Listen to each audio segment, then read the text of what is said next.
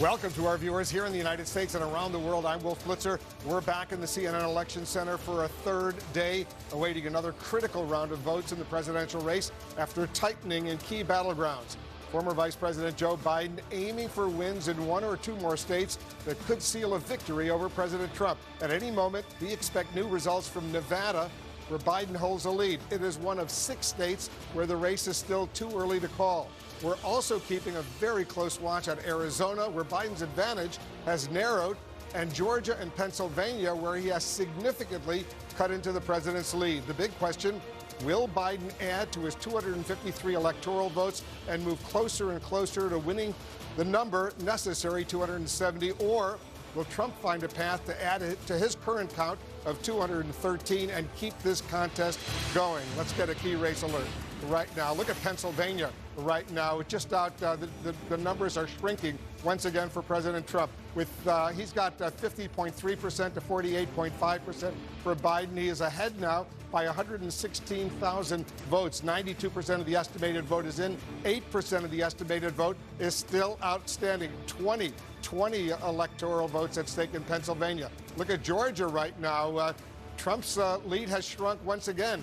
It's now 14,765. He's got 49.5% to Biden's 49.2%. 98% of the estimated vote in Georgia is in. That means about 2% still outstanding. 16 electoral votes at stake in Georgia. In Nevada right now, it hasn't changed. Biden's lead remains 7,647. 86% of the estimated vote is in. Biden has 49.3%. Trump has 48.7%. 6 electoral votes in Nevada. In Arizona, Biden maintains its lead, although it's shrunk a bit. His lead now 68,390. 86% of the estimated vote is in. Biden has 50.5%. Trump has 48.1%. 11 electoral votes at stake in Arizona. Let's go over to my friend John King. We're expecting any minute now more results coming in from the key battleground state of Nevada. And that would be great, because we spent all day yesterday, no criticism, or maybe call it what you will, frustration, that we didn't get anything out of Nevada. Look, we're looking at the map right now. Joe Biden is winning the popular vote quite convincingly, but he's at 253 electoral college votes. He's leading in Nevada, and that's one of the places, Wolf. If he holds the lead in Nevada and wins in neighboring Arizona, Joe Biden is the next president of the United States, even if we're still waiting on Pennsylvania, still waiting on Georgia, and so on. So this is why this state is so important. And it was frustrating, frankly, yesterday that we stayed here the whole time, 49.3 to 48.7, a 7,647 vote lead. Now the Secretary of State and the officials in Clark County, this is where Las Vegas is. This is most of your votes. 70 to 75% of your votes are going to come right here. Vegas and the suburbs around them. What they were saying yesterday is, we understand you're frustrated. We understand this could be a decisive piece of the path to 270. We want to get it right. And so now that we're going to get some of those votes, they will tell us a lot. Clark County is overwhelmingly where most of the votes are going to come from. As I said, as much as 75%, at least 70%. That's what we're waiting on. John, there. Hold on for one moment. Erica Hill is in Clark County in Las Vegas for us. You're getting new information, Erica. What are you learning? Yeah, well, what we're waiting for this morning, as John pointed out, and you did as well, what we've been waiting for the last 24-plus hours is some update. So we have the numbers for early in-person voting, some mail ballots that were received prior to Election Day, as well as Election Day numbers. But we are expecting at any minute this morning, and frankly, I just keep hitting refresh here on the Secretary of State's website, are other updated numbers. So those could include some of those mail ballots. Remember, for the first time ever in this state, every active voter was sent a mail-in ballot because of the coronavirus. Now, not everybody has to return that ballot. Not everyone has to vote by mail. There were 2 weeks of early voting at each polling location, including on Election Day, drop boxes where you could bring that mail-in ballot in. And even when we get some numbers today, it's important to note there are still more ballots that will be coming in by the U.S. Postal Service in this state through the 10th of November. As long as they have been postmarked by Election Day, they will be received by the 10th. Then they have a couple of days to cure the signatures, and they will then be added. The final tally from those could come as late as November 12th. But again, today, what we're hoping for, more of those numbers that the counties, 17 counties in this state, have sent in the last 24 hours. And as for what we're expecting here in Clark County, which is pivotal, as John was pointing out, we were told yesterday by the registrar that in just about an hour from now at 10 a.m. local time, some of the numbers we will be getting will be those mail-in ballots. How many were received at drop boxes at the 125 polling locations in this county on Election Day? How many were delivered by the U.S. mail on both Election Day and the day after? And how many are left to still be processed that they know of? All right, Erica, keep hitting refresh. We're going to get back to you momentarily. Sarah Seidner's also out there in Clark County. What are you seeing? What are you hearing, Sarah? A couple of different things. We're actually expecting to hear from the Secretary of State to give us an update. The first one that we've had in a while, and everybody's waiting to hear from that. And then, as you heard from Erica Hill, we are also going to hear an hour after that something from the clerk here in Clark County. I do want to mention that we just listened to a press conference from the GOP here, who has all these claims about ballots. They are unhappy with being able to actually observe. They are talking about a lawsuit that they want to file in federal court over what they are saying is voter fraud. So they've talked about that, but didn't give a lot of details about exactly what they were talking about, with the exception of one voter who came forward saying that her ballot was taken and she was unable to vote herself because someone, she said, had filled that out. But what we are really waiting for the rest of the population here is 70% of the voters are here in Clark County. And so as Clark County goes, generally the rest of the state goes. Getting new numbers, getting bigger numbers from here will mean a great deal as to who gets those 6 electoral votes. And just to keep in mind, historically, the Republican has not won here. A Republican president has not won here since 2004. Yeah, every electoral vote counts in a close battle like this. All right, we'll get back to you. You know, John, let's take a look at Nevada right now. And you got Clark County up there, Las Vegas. That's 70, maybe 75% of the vote right there. Right, and so that's why it's so important. Look, when we get a trend here, and this is interesting. Remember when we were talking about Florida in Miami-Dade County? The Trump campaign, frankly, stunned the Democrats. Joe Biden carried Miami-Dade. But niche marketing, if you will. This is a nationalized election environment. However, some local pitches have worked in South Florida, especially to Latino voters from Cuba, Venezuela, and elsewhere. Socialism worked. Out here, it has been lockdown, lockdown, lockdown. The Trump campaign believes, one of the reasons it has said it believes it can come back here. Let's just pull out and look at the statewide numbers. Again, that's not a big lead, 7,647 votes. One of the reasons the Trump campaign thinks it can come back here is because in Vegas and in Reno, they argued, now this is not what Joe Biden says he would do, but the Trump campaign advertising and the messaging was that Joe Biden will shut the country down. He will have an economic lockdown because of the coronavirus. And Vegas and Reno, the travel and tourism industry has been punished severely. All sectors of the economy has, but this is a key test. It's a key test in a part of the state, as Sarah just noted, this used to be a Republican state, or at least a purple competitive state in presidential politics. It has trended blue. This is one of the Clinton states that Joe Biden is trying to hold. That it is competitive makes you watch, right? It still can be competitive. I mentioned Clark. The other big population center is Washoe. All right, hold on, John. Erica Hill's getting more information. Let's go check in with her. Erica, I take it you refreshed. What did you learn? Yeah, so we're getting some slight updates. So remember, it was a really tiny number of votes. It was some 7,647 votes, I believe, that Joe Biden had in his lead over President Trump. I'm just looking at these numbers as, again, I continue to hit refresh on the Secretary of State's website. What we're seeing is that his lead has increased a tiny bit. So before, I believe it was maybe 0.64% that separated the two candidates. Now it looks like 1 percentage point. Some more votes coming in now. Again, I'm just trying to do some quick math in my head, but still about, I would say at this point, about 8,000 votes that separate them. So, a couple of hundred votes that we're seeing there that have been added to Joe Biden's column. But again, this information is going to be coming in throughout the morning, and I'm going to keep hitting refresh.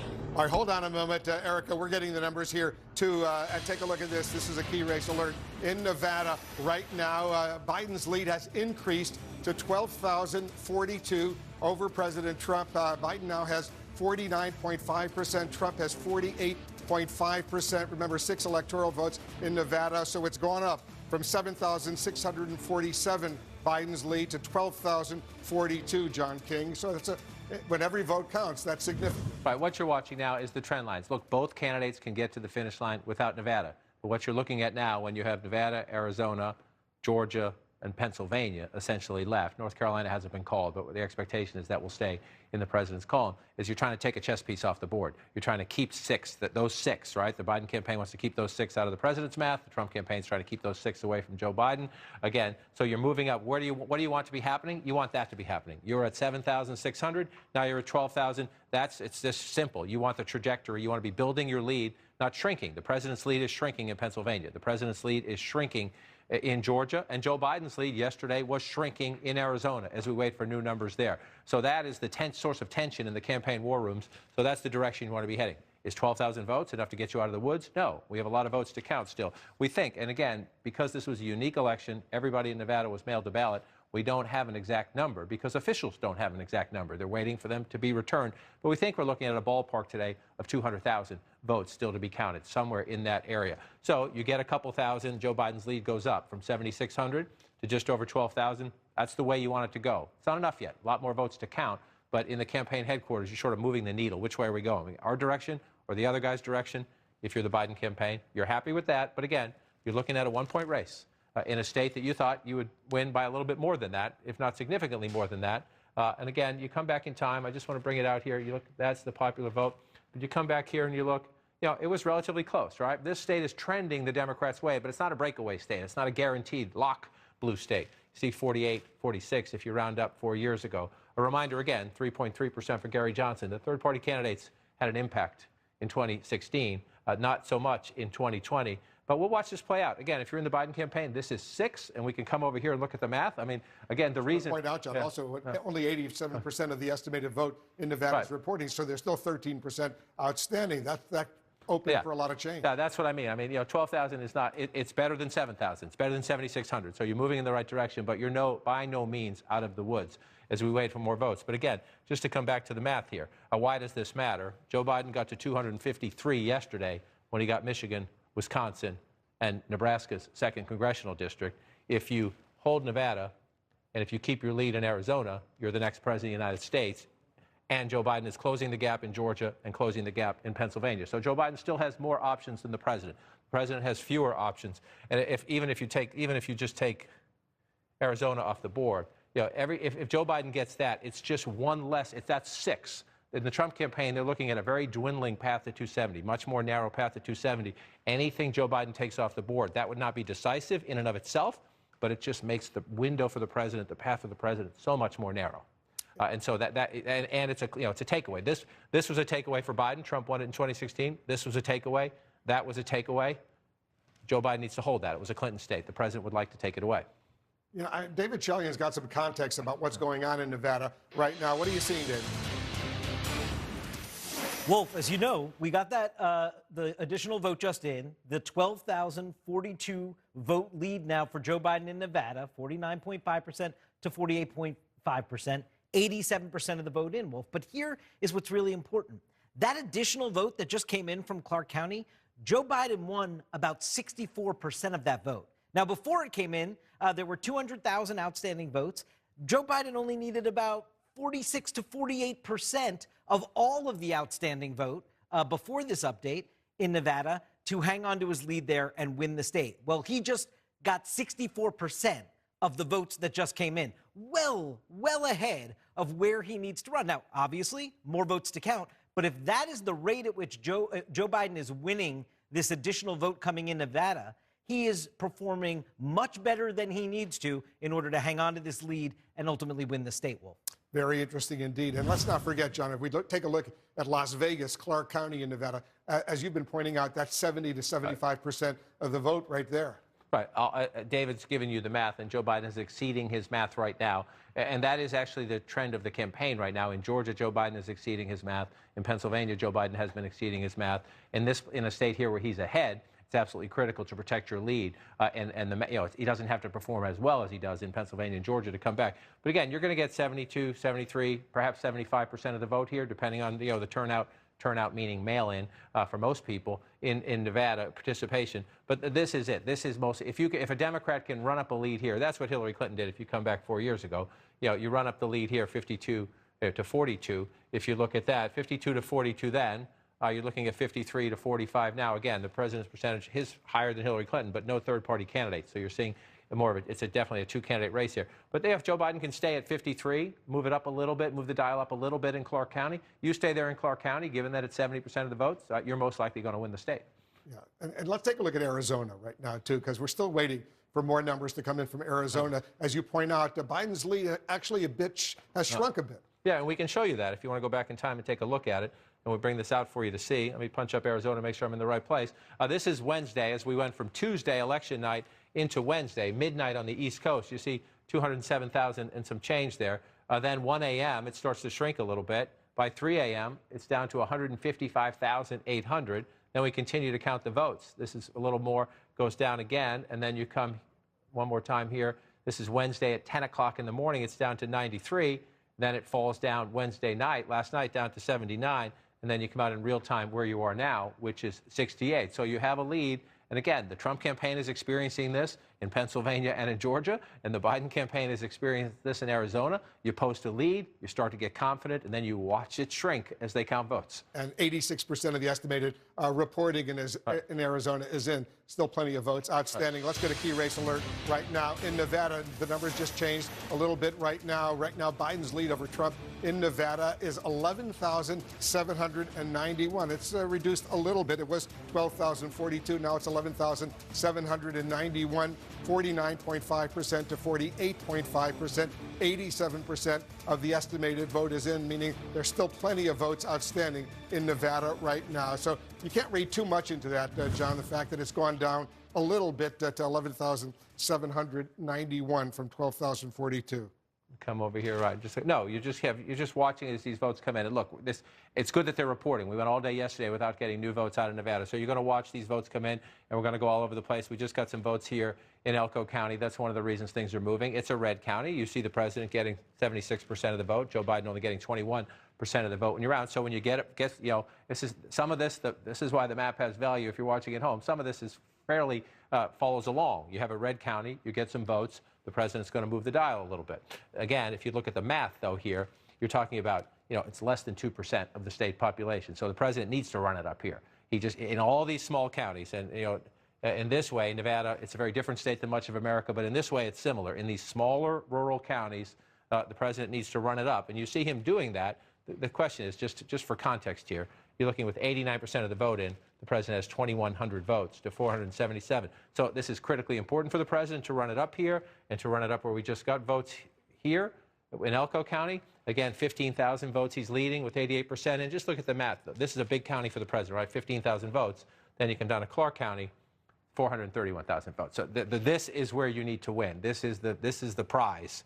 And if it's close, then all these other smaller county matters. No offense to the other counties in Nevada, but 75% of the vote, 72% of the vote is here, and then another 15% of the vote is here, and Joe Biden is winning. So it's, you take 72 and 15 in a state where 87% of the vote is going to come from these two counties.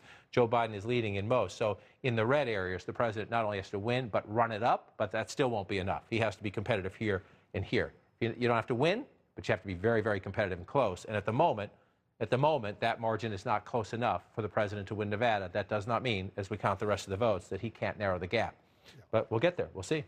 That is going to be important. Let's get another key race alert. Getting some additional changes right now in Nevada. Biden's lead still maintains the lead clearly at 11,458. Went down just a little bit from 11,791. He's still at 49.5% to Trump's 48.5%, but he still maintains his lead of 11,000, almost 11,500 votes right now in Nevada. And those 6 electoral votes, John, in Nevada are important, especially when you add up those 6 to Arizona's electoral vote. Right, and I'll come over and do that math in a minute. I just want to show you, we're going to get a geography lesson today, especially for people who aren't maybe not familiar with this part of the country. These are where these votes just came in Lyon County. And again, the math moves a little bit. The president, you look at this, and that's impressive. He's getting 69%. But again, just for the context here, this is about 2%, a little less than 2% of the statewide population is here. So if you're the president, you have to run it up. If you move over here to Carson City, it's a little bit bigger here. It's, again, 2% of the population, a little bit tiny bigger than its neighbor. You have to run it up. And that's not actually, that gap's not as big as the president would need it, most likely. And so you're going to look at this again. The major population centers are here and here as you go through this. And I'll just come over here. And again, this is why we're doing this math today, right? This is why it is so important. You have Joe Biden at 253, and it takes 270 to win. So if Joe Biden protects this lead and protects this lead, he's the president of the United States, period. Right? Once you get to 270, you can't take it back. That doesn't mean he wouldn't like to win Georgia and he wouldn't like to win Pennsylvania, but that's it, period. Right? So I just want to give you a scenario. This is why in the Biden campaign they're confident, because they're closing the gap here. They believe they have a chance to win Georgia. They're closing the gap here. They're even more confident, even though the numbers are bigger here, there are more votes out. The Biden campaign is expressing confidence it is going to capture the Commonwealth of Pennsylvania. That would be game over. That would be game over. The president can win without some of these other pieces. The president cannot win without Pennsylvania. He just cannot. So let me come back. I just want to give you a scenario. What if, right? We're doing some what ifs as we go through these states. Let's start with the small one. The president is leading in Maine's 2nd congressional district. Let's say if he gets that. If the president can hold Pennsylvania, he's leading in North Carolina. What if Joe Biden does come back and win the state of Georgia? Well, in a calculation like that, especially if the western states took longer to count, the president, we expect him to carry Alaska. We're waiting for the vote count there. This was where it would get interesting. If the president can come back in Arizona and the president can take Nevada, hello, 269 to 269. You have an election that goes to the House of Representatives. I'm not saying that's going to happen, but in both campaign war rooms right now, that is what they're doing. When they see even 300 votes reported here, 4,000 votes reported there, they're sitting around the campaign war room. It's essentially an electoral college chessboard trying to figure out who's getting what are our chances. And so in the Biden campaign, let me just come back. By the way, it goes to the new House of Representatives, right, not the current House of Representatives. It would go to the new House of Representatives. They vote by delegations. They vote by delegation, not by majority. And correct. So in that majority, we're not done with the House math yet. Right. In the current House of Representatives, Republicans have an advantage there. We're still counting, and the expectation is they still would, but we don't know that for certain. Now, I did that as a scenario just for people watching at home, but that's why today is so decisive, or could be potentially decisive as we count these votes. Again, the President of the United States cannot win with this. Everything else, you're moving around on the chessboard and you're doing the math. If Joe Biden turns that one blue, not that these don't matter. We talked a bit about this yesterday. In this environment, you just heard our reporters in Nevada saying the Trump campaign is out there challenging ballots, talking about legal challenges. They're going to talk right now. I don't mean this as criticism of either campaign. People say things at news conferences about election integrity, about ballots challenges. It's what they ultimately say in court that matters. Do you take a case to court? What evidence do you put on the record? And the Trump campaign has not done that in most of the places yet. They're just talking about it now. Because once you make an argument in court, if you make one argument here and a different argument here, the problem then is they make their way up through the federal courts and the appellate courts, and you cannot be arguing inconsistent if you expect it to get to the Supreme Court. So you're going to hear a lot of talk in the next couple of days. Listen to it, that's fine. But what matters is not what they say at a press conference and what they say in a court document. Yeah, Pennsylvania is so critical. Right. Trump can't win without Pennsylvania. If Biden wins Pennsylvania, gets those 20 electoral votes, he's the president of the United States. So let's be clear on that. Votes are still being counted right now in Arizona, Georgia, and Pennsylvania. We're about to get more results from the battlegrounds. We're going to check in with the campaigns. Lots going on. We'll be right back.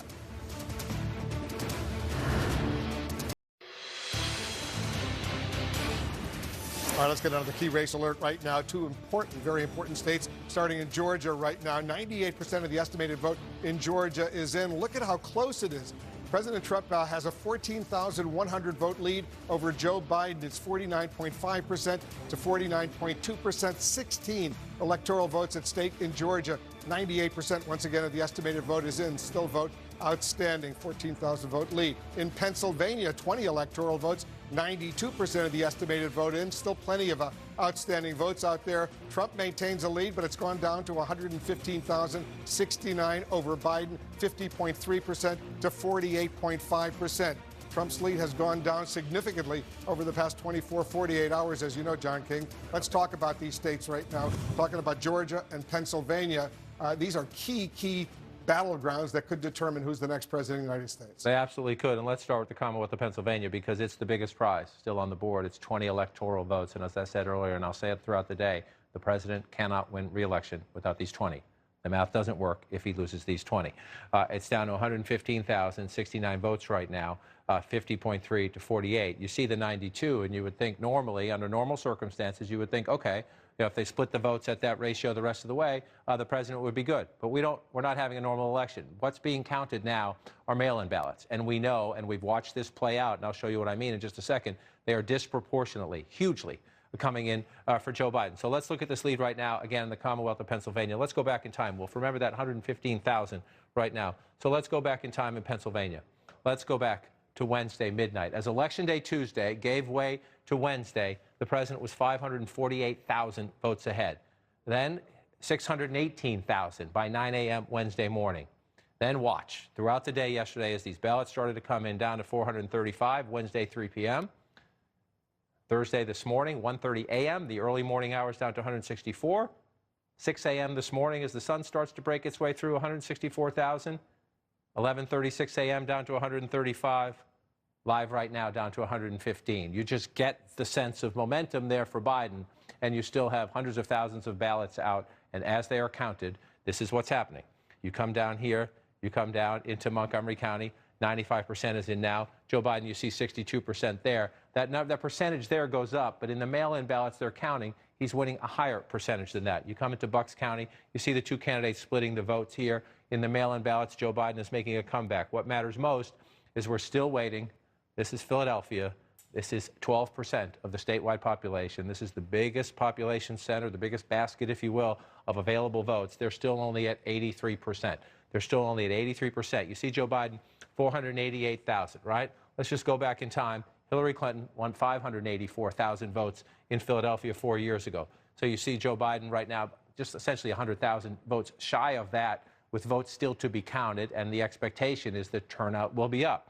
So it is not unreasonable to think Joe Biden is going to get very close, or maybe even higher than that Hillary Clinton total, which is a game-changing event as you count more ballots point here. out, there's still 17% in Philadelphia County outstanding. Yes. That's a lot of votes out there. There's enough votes there, and especially in the surrounding suburbs still. Plus, they're waiting. There's been a pause put out here because of some legal challenges. We talked about that earlier. There are going to be lots of these. As the leads shrink, the Trump campaign is mounting legal challenges. There's more votes out to get, too. 35,000 or so votes still to be counted in Allegheny County. So the votes are there. Joe Biden is on a trajectory. If he keeps getting in the mail ballots the percentages he has been getting over the last 24 hours, the math is certainly within possibility. And again, as you watch that 115,000 votes, the president needs it. I want to check in with Kate Baldwin. She's checking to see what's going on in Pittsburgh and Allegheny County. What are you learning, Kate?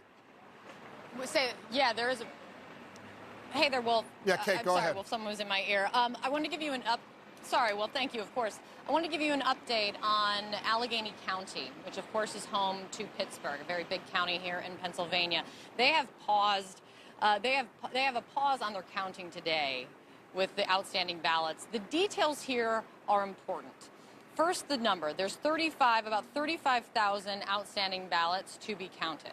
Within that 35,000, Wolf, there are 29,000 ballots that cannot be counted until tomorrow because of a court order, because of a legal challenge that has been brought against that pool of 29,000 ballots. It has to do with voters being issued incorrect ballots and then being reissued ballots. There's been a legal challenge to that, so there's a court order that large chunk, 29,000 ballots, cannot be counted until Friday. There's also an additional 6,000 ballots that, according to Allegheny County officials, include everything from some partially damaged ballots to ballots that were overly creased and could not go through the scanner, to ballots that had issues like date issues or signature issues that all need to be reviewed and handled manually. Because of that, they will not be actually putting any more ballots into the scanners until tomorrow. The county officials we spoke with were stressing that this is not a vacation day this Thursday for all of those workers who have been working around the clock to get these votes counted. This has to do with the process of they need to set up. Literally, one official said even to the extent of moving chairs and tables to get them in place for this review board with the process that will begin again tomorrow. That's what's happening in Allegheny right now. But while we were speaking with these officials, we have some interesting new numbers I also wanted to make sure that we get out to our viewers as well. They also now tell us that they have in Allegheny County 500 segregated ballots. Those are the ballots that were received, mail-in ballots, received after 8 p.m. Election Day that can be counted if they're received by Friday. In that county, they have received 500 so far, just for some perspective. I also found interesting when we were told that they believe that they're going to have between 10 and 15,000 provisional ballots. So there are ballots that are coming in that are out there that are going to need to be dealt with And the pool I find very interesting because 10 to 15,000 ballots, these officials said, was about double of the provisional ballots that they had in the last election. They also said that they've heard from the state that they believe statewide, when it comes to those segregated ballots, Wolf, again, received after 8 p.m. Election Day, those mail-ins that are allowed to be counted by state law up to 3 days after the election when they've been received. They believe that this statewide, across the Commonwealth, there's going to be close to 10,000 of those segregated ballots that need to be dealt with. Getting a much more interesting picture of what kind of outstanding ballots are going to be out there that need to be dealt with. And it's not as simple as we know when we're talking about these legal challenges as receiving and scanning, because there's a lot of disputes that are going on with all of this, Wolf. Yeah, I know you're working your sources. Excellent, excellent reporting, Kate. Thank you very, very much. Allegheny County, that's Pittsburgh. That's what, almost 10% of the population of the state. Right, and so you're looking at, if you have 35,000 ballots that are in limbo right now, and that's often done when you have a court challenge. When you have a court challenge, the party suing, challenging the ballots, wants to stop them from being counted first. They want a judge's decision, should they be counted, because once they're counted, it's just harder in a democracy to get votes taken off the books, if you will. It's a higher legal bar to hurdle in most cases, unless you can prove something definitive. So they'll test that one out. Just to the point about this, though. So the president has a lead of 115,000 right now. That has been shrinking. There are tens of thousands of ballots out over in this parts of the state. But if you get down to a point where the president's lead is in the 20s, let's say it keeps moving down, well, then obviously those 35,000 ballots become absolutely essential to count. So we're going to have to wait a little bit. It all depends on what the rest of the math is from the rest of the state. But it's a Democratic stronghold. You see the blue on the map. It speaks for itself. Joe Biden expects to win the majority of those votes, and he expects to win actually a sizable majority of those votes. So he will want them counted. Kate raised another point about ballots received after 8 p.m. The state says, under state law, it believes, and it has a couple of court cases, that it can count them. But the United States Supreme Court has, the Trump campaign believes there's an opening to perhaps go back to the United States Supreme Court. So this is complicated for people, but it could be very important. Again, this state could decide the presidency. There could be some court fights even after Pennsylvania gets to the finish line or very close to the finish line. One of the things we're seeing now, because the stakes are so high and because this election is so tight, these are conversations that happen in every election. Provisional ballots. Let's say you requested a mail-in ballot, then at the last minute you thought, okay, I don't trust to mail this. You show up to vote on Election Day, but in the books they say you got a mail-in ballot. They let you cast a ballot. They just put it in a stack of provisional ballots. And then, or they think your address is wrong, and you say, let me have a provisional ballot. There are any number of reasons you ask for a provisional ballot. Then they set it aside. And it's so if it is going to be counted in the end, anyone gets to challenge it. Both campaigns can come in and look at it. This is arcane, happens in every election. It normally doesn't matter because you don't have elections settled by 10, 20, or 500 votes. In this case, if we get to that point, we're going to have a fight over 8 o'clock on election night. We're going to have a fight over provisional ballots. We're going to have the challenge we have in Allegheny County, and more, and more. It's just, these things happen in every single election. There's a lot more spotlight on them when they're happening late in a presidential election right now. And again, we're at 115,000 votes right here. Let's go back in time and just watch how this has played out, because, Wolf, this has been very stunning. And we'll come back up to the top here. Again, this was a state that Donald Trump is president because of Pennsylvania, Michigan, and Wisconsin. As a Tuesday election night gave way to Wednesday at midnight, he's up by more than 500,000 votes. At that point, you're thinking, okay, Pennsylvania's going to stay in the Trump column. But remember the mail-in uniqueness of this election. They keep counting ballots. Wednesday, 9 a.m., 618,000. You're feeling even better. Wednesday, 3 p.m., it's starting to trend in the other direction. Thursday, 1:30 a.m., this is when the Trump campaign starts saying, whoa. Now, remember, they know the data. They know the mail ballots that are out, but then they're watching them be counted, and you see 6 a.m. there. Then you see 11:36 a.m. today on Thursday, and then you come out. As they keep counting, my mistake, hit out of that, come back in to Pennsylvania. You hit out of that into real time. So every time we get new ballots in Pennsylvania in the last 24 hours, the president's lead goes down. And it's significant. It's not just happening in Pennsylvania, but all these mail-in ballots, because of the coronavirus, in part, people decided they want to mail their ballots in instead of showing up waiting in long lines on Election Day. So Trump is ahead now in Pennsylvania by 115,000 in Pennsylvania right now, but there's only 92% of the vote is in, 8% still outstanding. That, we estimate, is about 600,000 outstanding votes, and a lot of that are the mail-in ballots. Right, and we know, again, the ratio that Joe Biden needs is now much smaller than it was yesterday. We were saying he needed 2/3 of the votes yesterday. Because he is cleaning that up, Now what he needs, the percentages are shrinking. And so it is more than within the realm of possibility. And again, we keep coming back to the same places. Chester County, 95%. I just keep look here. Montgomery County, 95%. Bucks County, 90%. And then you come down here, again, it's a bit of a broken record, but Philadelphia is 12% of the state, of the population. Democrats think they did a pretty good job of voter turnout in Philadelphia. We're only at 83%. If you're at 83% and you got 488,000 votes, your expectation is when the rest of that comes in, you are going to jump, right? You're going to jump by tens of thousands of votes at a time the president's lead is 115,000. Now, there are more ballots to count as well around the state, at the Commonwealth, and we'll just count them. I mean, today is going to be an interesting day. They're moving. They're moving the ball there, and we'll just see by the end of the day. The Secretary of State has said she thinks some of this will carry over to tomorrow. Kate just told us the Allegheny dispute will carry over likely to tomorrow. The question is, by the end of the day today, is he still in the lead? Has Joe Biden passed him? How big is that margin? And then you're starting to do the math of what's still out. Pennsylvania, one of those blue wall 3 states, but Michigan and Wisconsin, Biden has already won. Now we're waiting to see what happens in Pennsylvania. Let's go to Georgia, because that is so incredibly close right now in the state of Georgia.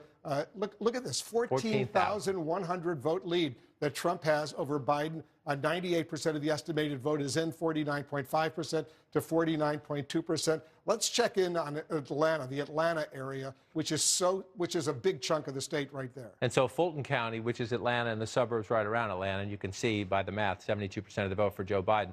We got a bunch of the votes from here earlier. 6,000 votes were counted, and Joe Biden narrowed the lead. Every time they count a big batch of votes in Atlanta and the blue suburbs around it, we see this lead narrowing. That is why it has been dramatic, and we're still waiting for more votes out of Fulton County. But again, you come over here, Fulton County, DeKalb County, they're up to 95% now, but look at that, 83%. So they're still counting ballots in places where Joe Biden is getting 83% of the vote. That's why that lead is shrinking down.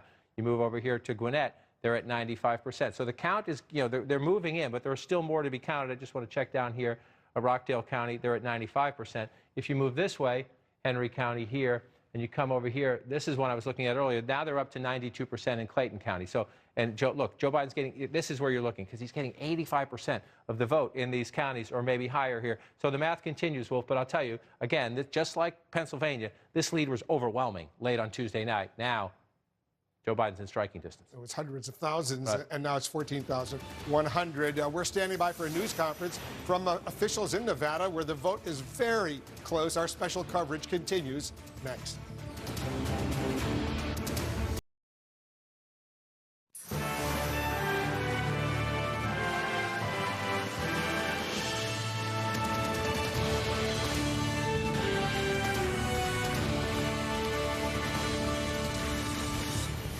Hello, world, and welcome to Election Day in the United States of America. Continued reminder that Biden and Trump are competing to get to 270 electoral votes. Neither candidate has achieved that. As of right now, Democrat Joe Biden has achieved 253 electoral votes. President Donald J. Trump has achieved 213 electoral votes. So it is a race for the last competing battleground states. And let me tell you where they are. Nevada. Joe Biden has a narrow lead, just over 11,000, almost 12,000 votes. In Georgia, President Trump has a lead, over 13,000 votes. In Arizona, Joe Biden a lead of almost 70,000 votes. In North Carolina, Trump a lead of 76,000 votes plus. And then in Pennsylvania, the big prize on the board, Donald Trump is at 115,069 votes. But really, given the size of the electorate in those states, those are very, very narrow margins right now, and we are waiting for all of the votes to come in to determine whether or not we award the states to Trump or to Biden. Let's check in with the campaigns right now. Let's start, of course, with Jeff Zeleny, who is in Wilmington, Delaware, with the campaign of Joe Biden. Jeff, there was a conference call with the campaign manager earlier today with Jen O'Malley-Dillon. How are the Biden folks feeling? Do they think that Joe Biden ultimately will get to the magic number of 270? Jake, they do. There is the same air of confidence that there has been really since election day ended. There is that same confidence because of the numbers, because of the changes we have seen. But there are 5 words from Jen O'Malley-Dillon. She's the campaign manager for the Biden campaign. She sent 5 words to supporters: stay patient and stay calm. Those are is her message, and this is why. They're looking at all of these numbers state by state. They do believe that Georgia is going in their direction. They do not know if they will win it or not, but it is why they sent President Obama there the day before the election, because they saw such a good return in early vote. So they're keeping an eye on Georgia. Arizona is a place that she had a bit of caution for people. She said she believes that their margin there is going to narrow even more. They believe that the president is going to get more votes in Maricopa County, in Phoenix. They do not believe that that the ultimate outcome will change. They believe that they, by tomorrow, will have an advantage there because of votes in Pima County, in Tucson. So she is saying that don't be worried about Arizona. It will tighten, and they believe it will expand tomorrow. We will see. We'll let the vote count take care of itself here. But Pennsylvania, of course, is something they have their eye on. They are optimistic about that. But the bottom line here, Jake, they do not believe that there will be a winner declared today. They say at least tomorrow. So this parking lot you see behind me here, which was a victory rally set for Tuesday night, is still here gathering a bit of dust. They do not think they'll use it today, but still optimistic. All right, Jeff Zeleny with the Biden campaign in Wilmington, Delaware. Thank you so much. Let's check in with Jim Acosta. He's at the White House. And Jim, we are hearing from the Biden people, be patient and be calm. Those are not really the vibes I'm getting from President Trump, patience and calm. That's not the feel here, Jake. Let me just tell you, we've not heard from the president so far out in front of the cameras, but the president is making his presence known in his social media bunker. He has been tweeting in all caps, and now we have a statement in all caps from the Trump campaign from the president. We can show you what this says. He says, if you count the legal votes, I easily win the election. This is a statement from the president. If you count the illegal and late votes, they can steal the election from us. That's a statement in all caps from the president right now. You know, listen, obviously the president is continuing to question the legitimacy of this election, but if you talk to aides and advisors inside and outside the campaign, some of them will tell you a different story. Some of them are expressing confidence that they're going to pull this out, but some will tell you a different story. When those numbers started to bump up for Joe Biden in Nevada, I just heard from a Trump advisor a few moments ago who said, you know, listen, the president is running out of options here. This is an indication the president is running out of options.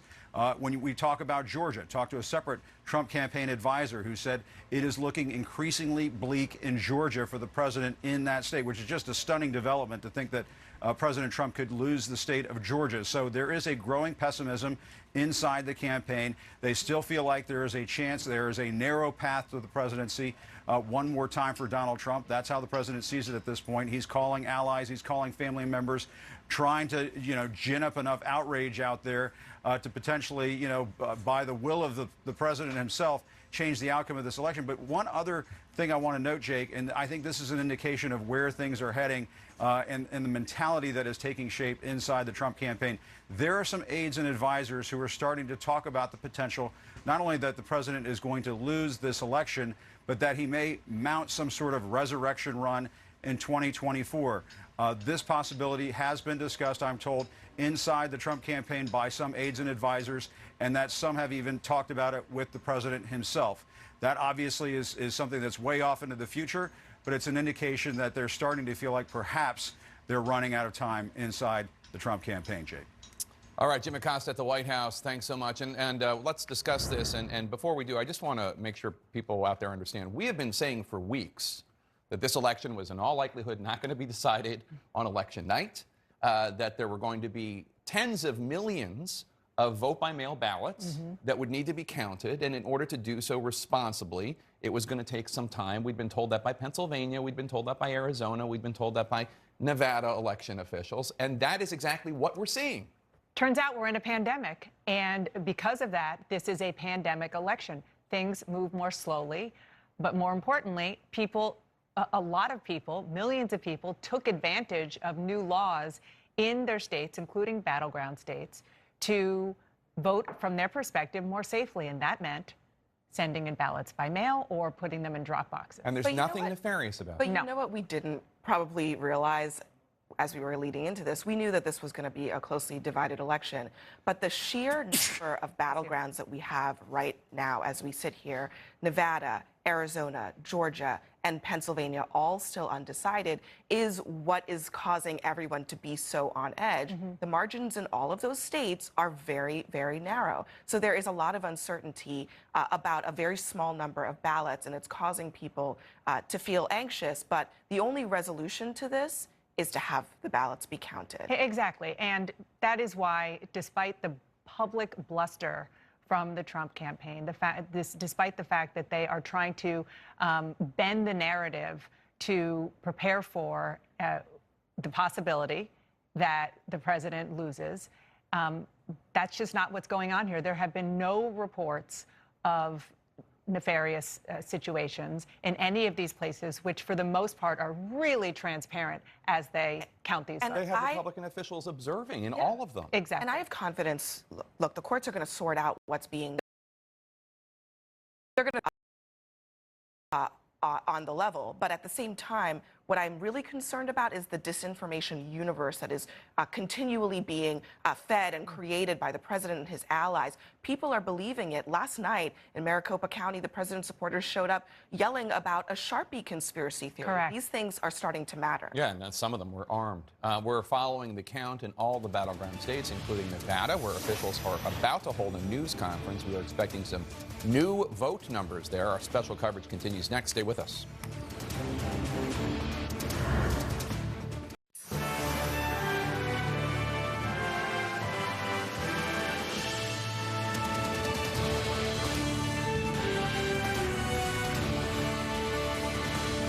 We're back with our continuing election coverage. I'm Wolf Blitzer. Right now, former Vice President Joe Biden is gaining votes and momentum in 3 of the battlegrounds that could decide if he wins the White House and defeats President Trump.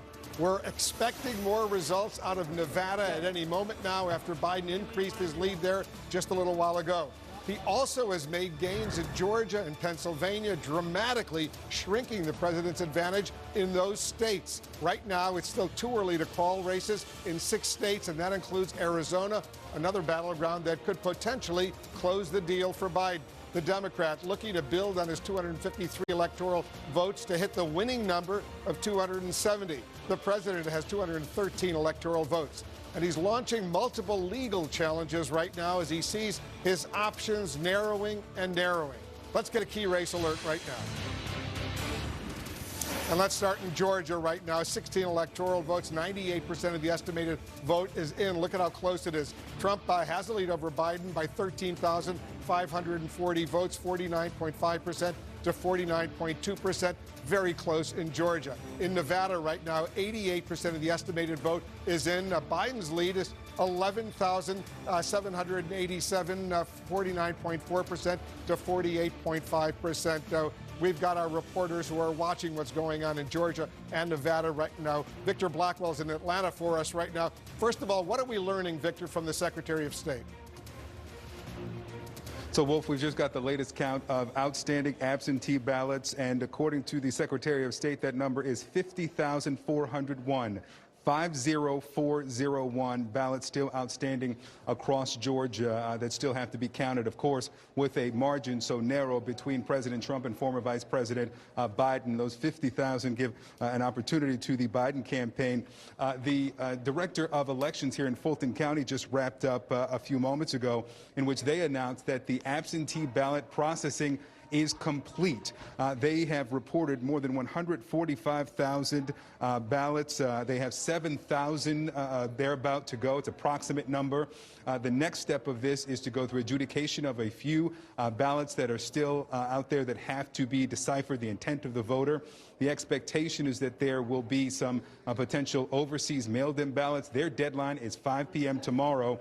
We also know of that 7,000, there are about 12,000 cured ballots, which means there was a missing signature or something wrong, that those will be added as well. So, of the ballots that have already been counted, there will be another 7,000, approximate number we're getting from Rick Barron, the Executive Director of Elections here in Fulton County. But all the action that was happening in this room, they have finished processing the ballots, and now we're waiting for those few thousand to be added to the website, to the tabulation out of this county. Wolf? Significant number, 50,401 uncounted, still ballots that are still outstanding, uncounted ballots right now. And the The Trump lead has gone down to, what, about 11,000 right now. Victor, we're going to get back to 13,000, I should say. Sarah Seidner is joining us from Las Vegas right now. What's the latest there, Sarah? We are awaiting a press conference from here in Clark County. This is where about 70% of the electorate is. And so this is a very significant, as you might imagine, county with the vote. We have noticed that they have started to update the numbers, and we've seen a very slight change in numbers. 431,863 votes for Joe Biden, and Donald Trump has 367,279 votes. We're talking about 53.1% for Joe Biden right now and 45.1% for Donald Trump. But that is just out of Clark County, and we are watching their numbers very slowly start to tick up. What we do not know, and what still is outstanding, are the mail-in ballots. And we're waiting to hear just how far they think they've gotten in this count. It has been very slow going. They are in counting right now. But what we know is that they can be counting the ballots here, and more ballots can still come in all the way up to 5 p.m. on November 10th. So that is going to cause a long time. They're going to count every single vote. So that is going to cause some delay in knowing exactly officially what the ballot count is, because they are allowing votes that were put in the mail and stamped before or on November 3rd, as long as they make it here, as long as they make it into the hands of those ballot counters by November 10th at 5 p.m., they still will be counted. So that is one of the things that is different here than in many other states. But I got to tell you, there's a lot of folks around here. There were people out here rallying mostly on the side of Donald Trump. They want to get in. There was complaints from Republicans here, just like in several other states, that they aren't being able to watch this process the way that they want to be able to watch the process happen. And they're talking about potentially filing lawsuits. I know that the GOP and Trump have filed a lawsuit over that particular thing. We're hearing of another potential lawsuit as well. But everyone is down trying to get a view of exactly what is going on and how the counting is going. And we are simply waiting here because hopefully in the next few minutes we're going to get a new tally count, some new numbers that are coming forward here in Clark County. Clark County, the largest county, Las Vegas in Nevada, about 200,000 uncounted votes in all of the state of Nevada. Sarah, thank you very much. Victor, thanks to you as well. We'll get back to both of you. Let's go back to John King right now. Let's talk a little about Georgia and Nevada right now. And let's start off with Georgia right now. It's so close there, and there's still 50,000 or so outstanding ballots in Georgia. The margin, Trump's ahead by 13,540. He is, and that's such a smaller margin than it was just 24 and 30 hours ago, and that's the dynamic of the state of Georgia. And the question is, can Joe Biden continue this surge that has cut the president's lead now down to 13,540? The answer is it is mathematically possible. Joe Biden has to win about ballpark 63%, 63.5% of the remaining ballots. And we know a lot of those remaining ballots, Victor just told you, they had several thousand more to count here in Fulton County. That's Atlanta and the suburbs around it. You see what's happening. I just said Joe Biden has to get 63, 63.5. That's a ballpark figure of the remaining ballots. Well, he's getting 72% in Fulton County. And so he has been matching the metric he needs so far. That does not guarantee he matches it everywhere else as the other ballots come in. But you're watching it play here. Another place here was Clayton County. They're now up to 93%, so they're getting there. But again, look at what's happening here. Joe Biden needs 63, 64% of the outstanding ballots. Well, he's getting 84% of the vote here in Clayton County. Another place, Wolf, where we've been waiting for the ballots to come in. Atlanta Metro is the biggest population center, and you see from the blue the biggest source of Democratic votes by population and numbers. But if you come over here to Savannah and Chatham County, look at that. We're still at 87% there, and Joe Biden's getting 57, 58%. Now, again, in the mail-in ballots, he's been doing better, but here's where you get into the chess of where we are in the final moments here. Again, he needs 63% statewide of what we believe to be the outstanding ballots. Is he getting that in these outstanding ballots here? Is he just matching that and he's a little below? That's as we wait for these results. That's the math we have to do. Absolutely critical. The president needs to win this state. The president needs to win Georgia and needs to win Pennsylvania. Just game over if he doesn't. And so you look at these states here. Any path for the president to get you to 270 includes Pennsylvania and Georgia. That's just a fact. And so you see that shrinking right now. So, of course, there's a great deal of apprehension in the Trump campaign. And we'll watch as the rest of these votes come in. Again, suburban Atlanta is where most of it has happened. You see DeKalb County now. Look at Joe Biden, 83% in suburban Atlanta in DeKalb here. They're up to 95%, so most of them are counted here. You come over here, 95% in Gwinnett, perhaps a few ballots left out there. Again, Fulton County is Atlanta. You come over here, Cobb County out. You see they're all getting very, very close. So there's a few thousand ballots here, several hundred somewhere else. But every time more ballots have come in, and Victor just said a few thousand in Fulton County, that'll be interesting. When we get the rest, when Fulton County says full stop, we're done, what's that number there? That will give you a sense of whether Joe Biden has narrowed it enough as we get closer to the finish line. 13,540 vote lead right now. It's very, very close. Let's get some context on Georgia right now. David Chalian's joining us. What are you learning, David?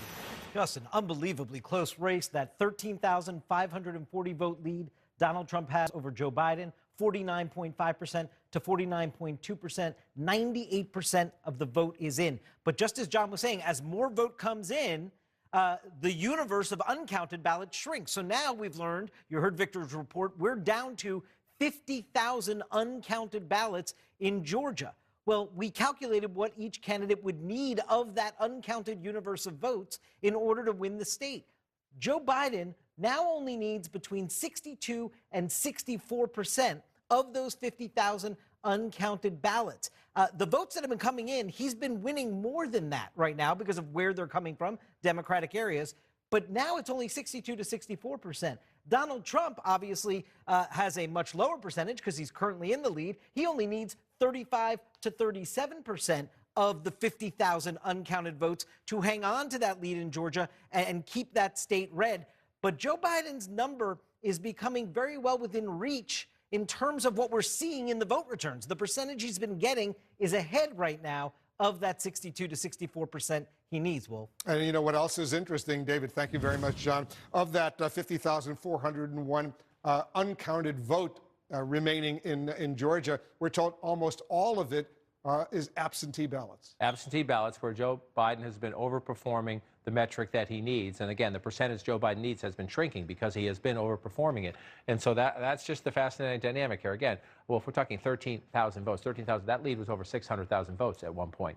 This is the mail-in ballots. And we know, again, we talked about this before the election, and now we're experiencing it. Mail-in ballots take longer to count. I stand by. I want to go to Nevada right now. The Clark County Registrar is talking about the vote counting that's going on right there. So let's listen. Election day at the drop-off locations at all vote centers and the election department, there were 34,743 ballots dropped off. The U.S. Postal Service, as of election day and yesterday, brought to us 4,208 ballots, and there were 24,311 ballots that were pending when we stopped processing to get ready for Election Day. So that brings us to a total of 63,262. Today, staff is preparing to count and has already begun counting a little over 51,000 ballots that will be reported tomorrow prior to my 10 a.m. brief. It's important that everybody understand that there are also additional ballots that are pending outside of what I just described. So I'm briefly going to go through those. The provisional election day. The first announcement that I need to make is that the posting that was placed on our website on election night and yesterday was incorrect.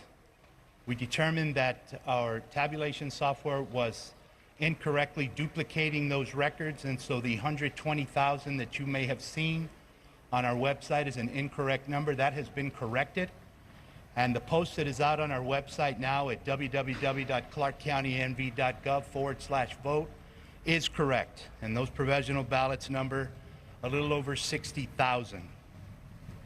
We have to coordinate very closely with the Secretary of State. We are a bottom-up, not a top-down voter registration jurisdiction.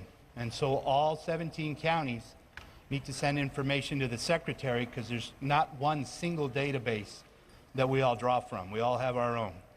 And so in coordinating with the Secretary of State, we're awaiting instructions from them on when to send our provisional listing up to them, because we need to make absolutely certain that nobody who's casted a provisional ballot here in Clark County has done so in another county.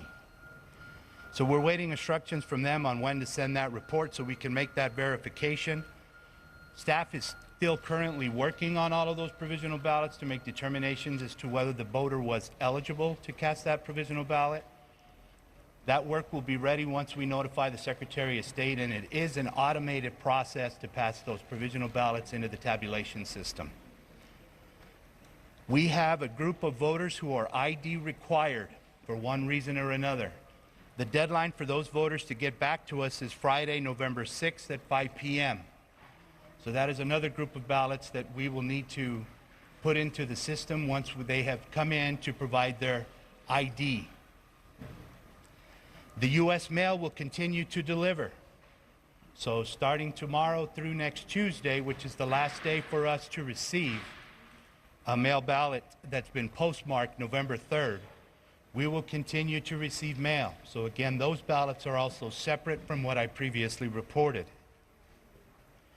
The cure process in Nevada, which is statutorily required for those voters who have been notified that they either did not sign their ballot or their signature did not match in our system.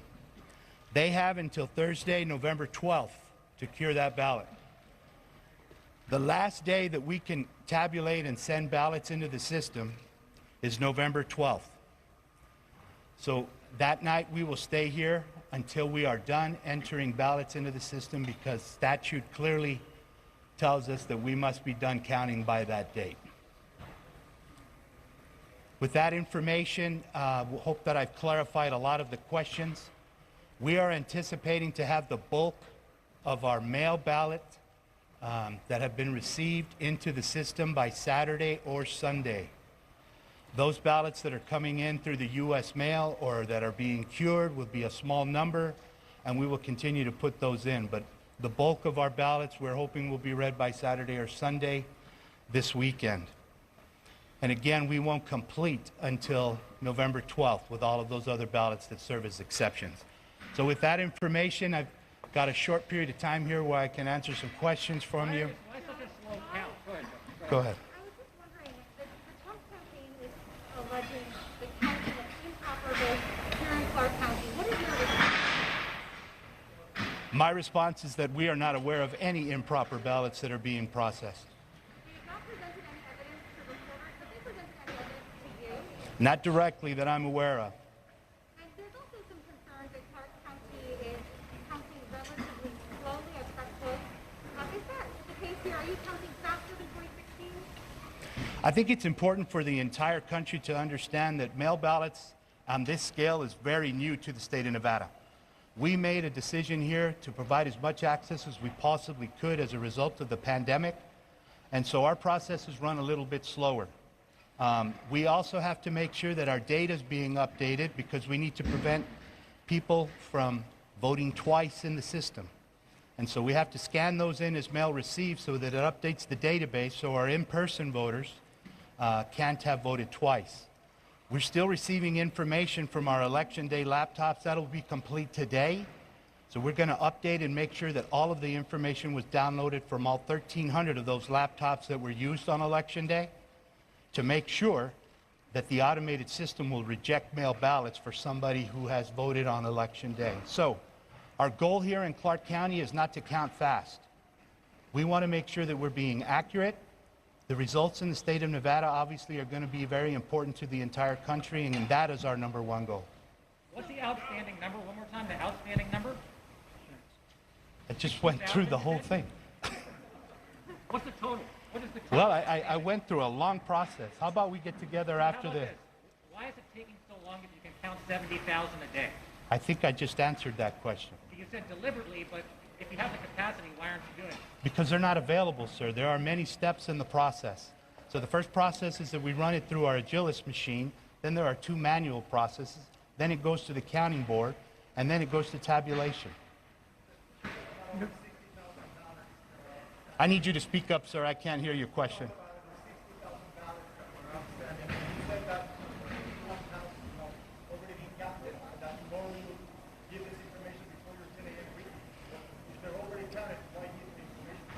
I did not say they were already counted. I said today the staff is prepared to count 51,000 ballots that are ready to be counted today. Those will be reported tomorrow at 10 a.m. right there next to you. Folks, I really need you all to speak up. I cannot hear you.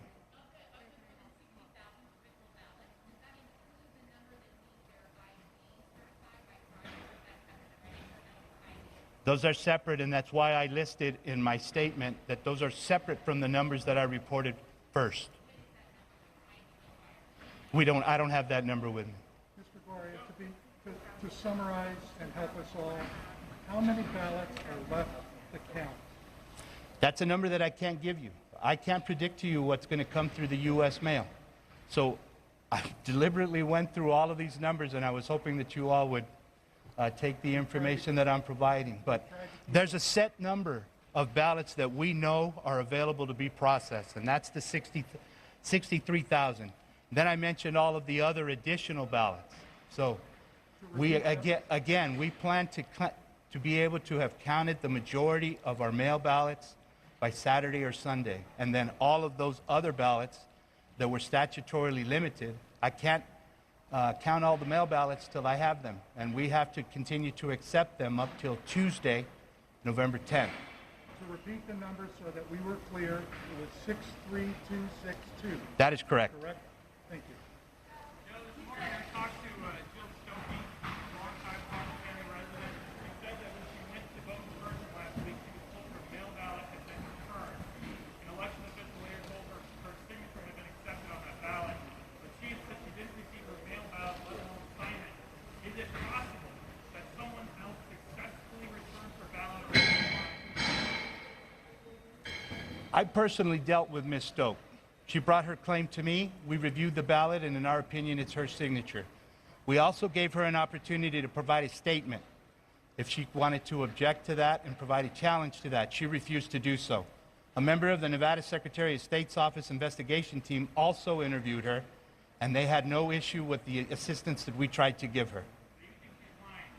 I have nothing else to comment on that. Next question.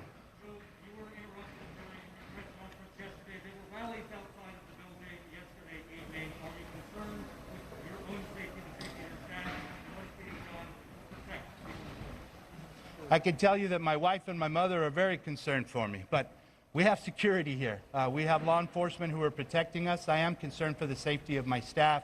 We're putting measures into place to make sure that we have the security that's necessary. Again, we're going to begin to monitor the vehicles as they come in to make sure that they should be here and that they're parking properly so that we don't prevent our employees from having an issue getting in and out of the facility. But I feel safe. We're going to be okay. We're going to continue to count. We will not allow anyone to stop us from doing what our duty is in counting ballots. Yes, right there. What would you say to those who are coming to putting down the whole process, saying that you changed, well, the state changed the rules when they decided to mail ballots to every registered elector of Nevada, and that was a violation of the old rules, plus that they have not been allowed to observe closely all the counting and the process to count the votes. The first part of your question relates to action that was taken by the Nevada legislature. I don't make policy, I'm simply an administrator. So the Nevada legislature acted in the summer, and we carried through that exactly what they prescribed for us to do. As far as your second issue, that issue's been litigated, and the judge ruled in our favor. Louder, please. Those are reports that we're going to generate after the election once we start getting ready to do our canvass. So that's information that I'll have available once we've done all of our work, counted all the ballots. And if we have enough proof, we will definitely going out to arrest these people, because those are obviously illegal actions. But that's an activity that needs to take place once we've done counting and getting the canvass done.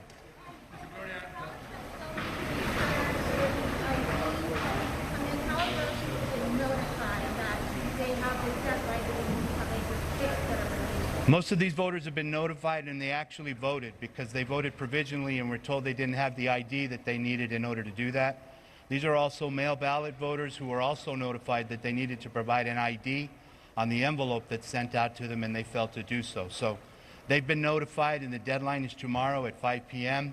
I know that there are several people who are working to actively reach out to those voters and try to help them get in with that ID. There was a question over here. Yes, right there. How many people are on this? If you mentioned around over 300 of those, hours are being invested on a daily basis?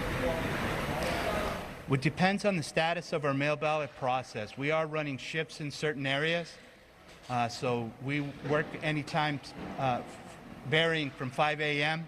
up to 10 or 11 o'clock at night. We don't run the 24-hour shifts that you see running in other states because the work that comes through on the mail ballot process is very deliberate as it moves forward.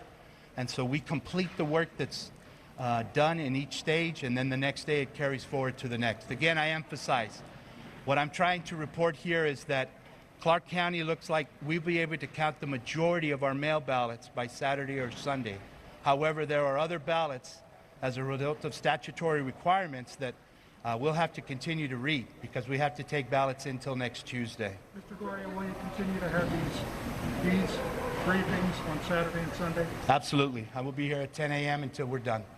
Mr. Gloria, do you expect to announce any results later today, or is it 14,000 hit? We're going to coincide with the Secretary of State. I think it's very important that as a state, all 17 of the counties are working to coordinate with the Secretary, who is our Chief Election Officer. So she has reported that she put out today at 9. We followed suit and we reported today. If the Secretary makes a decision not to report from here on out, we are going to have to report. So if we have results to report, we will do it on a daily basis, as I mentioned. We're going to do a 10 a.m. brief to give you all an opportunity to ask questions, and our update should be posted prior to that brief. Right there. What do people do if their ballots are stolen? We have someone that could say it was stolen from their car, and they file the police report. Is there anything else we should do further? Any individual who had an issue with their mail ballot should have contacted us prior to Election Day. We are here to help the voter. I have been on many Zoom interviews, many media interviews, many organizational groups throughout the county, letting them know that if you have an issue with your ballot, whatever it may be, call 455-VOTE. However, they're past that process. The election is over. We're in the process of counting at this point. Right there. You know, that's available on our website. I don't have that number right off the top of my head, but you can quickly see that on our website and our ENR report. Right there.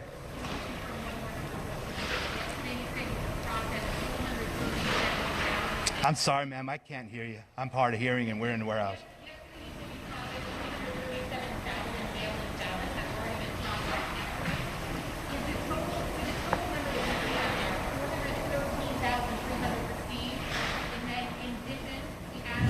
All right, we're going to continue to monitor that news conference out in Clark County. We're talking about Las Vegas in Nevada. Right now, 89% of the vote well, 88% in Clark County, but in Nevada in general, 89% of the vote is in. There's still plenty of outstanding ballots out there. Biden maintains his lead by 11,438.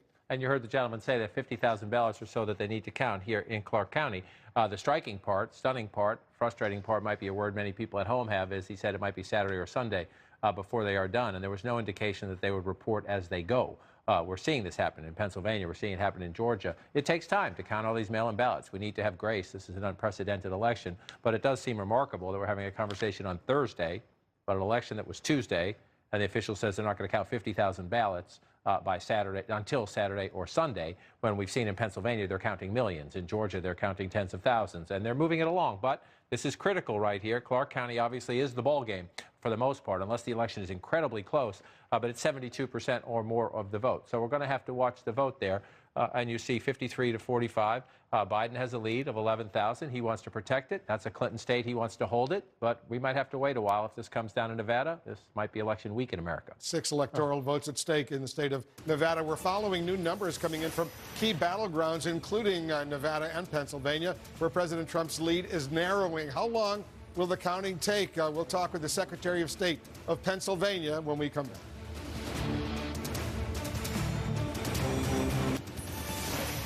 Welcome back to Election Day in America. Continued. All eyes are on Pennsylvania. Still too early to call. President Trump has a narrow lead there of about 114,000 votes. As the voting has gone on today, that has narrowed by about 50,000 votes since this morning. Joining me now to discuss is the Secretary of State of the Commonwealth of Pennsylvania, Kathy Boockvar. Secretary Boockvar, thanks for joining us. How many ballots remain to be counted, and do you think we could know who won Pennsylvania by the end of today? So, Yeah, I think we definitely could. I think there's about 550,000 some odd, plus or minus ballots that are still in the process of being counted today. Some of those may have already been counted but are not yet uploaded. But yeah, they're coming in. We're getting 10,000 here, 20,000 here. Counties are furiously at work, and it's looking like we're ahead of schedule. I've been saying that we'll have the overwhelming majority counted by tomorrow, but it is looking like we'll have the overwhelming majority counted by today. And where are those ballots from? Are they largely from the population centers of Allegheny County on the western part of the state, and then Philadelphia and the collar counties around Philadelphia? Is that where most of these vote-by-mail ballots are from? Yes, there's still about 100,000 or so in Philly. There's about 37 or so in Allegheny. The collar counties, have anywhere. Some of them have finished, but some of them have anywhere from 20 to 40,000 still remaining. So yes, the largest number are in those population centers. So you said there's about 100,000 left outstanding in Philadelphia, approximately. When do you think they will be counted, and how and why is it taking so long? So, they've been doing everything right. They've really been on it. They got, hundreds of thousands of ballots. I think they ended up getting 350 some odd thousand ballots, which is fantastic. And so they've been doing this as quickly as they can. But as you know, this takes time. And for example, last night, I know that there was some question about why they didn't report some for some hours last night. Well, it's because they were doing reconciliation of those ballots, which is exactly what they should be doing. So they're back counting now. I expect them to be reporting throughout the day, and they have a lot of staff, a lot of equipment, and I'm confident, again, that we're going to have the majority done today, overwhelming majority. And just to be clear for everybody watching, every one of these election centers where these ballots are being counted allows Democrat and Republican election observers to be there. So nothing, and also several of them have cameras on them that can be viewed from other rooms or online. So nothing is being done in the dark, and Democrats and Republicans all have access to see what's going on. Absolutely. In Pennsylvania, every candidate and every political party is allowed to have an authorized representative in the room observing the process. And some jurisdictions, including Philly, also are live streaming it. So you could literally watch their counting process from anywhere in the world. It's very transparent. So local officials tell CNN that election workers in Philadelphia briefly paused counting this morning after a Trump campaign legal action. Can you tell us why Philadelphia paused counting this morning, how long that break lasted, and whether or not they've restarted? Sure. Yes, my understanding is that they've restarted and they paused. So there was a decision from the Commonwealth Court, which is our intermediate statewide appellate court, that reversed a Philadelphia County Court decision that had okayed the distance from which those authorized representatives could observe. The Commonwealth Court said they had to be allowed closer. So Philadelphia had to reconfigure their operations to allow that. They have appealed because it's, I think their operations work better the way they had it arranged, but they're complying with the court order. They are appealing it, and in the meantime, they're going to get back to counting. It wasn't very long that soon. For people who don't know, there is a legal fight going on about ballots that arrive after Election Day, after election night, rather, that were sent before the election or by Election Day, that have postmarks or no postmarks. This is not about ballots that arrive after, that are stamped as arriving after. And there's a big legal fight going on. You have until 5 p.m. today to respond to a motion to intervene brought by the Trump campaign related to these ballots. What are you going to say in that response? And are you confident that ultimately these ballots that were cast before or by Election Day that arrive after in these 3 days will be counted? Yes. So, as we've said all along, we support, the Pennsylvania Supreme Court decision allowed, as you said, it was, and just so we're clear, this is just for this year. We weren't asking for extraordinary relief beyond. We all know that there's Postal Service delays that have been impacting vote casting this year. So this was, as you said, Everybody still has to have cast their ballot by November 3rd, but it allowed for extra time for those Postal Service delays so that they could be received by Friday at 5. So the Pennsylvania Supreme Court issued that decision. The U.S. Supreme Court initially declined to expedite and get involved in it, but the Trump campaign is seeking to intervene and move that forward again. Look, I'm confident that this is the right decision. But I will tell you, we've been assessing the numbers of those ballots coming in from the counties. It's not huge numbers. So I think no matter what happens, I don't think it's going to be a tremendous impact on this race. So you think even with those ballots segregated, and you and the Attorney General Shapiro have made sure that all the counties are segregating these ballots because there is this legal question. We don't know what's going to happen ultimately. You're confident that they are not going to affect who wins Pennsylvania one way or the other, these ballots that arrive after November 3rd? From what we're tracking so far, counties are reporting anywhere from, some smaller counties are reporting anywhere from 0 to some of the larger counties have reported about 500 ballots received, the day after Election Day. So, that's not that many really. So, unless it's super close, I don't see them making or breaking this one way or another. But we are confident. In the meantime, we are going to be counting every ballot. All right. Best of luck to you, and thanks to all the election workers in the great Commonwealth of Pennsylvania for all the hard work.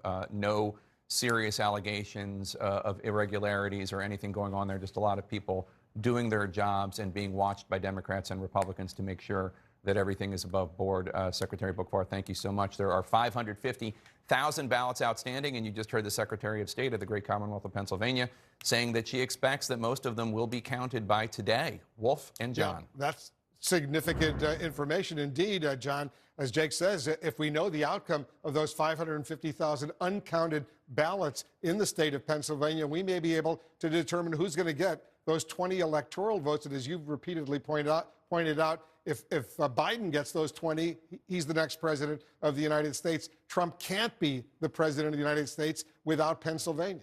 The president's math does not work without Pennsylvania. Joe Biden has 253. If he got Pennsylvania, game over. That's 273. It's 20 electoral votes here in the Commonwealth of Pennsylvania. Joe Biden can win without it. The president cannot. That is the threshold of today as we go through the consequential hours ahead. The Secretary of State just told Jake. She says 550,000 ballots out, and 100,000 of them are right here. She says 100,000 of them. They had a brief pause in the counting, logistical, legal challenges. That's been resolved, at least for now. 100,000 votes in a place where Joe Biden is getting 80% of the vote. Joe Biden has to win about 60%, 60.4 or so ballpark. So 60% ballpark. 6 of every 10 ballots Joe Biden has to win to catch up, to pass President Trump. He's winning 80% of the vote right here in Pennsylvania. So your expectation is he's going to exceed that bar, be over that bar as they count the 100,000 here. She also said there were another 30 or 40,000 in the suburban core around Philadelphia. It's a little unclear what she means, 30 per county or total. But in these counties here, you see Joe Biden, Montgomery County, getting 62% of the vote. That's what he needs, 60 plus. 50% here in Bucks County, although we know in these mail-in ballots he has been doing a little higher than that. So as you just come back in and look, this is the, I'm going to move it up a little bit, it's easier to see. This is the ball game for Democrats in terms of, you see the blue down here. It's not just blue counties, including the city of Philadelphia, excuse me. It is where the Democrats live, and these are the populous counties. But she also noted 35,000 ballots out here in Allegheny County. This is Pittsburgh. This is a slower count because of some legal challenges as well. But 37, she said, 37,000 total in Allegheny County. Again, you're looking at a situation where we know that's blue, and the president's at 114,000. And Wolf, you just play this out. The way the president's lead has shrunk and shrunk and shrunk as this has happened, the Biden campaign is quite confident. We need to count the votes. The most important thing, she said, was originally she thought this would spill over to Friday before they had the majority of them counted. She believes that in the hours ahead, we're going to see these numbers move. And again, 114,000, you might think at 92%, that's comfortable. Joe Biden has been winning these mail-in ballots as we count them. We can play it out and show it to you. As they come in, he has been more than exceeding the bar he needs to catch up. That doesn't mean he will catch up, but he has been more than exceeding. Just go back in time. Imagine you're the President of the United States. The Commonwealth of Pennsylvania was one of those blue walls you cracked back in 2016. Election night, midnight, as we went from Tuesday to Wednesday, you're up by more than 500 million votes. You are feeling confident. Now, then you go up a little bit more Wednesday morning. Then you start moving through the day. It starts to slip a little bit in the afternoon. Then it slips some more as they count votes, and that's all they're doing. They're just counting mail ballots that were cast during the coronavirus pandemic. Thursday, 9 o'clock in the morning. You see it Thursday at noon, and then you come out and you are real time. Every time we get new votes, the president's lead is going down. And so again, 100,000 in Philadelphia, tens of thousands more in the county around it up here. You check these other places and you're just looking 99% here where Joe Biden, so your votes are in here. Now, you see a lot of red here. Donald Trump wins by significant margins in many of them, these smaller rural counties. So there will be votes coming in there as well. 550,000 total, maybe 200,000 down here, 37,000 out here, the rest sprinkled across the state. The president's going to get some votes. There's no question about it.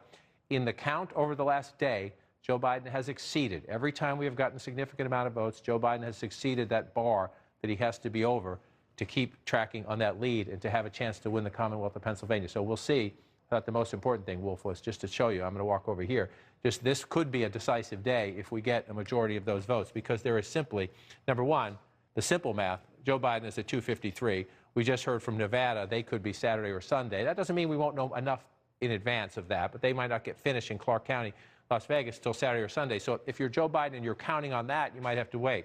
If you're Joe Biden and you get this, you're done. And then you're looking to build a convincing victory after that by getting more. And I'll go through the math again. The president just cannot win. Cannot win without this. All right, let's put this one back in toss-up just for now and bring it back out there. The president is leading up in Maine's 2nd Congressional District. It's redundant for many of you who have been with us a while, but this is how... One electoral vote. Maine and Nebraska do it by congressional district. That's how they allocate. The president's leading here. But let's assume for the sake of, well, let's just go out here first, more of a certainty. The president gets this. The president's leading here. This is just like the Commonwealth of Pennsylvania. The president had a big lead midnight election night. It has been shrinking constantly. The Biden campaign thinks they can win Georgia. We'll see. They're still counting votes there. It is getting more narrow. But let's just, for the sake of argument, give it to the president. Now, the president is trailing here, and he is trailing here. If he won them all, you get to 265. He needs this. He just needs this, without a doubt. Joe Biden can win the presidency without the Commonwealth of Pennsylvania. Donald Trump cannot. As they go through that count today, it's the most important thing we're going to watch. Certainly is. We're watching all of this unfold. President Trump's lead in one critical battleground state is dwindling, down 50,000 since this morning. Election day in America continues right after this. Just moments ago, the former Vice President Joe Biden, there you see him. He's giving a thumbs up. He's walking into a briefing, not answering the reporter's question. People are screaming, jotting some questions, but he's walking into a briefing on the coronavirus pandemic. Clearly, we anticipate we probably will be hearing from him at some point, but we'll find out fairly soon. Let's take a look at the Electoral College count right now, where it stands 253 for Biden, 213 for Trump. You need 270 to be elected president of the United States. Let's get a key race alert where things stand in some of the key battleground states. In Pennsylvania, 20 electoral votes. 92% of the estimated vote is in. Trump's lead has shrunk to 114,000 over Biden, 50.2%, 48.5%, 92% outstanding. 92% of the vote is in, 8% outstanding. In Nevada right now, 89% of the estimated vote is in. Biden's lead is only 11,438, 49.4% to 48.5%. Pennsylvania and Nevada, key battleground states right now. Let's talk about it with David Chalian. Well, actually, let's go over to John King and talk about it with John King and get a sense of what's going on in those key battleground states. John, Pennsylvania and Nevada right now, we can't emphasize how important Pennsylvania and its 20 electoral votes are. Right, you're in the decisive stretch now in Pennsylvania, especially as we see they're starting to make progress in the counting votes. The Secretary of State telling our colleague Jake Tapper just moments ago, she thinks they'll get the majority of them counted today. And that is of huge consequence because the president cannot win re-election without Pennsylvania, and his lead has gone from well over 600,000 votes down in the last 24 hours to 114,011 votes, 50.2 to 48.5. So you look at the basic math and you think, well, still at 92% of the vote in, that seems pretty insurmountable. It is not. Joe Biden has been more than exceeding the metric he needs, and the votes that matter the most in terms of there are more of them are down here in Philadelphia, right here, still at 83%, and the suburbs that surround it, including Bucks County, right here, just outside of Philadelphia. In the vote here, they're roughly splitting it, but in the mail-in ballots, Joe Biden has been doing better than that. Speaking of Bucks County, let's go to Sarah Murray. She's in Bucks County for us right now. Sarah, what are you seeing? Well, Wolf, obviously we have a number of folks out here who are encouraging officials to count every vote here in this county. And look, that's exactly what they're doing. This is a county where they have been counting 24 hours a day since they could, 7 a.m. on Election Day. Now, right now, Joe Biden has pulled ahead slightly of Donald Trump in this county. He has about a 7,000 vote lead, but there are still about 28,000 mail-in votes here to be counted. So that is what they are going through. Like I said, they have been working 24/7, and our sense from officials here in this county is that they are likely to wrap up the mail-in vote count today.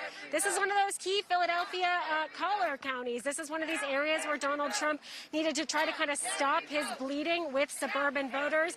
As of right now, as we said, Joe Biden seems to be pulling ahead a little bit, but still a lot of these mail-in ballots still to be counted here.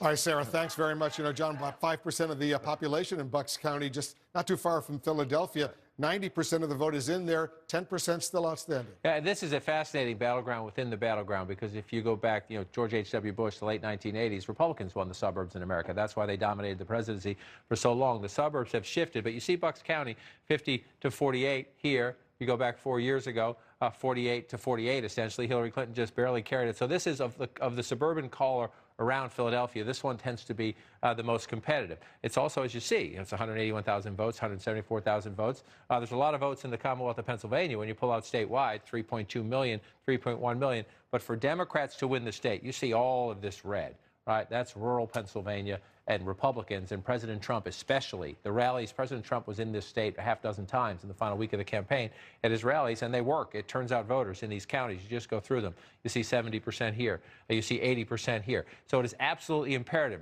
Not many people live here, but the president wins them by such lopsided, overwhelming margins. The Democrats have to run it up here. So we just said Montgomery County. This is Bucks. Here's Montgomery. Joe Biden's getting 62%. They're getting close to finished here. Sarah was here, 90%. She says 28,000 more votes. Joe Biden in those mail-in ballots has been exceeding this for the most part. The number he's getting in Bucks County, he has been exceeding statewide. Doesn't mean he will here, but those 28,000 ballots, just put them into context. 28,000 there and 100,000 here, tens of thousands more in these other counties where Joe Biden is getting 60% here, 57% here, 61% here. So Joe Biden's getting, he needs to be getting 60% of the vote, a little bit more statewide. And you look at that 114,000, you think 100 here, tens of thousands more here, right there. Joe Biden can, doesn't mean he will, but he can catch up to the president right there in southeast Pennsylvania. And the Pennsylvania Secretary of State told Jake Tapper just a little while ago we might get the results in Pennsylvania by tonight. We're watching it. Nail-biter races going on, not just in Pennsylvania, but in Nevada right now as well, Arizona right now, Georgia getting closer and closer. Election day in America. A third day, in fact, continues right after this.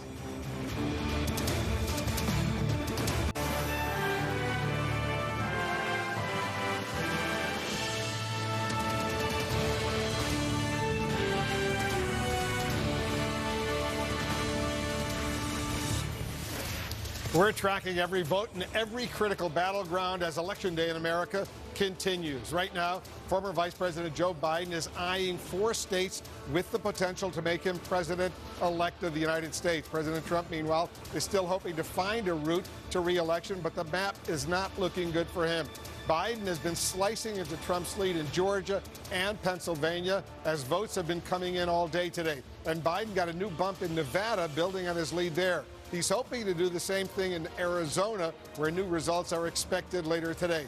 1 or 2 of those undecided states could potentially push Biden to the 270 electoral votes needed to win the presidency. Remember, he's close to that right now with 253 versus 213 for Trump. Let's go over to David Chalian. You're looking closely at Nevada and Pennsylvania right now. What do you see? Yeah, in the last hour, Wolf, you heard live on CNN a press conference in Nevada and then an interview with the Secretary of State in Pennsylvania giving us new information about how many votes are outstanding. So we want to take a look at the state of play. Here in Pennsylvania, you see Donald Trump has a 114,000 vote lead over Joe Biden, 50.2% to 48.5%. That's with 92% of the estimated vote in Pennsylvania that's been in. So how much is outstanding? Well, the Secretary of State of Pennsylvania just told us 550,000 ballots remain uncounted votes so far that still need to be counted in Pennsylvania. That means that Joe Biden would need about 58 to 61% of those 550,000 uncounted votes in order to overtake Donald Trump's lead and win Pennsylvania. Here's what you need to understand about that Joe Biden win percentage. He has been getting about 74% of the vote coming in from Pennsylvania over the last 24 hours, running well ahead of what he needs. So as this mail vote comes in, this pro-Biden vote, mail vote from Democratic areas, Joe Biden's been getting 75% of them. He only needs 58 to 61% of what's left to be counted in Pennsylvania. So if he keeps up that pace, he has the real potential to overtake Donald Trump. Now, Trump is in the lead right now, and there is more Trump vote to come in too, no doubt. He only needs about 38 to 40% of the 550,000 outstanding votes in Pennsylvania in order to hang on to that lead and keep Pennsylvania in his column, which he desperately needs to be reelected. There's no path without it. In Nevada, we heard from a Clark County official there, so we have a new estimate there of the outstanding vote. But first, just take a look at the state of the play statewide. Joe Biden, 11,438 vote lead over Donald Trump. That's a bigger lead than when we started the day because we got some new vote. 49.4% for Joe Biden, 48.5% for Donald Trump. 89% of the estimated vote is in. We now know that the outstanding vote in Nevada is 149,000 votes. Again, not a precise number, everyone. It's just a rough estimate. That's about what we think is outstanding in Nevada. Well, of the 149,000 votes not yet counted, Joe Biden needs 44 to 46% of them. Donald Trump would need 52 to 54% of the outstanding votes in order to overtake Biden's lead and win Nevada. Again, I will just say, Joe Biden is running well ahead of the votes that we're seeing come in Nevada today. He's winning about, so far, 54% of them. So that is well ahead of the 44 to 46% he would need of the total universe of uncounted ballots, that 149,000, in order to hang on to his lead in Nevada and keep that state Hillary Clinton won 4 years ago in his column on the road to 270. Wolf. Yeah, very impressive context there, David Chalian. Thank you very much. You know, John King, it's looking good for the former vice president right now as we look at those states. Before we go to those states, take a look at the popular vote, John, right now. You can see Biden has, 3,700,000 more votes than Trump right now. 50.5% to 47.9%. 89% of the vote is in. That number is likely to go up big time because they're still counting votes out of the West Coast, California, Oregon, Washington State. So that, and in New York State, a huge population there. So that number is likely to go up. I'm sure when President Trump sees that Biden is more popular, has a bigger number there than he has, he's not going to be very happy about that. It's just an absolutely stunning number. And again, congratulations to all of the American people. The President of the United States, the incumbent, is losing with 68 million votes. That is a higher vote total than Hillary Clinton received 4 years ago when Hillary Clinton won the popular vote but lost the presidency because of our electoral college. And this is also bigger than the lead Hillary Clinton had over Donald Trump 4 years ago, 3.7 million as of now. And you make a very important point. It's going to take, this number will go up for a couple of weeks as they count the votes in California. It will continue to climb, and you know how deep blue that is. So Joe Biden's lead there is going to go up. They're still counting votes. They're still counting votes in some other places, too. The president will get some votes, but nothing to match what we're going to see when we get California and Washington State. Has always been a mail-in vote state. It takes sometimes to count the final votes. Military ballots coming in, maybe it helps the president a little bit there. But you look at that right there in New York State, you mentioned that as well. So that's the national state of play. That is a convincing win for Joe Biden, and it is likely to grow. That is not how we pick president. So you want to add a popular vote win to an electoral college vote win. That's what Hillary Clinton did not get 4 years ago. Now, can Joe Biden get there? He's at 253. Which means he's knocking on the door. He has to get to 270. If you look at the map now, I just want to do this to bring this out. We've not called Pennsylvania, North Carolina, Georgia, Alaska, Arizona, and Nevada. That's what we're waiting on in Maine's 2nd congressional district as well. But I'll bring it back here now to show you the states where the president is leading. But here's the fascinating dynamic. The president leads in Pennsylvania, but as David just laid out so well, Joe Biden is closing in well within reach when you look at the outstanding votes. The President of the United States leads in Georgia. It is essentially the same dynamic. He had a huge lead on election night. It is shrinking by the hour as mail-in ballots are counted. And remember, the coronavirus pandemic election, Democrats voted disproportionately greater numbers than Republicans through mail-in balloting. It was a deliberate strategy. The president staged rallies at the end of the campaign for Election Day turnout. They were successful. Were they successful enough? We're going to see. As we count votes here and we count votes here, we could have this could be the decisive day. Could be. We're not sure yet. But the president needs them both. The president must win Pennsylvania and Georgia. Otherwise, the math does not work and Joe Biden is closing in on both states. The only place we have seen a trend in the other direction has been Arizona. Biden leading, but it has been shrinking. We're waiting for more votes there. You're speaking about Georgia. Marty Savage is in Savannah, Georgia for us. You're getting some new information, Marty? Well, we do. Well, the fact that so much focus has been on the Atlanta area, of course, because of its population and the heavy Democratic population. But according to the Secretary of State of Georgia, the largest outstanding number of ballots yet to be counted is not up in the Atlanta area. It's in Chatham County, which is where we are right here, which is just Savannah. And that's the area that now becomes the real focus here. It is said that there are about 17,000 ballots yet to be counted. Now, when you talk to the county election supervisor here, he says it's more like 15 to 17,000. And he says it is his hope that they can process that number by the end of business today. He didn't give any kind of specific time, implying it could be tonight. However, that's a significant number of ballots to be handled in what is essentially a relatively small operation. They've got 2 scanners here, and they've got about 38 personnel working inside of a borrowed warehouse. So it's a lot to aim for. That's what he hopes, and he says he won't be adding those numbers, not incrementally through the day, but delivering them at the end of the day today. So it could be a while. And of course, there's still military votes that have to come in, potentially from overseas. They've got till 5 o'clock tomorrow evening. But again, 17,000 votes they're talking about in Chatham County, yet to be counted. And that's the largest amount of votes still outstanding in the state of Georgia. Are those mostly mail-in ballots? Do we know, Martin?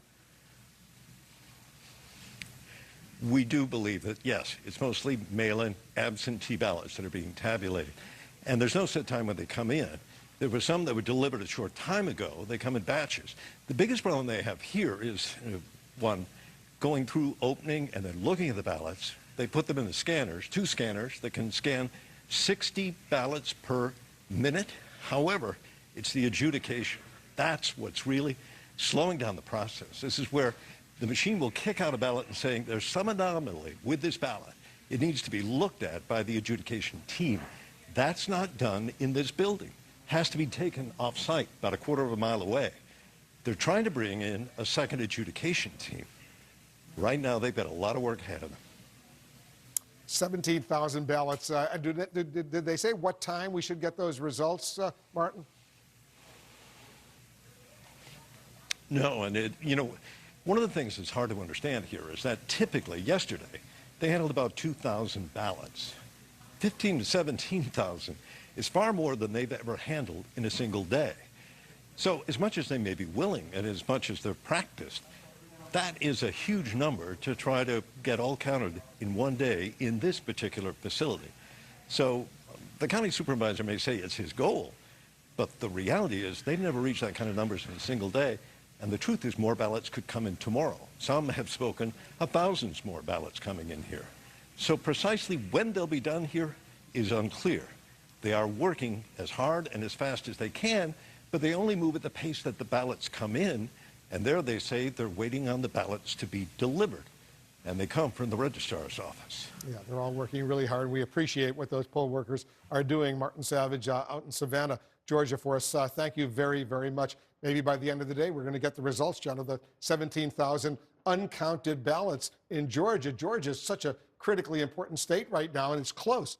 Absolutely. And again, as Martin just laid out, there's another collision between the campaign and the coronavirus in the sense that there's so many more mail-in ballots in this campaign because so many people decided for safety reasons to vote by mail. And so in these small counties, they have to count them. They don't have the infrastructure for this, so it's going to take time. And it's going to take time on a day when there's obviously, for good reason, because Joe Biden is so close, 253 electoral votes, great sense of anxiety, anticipation, call it what you will, no matter where you are on the partisan question of who you want to be president. You know this could be a decisive day, so you wish the count would be faster. But 17,000 ballots here, and Joe Biden is getting 58%, if you round up, in this county. You know, he needs about 60% of the ballots in Georgia as we go. I'm just looking down to check. It was 62% earlier as these ballots come in, somewhere in that ballpark, right? So Joe Biden, and he's close to that there, but we also know in the mail-in ballots he tends to run higher than that. That doesn't mean he will in this county, but 17,000 ballots there. Think about the context. The president's lead is 13,534. So you have 17,000 ballots in a county that has been voting blue, voting for Joe Biden. There's a big chunk there. As Martin said, that's the biggest chunk left. Many of the others are up in here. Right? We know Fulton County was finishing. We knew there were several thousand more. I haven't seen the update on those as yet, and those numbers are still the same when you look at them. So we're still waiting for several thousand. I think it's 4,000 or 5,000 in Fulton County. And we know we had some more over here in Gwinnett County. The reason I'm showing you these counties is look at the totals Biden is getting overall. We know in the mail-in ballots it tends to run a little bit higher than that. So the math is possible. The math is possible as we try to count the final votes in Georgia. And again, 13,000 now. That was 600,000 or more late on Tuesday night, election night. It is just Democrats voted predominantly by mail. Republicans voted on Election Day. As they count the mail-in ballots later, now into Thursday, Joe Biden is catching up. Is it enough? That's what the next several hours will tell us. It's a nice nail-biter for both campaigns in Georgia right now. Let's check in with Anderson for more. Anderson? Yeah, Wolf, thanks very much. We are obviously watching very closely. Want to take a look just at the count right now. Nevada, 11,438. Joe Biden in the lead. In Georgia, 13,534. President Trump in the lead there. But again, that is narrowing and has been repeatedly with every increase in the vote count. Arizona, Joe Biden has a lead of 68,390. In that state, his lead has been shrinking over time. The question is how many more votes there are. North Carolina, of course, the president has a lead of 76,000. That has remained somewhat constant. And Pennsylvania, the president is up with 111,369 votes. But there are hundreds of thousands of votes still outstanding, as we have heard. We are likely to get the results. Those votes should be counted by the end of today. We just heard from the Secretary of State there. Right, and should Biden win there, obviously, that's the ball game. How many votes are still to be counted? I'm unclear. How many votes are still to be counted in Pennsylvania? Because the Secretary of State said 550,000. Right, and our guidance now is that it's 370,000 left, that the Secretary of State may have used a dated number when she appeared on CNN. So big picture, what is the state of the race as you see it? Well, in Pennsylvania, it makes it, Rick Santorum makes a difference how many votes are left to be counted, but it seems that when you look at the votes left to be counted, where they are from, that according to our numbers, Biden needs somewhere between 58 and 61% of those votes to win. But the votes that are outstanding are in areas where Biden has been winning by more than 70%. I think one thing we got to keep in mind is they're counting mail-in votes now. In Pennsylvania, 3/4 of the people who voted by mail were Democrats. So even in counties where you have strong Republican vote, the people who voted mail-in would lean more toward Democrats. I went through, what I do in my free time, I went through and looked at every single county in Pennsylvania, and I think there was only one county in the state where Trump won the mail-in. Every other, so when these were counties, he was winning 80% of the vote, but he lost the mail-in. So when you hear that there are 370, given what you know about Pennsylvania, and you know better than anybody, given that there's 370,000 outstanding votes, it's mail-in votes, what does that tell you? Well, how many are from Philadelphia? Because if it's Philadelphia, the tranches that I've seen from Philadelphia, he's getting about 95. Biden's getting about 95% of the vote. Okay. And so, if most of those votes are from Philadelphia, well, let's see, because I want to get clarification. I mean, I find it odd that the Secretary of State put out 550,000, and now we're being told that might be wrong. So let's check on all those numbers. But just big picture, let's talk about state of the race, David. Yeah, look, I mean, it is impossible not to look at this and say that there isn't a wall of numbers closing in on this president and this in this election. We do have to, as John King always reminds us, we do have to count them, and we'll see. But patterns develop here, and there are certain things we know about the nature of the votes that are coming in. In Nevada, almost everything that's coming in is going to, from this point on, is going to be from Clark County. And it's almost all mail-in vote now. And that vote has been going 63% in favor of Biden. It's hard to see how the president. On the other hand, Arizona is the place where actually the vote is narrowing for Trump. I mean, that's the one place. And again, in the Trump map, he needs Georgia, Pennsylvania, and either Arizona or Nevada. So Nevada is not critical. Understood. I was getting around the corner on that. Okay. I mean, we'll see. We'll get some more numbers from Arizona, but he needs to continue at a clip that may be difficult for him there. Georgia looks like it's coming down to sort of a dead heat. These are not encouraging numbers. So, I do want to just repeat, we need to confirm the total vote count still to be counted in Pennsylvania. But if let's say it's the lower number, and he continues to get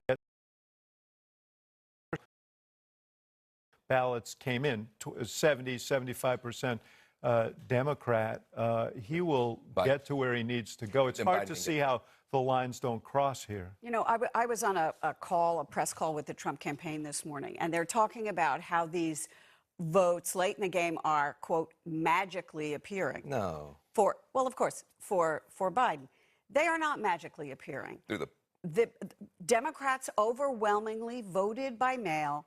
Mail takes longer to count or is being counted later all over the country, and they're not magically appearing. I just want to take a look at two statements that we have heard. It gives you a sense of the kind of the tale of two candidates here. We heard from Joe Biden today saying, "Be patient, folks. Votes are being counted, and we feel good about where we are." The President of the United States said, "If you count the legal votes, I easily win the election. If you count the illegal and late votes, they can steal the election from us." It's just completely despicable, irresponsible, dangerous, wrong. Listen, some of these people voted first. The crazy thing is, these are not magically appearing votes. These are people who cared enough about their own health to protect it in their own country to vote early. Some of these votes have been sitting there waiting to be counted. So now guess what? Everybody gets to count. And the thing about it is, I was talking to people on the ground in Fulton County in Georgia. People worked hard for this. The idea that Georgia may go blue is because people like Stacey Abrams, who got defeated in a way she didn't feel was fair, she turned her pain into promise for her state. You got groups out there like the New Georgia Project, black women, lesbian women who are out there organizing real people. Now they're curing stuff. People are doing the hard work of democracy, and the president is disrespecting democracy and the rule of law. The rule of law says you count the votes. And so you have a lawless president who says he's law and order, behaving in a lawless way, and he is throwing sparks. And the disinformation out there now on Facebook is unreal. And he is adding to disinformation and therefore disorder in his own country. It's unforgivable. It's despicable. It needs to stop. I don't agree with the president's statement, number one. Number two, what I think he's referring to, again, the president can be a blunt instrument when there is a specific issue that is a legitimate He's not referring to a specific issue. Come on, Rick. I understand. You're a smart guy, and you are focusing on what is a very real legal issue in Pennsylvania. The President of the United States is not saying that. He's smart enough to know if there was a specific issue that he was focusing on, he would say about the specific issue. He would call out people by name. He's saying that there are stop counting votes. He's saying stop counting votes. He's not saying stop counting votes because they have people outside the Maricopa County Courthouse demanding people to count votes. I mean, we'll pull the tweet up. He is literally saying I understand, stop counting votes. But he would lose Arizona if they stopped counting votes. Well, yes, but that's what the president is saying. Yeah. Yes, it makes no sense. We agree on that. Rick, you can't be the Trump translator. I call myself the Trump whisperer. Well, maybe you can be the whisperer, but you can't be the translator. I don't think there's that much whispering around Trump. But I'll tell you something. If it weren't in the by the way, there it is. Stop the count. Yeah. Okay. Thank you. I think what he's really saying is stop the ball. It's a nuance. You know what? Count Chocula. And just in case you're confused, Rick Santorum, the president put it in caps for you. No, look, that's a code. That's a code. It is not. It is a dangerous signal. Thank you, all of this, I agree with Van, and it's been going on for months. It's not just that now. These ballots are only being counted now because they were required by law. And let me also just point out something. We saw Joe Biden going into a building. Joe Biden is attending a meeting on COVID right now. That is what Joe Biden has done today. He's attending a meeting on COVID. Yesterday was the worst, the highest number of COVID cases in this entire pandemic. In the world. 102,000 cases. We're already on track today to have it be even worse. So Joe Biden is taking out a time being briefed today on COVID.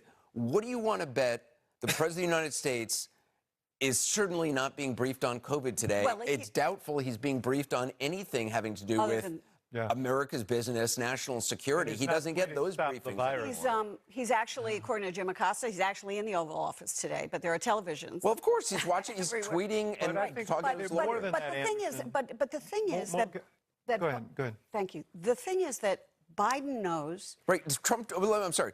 Trump wants to stop the counting for stop the votes, stop the counting, stop the testing. I mean, this is what he does. And Biden is having this briefing on COVID because he knows that should he become president, he'll finally get the brass ring, but there are lots of strings attached. And one of those is dealing with COVID, because you can't deal with the economy. To me, it is emblematic of the two approaches that Joe Biden, who is not in office, is being briefed on COVID, as he has been all along, and is taking it seriously enough that on such a difficult day in the pandemic, he is taking time to be briefed on this. Right. I also think it's the message that they want to send. I think I think there's no doubt he's getting his arms around what he's going to face if this goes down as it appears to be. It's also a way of saying to the country, I got this. I'm on the job. We're ready to move forward. I can be president. Look, Biden people are very, very confident. The numbers are moving in his direction right now, and the Trump campaign is not as confident, and is very frustrated that they see that the wave didn't come. The wave was predicted. It didn't come. I think, congratulate him for the campaigning he did, because he saved the United States Senate. He probably, helped the Republicans pick up seats in the House of Representatives. And now he sees, well, the House saved. We didn't lose the state legislature. We picked up seats in the House, and somehow he's falling short. And that's a tough thing to deal with. But you know what? But why is that? It's because you had people who are Republicans who went and voted for Republicans to go to the House, for Republicans to go to the state legislature, and voted against Donald Trump. In other words, he's got to take responsibility for the fact it's not just some liberal conspiracy, and all these people on Facebook have to take responsibility for the fact you have Republicans who said, we like the tax cuts, we like the judges, we can't stand the crazy-making, irresponsible conduct of the commander-in-chief, and they fired him. Because that's the only way you can explain the behavior. I actually disagree with you on that. The reason we have the effect that Rick's talking about is that in places where Trump was strong and brought out big rural and small town turnout, Republicans were bolstered by that. In other places, I think we're a very polarized country. So when we vote like by district and we vote by state, and you bring out a big Republican turnout in those areas, Republicans benefit from that. But I will say this. I think if you ask Donald Trump if you could trade, we could save the Senate, we could save the legislatures, and we could save those those congressmen, or you could be president for another 4 years. I don't think you'd have to. Right, but let's just look at what we have on the screen. Biden on brink of win, waiting for Pennsylvania. That is the situation we are in right now, David. Correct? And by the end of today, the Secretary of State says the votes will be counted. All the votes. These are not new votes. Right. These are the votes that have already been cast. They will finally be counted, likely by the end of today. Yes. And if Pennsylvania goes for Biden, he will be the president, and we will know that today. Yes. And to Van's point, a lot of these votes, they were cast before the election. These states were not allowed to process them by law in the states. Right, by the legislatures in the states. In the states, so they weren't allowed to start processing them until Election Day, and therefore, because there were an inordinate number, an unusual number of mail-in ballots because of the virus, there is this waiting period, and we all knew that was going to happen. In other words, they're following the rules that often Republican legislatures kept in place to keep the count that way. And you are going to see this. You are going to see there is some ticket splitting. You can see that in some of the exit poll data. Look. All right, I got to get a break in. We're going to go check in live in some of the critical battleground states where they are still counting votes right now, votes that have already been cast, including Georgia, where we're expecting a news conference as well. Election Day in America continues next. All eyes on the critically important state of Pennsylvania right now. 20 electoral votes make or break for these candidates. Let's discuss what's going on in Pennsylvania with Democratic Senator from Pennsylvania, Bob Casey. He's been tracking the vote very, very closely. Senator Casey, thanks so much for joining us. The Secretary of State of Pennsylvania just told our colleague Jake Tapper that we could get the result, the final result, later today from Pennsylvania. Earlier today, you told us you were confident there's enough uncounted votes right now for Joe Biden to overtake President Trump. You still believe that? I do, Wolf. And we're seeing that as the hours go by. What will transpire, I think, is eventually Joe Biden will overtake the president. I've used the number in terms of a margin of 100,000, and my folks at the Kevin Mack and the Voter Project, these are folks that I've relied upon for this data. But the 100,000 to be reached, I think, might take a final, the final official certified count, which could be down the road. But I think for the short term, no question, I think Joe Biden will win the state. Senator, it's John King. What do you got behind you there? You want to trade? John, it's a map of Pennsylvania by county. Yeah, I got one. I got one of those. You want to trade? Yeah, I could use yours. This one, I've learned a lot from it. One of the things you learn from it, one of the gifts of this is, since I can't travel, especially this year because I'm here for this, is I get to travel this way. And so tell me, when you look at yours behind you, obviously you know the geography of your state better than I do, but you have the votes down here, Philadelphia and the suburban collars around it. That's where most of the votes are. Allegheny County out in Pittsburgh we're waiting for. But when you look behind you, you're from Scranton, where Joe Biden was born. Are you worried at all, as we've seen so far in the mail-in ballots, even in a lot of these red counties, that the president wins, Joe Biden's doing better in the mail-in votes? When you look county by county on your map, is there any place you're worried about, or do you see the trajectory here as inevitable? Oh, I think it is inevitable. And the reason for that is most of the vote out, as you know, is in Philadelphia, Delaware County. And there are a lot of other counties that still haven't counted yet. But even in the counties that President Trump will win big, there'll be a scattering of Joe Biden votes because they're mail-ins, and that they obviously tend to favor the Democrats. It won't be as high a ratio of Joe Biden votes, 90% or 80%, but even in some of those smaller places, he'll be able to pick up some vote. But look, this process has to unfold, and I think I wanted to make one point, though, that in light of what Anderson said earlier about the 369,000 that's still out, the number I have is 369, 364, but there's three other categories that are not included in that. Number one, there's some divisions in Philadelphia that are not included in that. I'm told it's about 30 divisions, meaning precincts. There are also provisional ballots not included in that. And then the third category, after the big number, is the ballots are postmarked Election Day, but have arrived yesterday, today, and tomorrow. So I don't know what that adds up to, whether that adds a lot to the 369, but that's something to be factored in. The way you go through that, Senator, your dad was the governor, you're now a statewide elected official, as someone who understands has won tight races in Pennsylvania. You have to know where every single last vote is. This is a question, this is going to be more of a question for Friday and Saturday and next week and next month and next year. Obviously today the focus is on the count. But when you look at this map, it's not a lot different from 4 years ago, right? The idea was, would this be a map-changing election? Would Democrats and their animus toward the president Commonwealth higher turnout by both sides? We're seeing that Joe Biden was effective, especially down here in the suburban collar in Philadelphia, turning out votes. But we saw the president's rallies at the end. I mean, in a state as diverse and as competitive as yours, do you think, are you learning something from this election, or is it just turn out every last vote because it's so competitive? Yeah, no question that I think Democrats have learned since 2016, and Joe Biden's campaign not only learned but implemented the lesson that you have to try to get votes everywhere. So when, for example, Joe Biden went to Cambria County, where Johnstown is, he actually got there ahead of the president, and that's a very intensely supportive area for the president.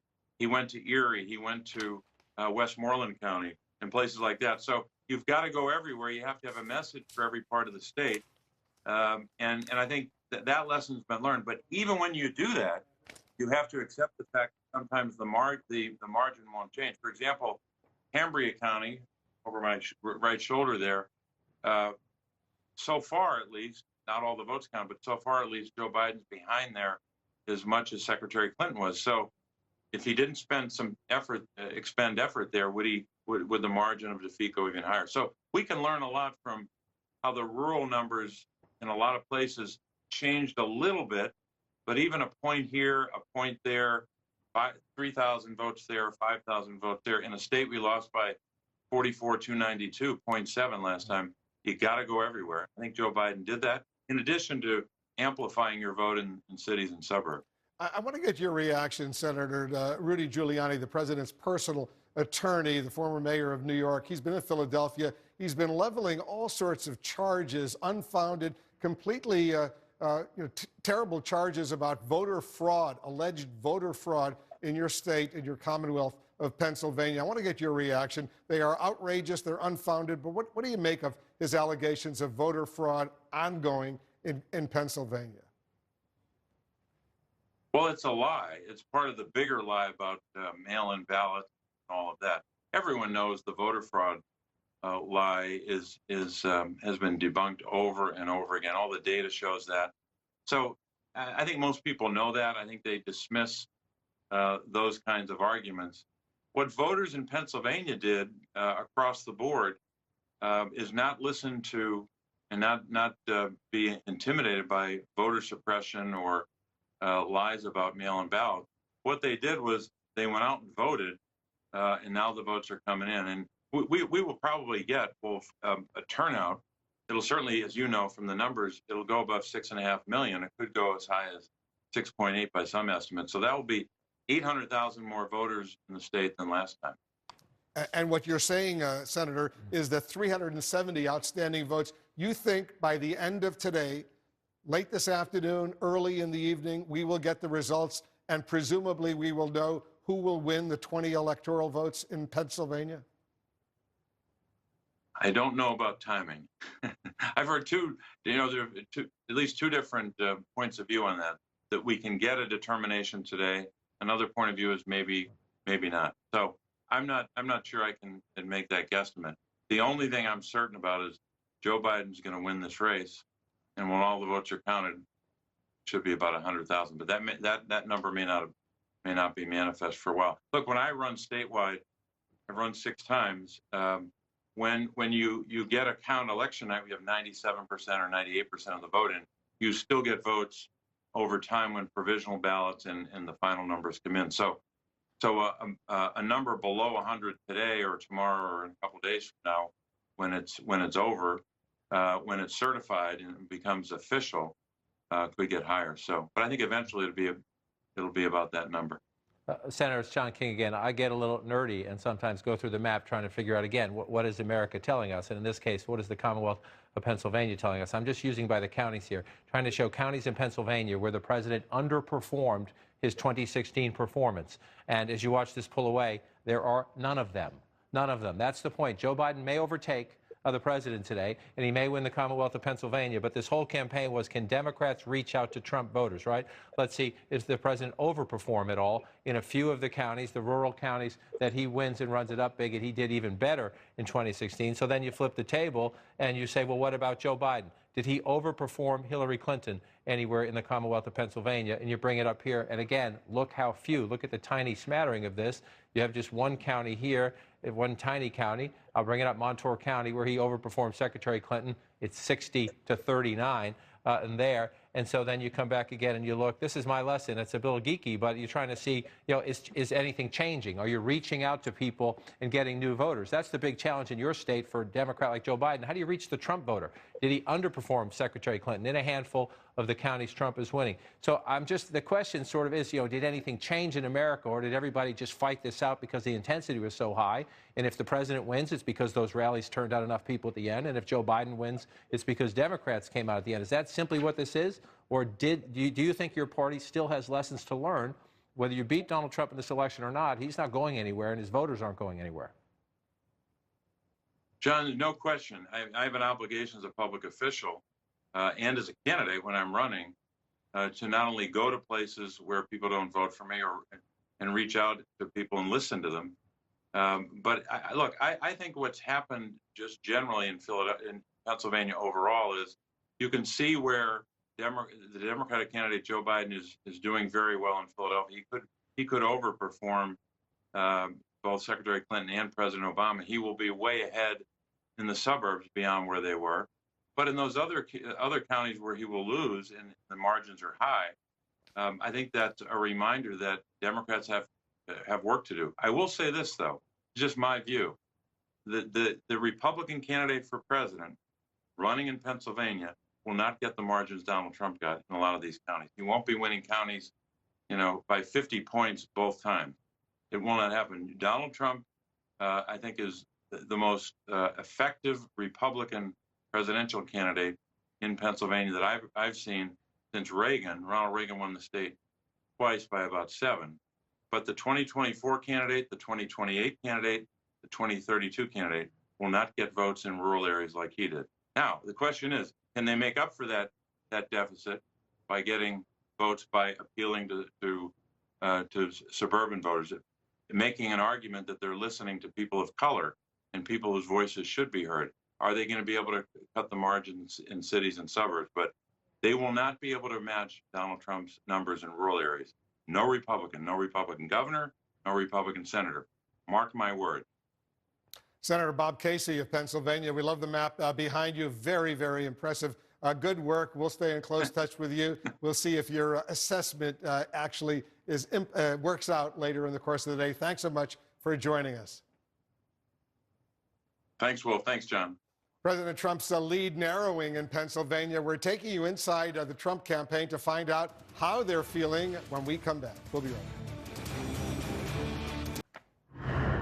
Welcome back to CNN's election coverage continued. We are right now taking a look at the Commonwealth of Pennsylvania, where President Trump holds a narrow lead, though, as more and more of these vote-by-mail ballots are counted, coming largely as they have from population centers such as Allegheny County, where Pittsburgh is, to Philadelphia and the surrounding suburbs, the so-called collar counties. It's becoming clearer and clearer that President Trump is losing his once substantial chasm lead, and it looks as though Joe Biden may well be on track to overtake him perhaps as soon as today. Let's check in with Jim Acosta, who is covering the White House and President Trump. And Jim, just looking at the numbers and looking at the ratios by which people who voted by mail in Pennsylvania voted overwhelmingly for Joe Biden, as opposed to people who voted on Election Day who voted overwhelmingly for President Trump, it's very difficult to see a scenario in which President Trump wins Pennsylvania. What are you hearing from the Trump team? Yeah, Jake, I mean, I think that's absolutely right. And every time people inside the Trump campaign watch those returns get updated in Pennsylvania, they wince because Joe Biden is eating into Donald Trump's lead in Pennsylvania. And every time that happens, that sends shockwaves through Trump campaign headquarters. And I'll tell you why. I talked to a Trump advisor about this a little while ago. You can look at all the various scenarios on the map right now, and each of those scenarios involves winning Pennsylvania. Yes, they'd like to win Arizona. Yes, they'd like to win Georgia. Yes, they'd like to win Nevada. But they have to combine any of those states with Pennsylvania in order for the president to win re-election. And in the words of this Trump advisor, if the president loses Pennsylvania, that is the knockout punch. That is the knockout blow to Donald Trump if he loses Pennsylvania. And so they understand the stakes right now all too well, Jake. As much as they would like to win those other states, it is all about Pennsylvania, Pennsylvania, Pennsylvania right now for the Trump campaign. And there's just no other way to look at it. Picking up Arizona, as much as they'd like to pick up Arizona, it's just not as critically important right now as Pennsylvania. It's all really on Pennsylvania at this point for the Trump campaign.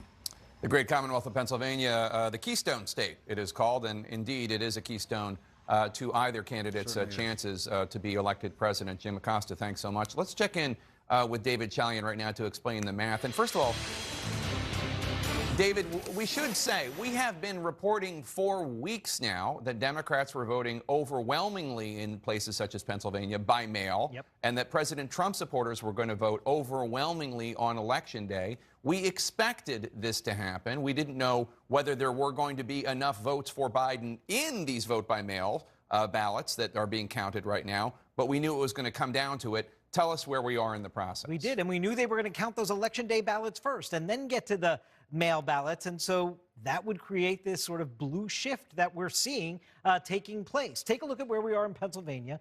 You know, that Trump lead now is at 108,772. Yesterday morning, that was like 600,000 vote advantage. It's down to 108,000. 50.2% for Donald Trump, 48.5% for Joe Biden. 92% of the estimated vote is in. Now, you just saw Senator Casey on our air talking about how many outstanding ballots there are left to count in Pennsylvania. Right now, Pennsylvania officials put that at about 370,000 uncounted votes. That's the universe of what is still to be counted. If that's true, if state officials are correct with that assessment, Joe Biden would need 64 to 66% of that remaining universe of uncounted ballots in order to overtake Donald Trump and win the state of Pennsylvania, the Commonwealth of Pennsylvania. Donald Trump, for his part, would need 33 to 35% of that universe of remaining ballots in order to hang on to his lead and keep Pennsylvania red. Here is the important point, Jake. We have been seeing Joe Biden winning about 75% in the vote totals coming in from Pennsylvania over the last 24 hours because, as I said, what's coming in are these mail votes, and Democrats were more inclined to vote that way. It's also coming from the big Democratic population centers. So the 64 to 66% range that Biden needs of what's left actually is not that high of a bar for him, given what we've seen him winning in the last 24 hours. I also want to show you what's going on in Georgia. We got a brief update there from the Secretary of State's office. This is the current state of play. Donald Trump has a 12,828 vote lead over Joe Biden, 49.5% to 49.2%.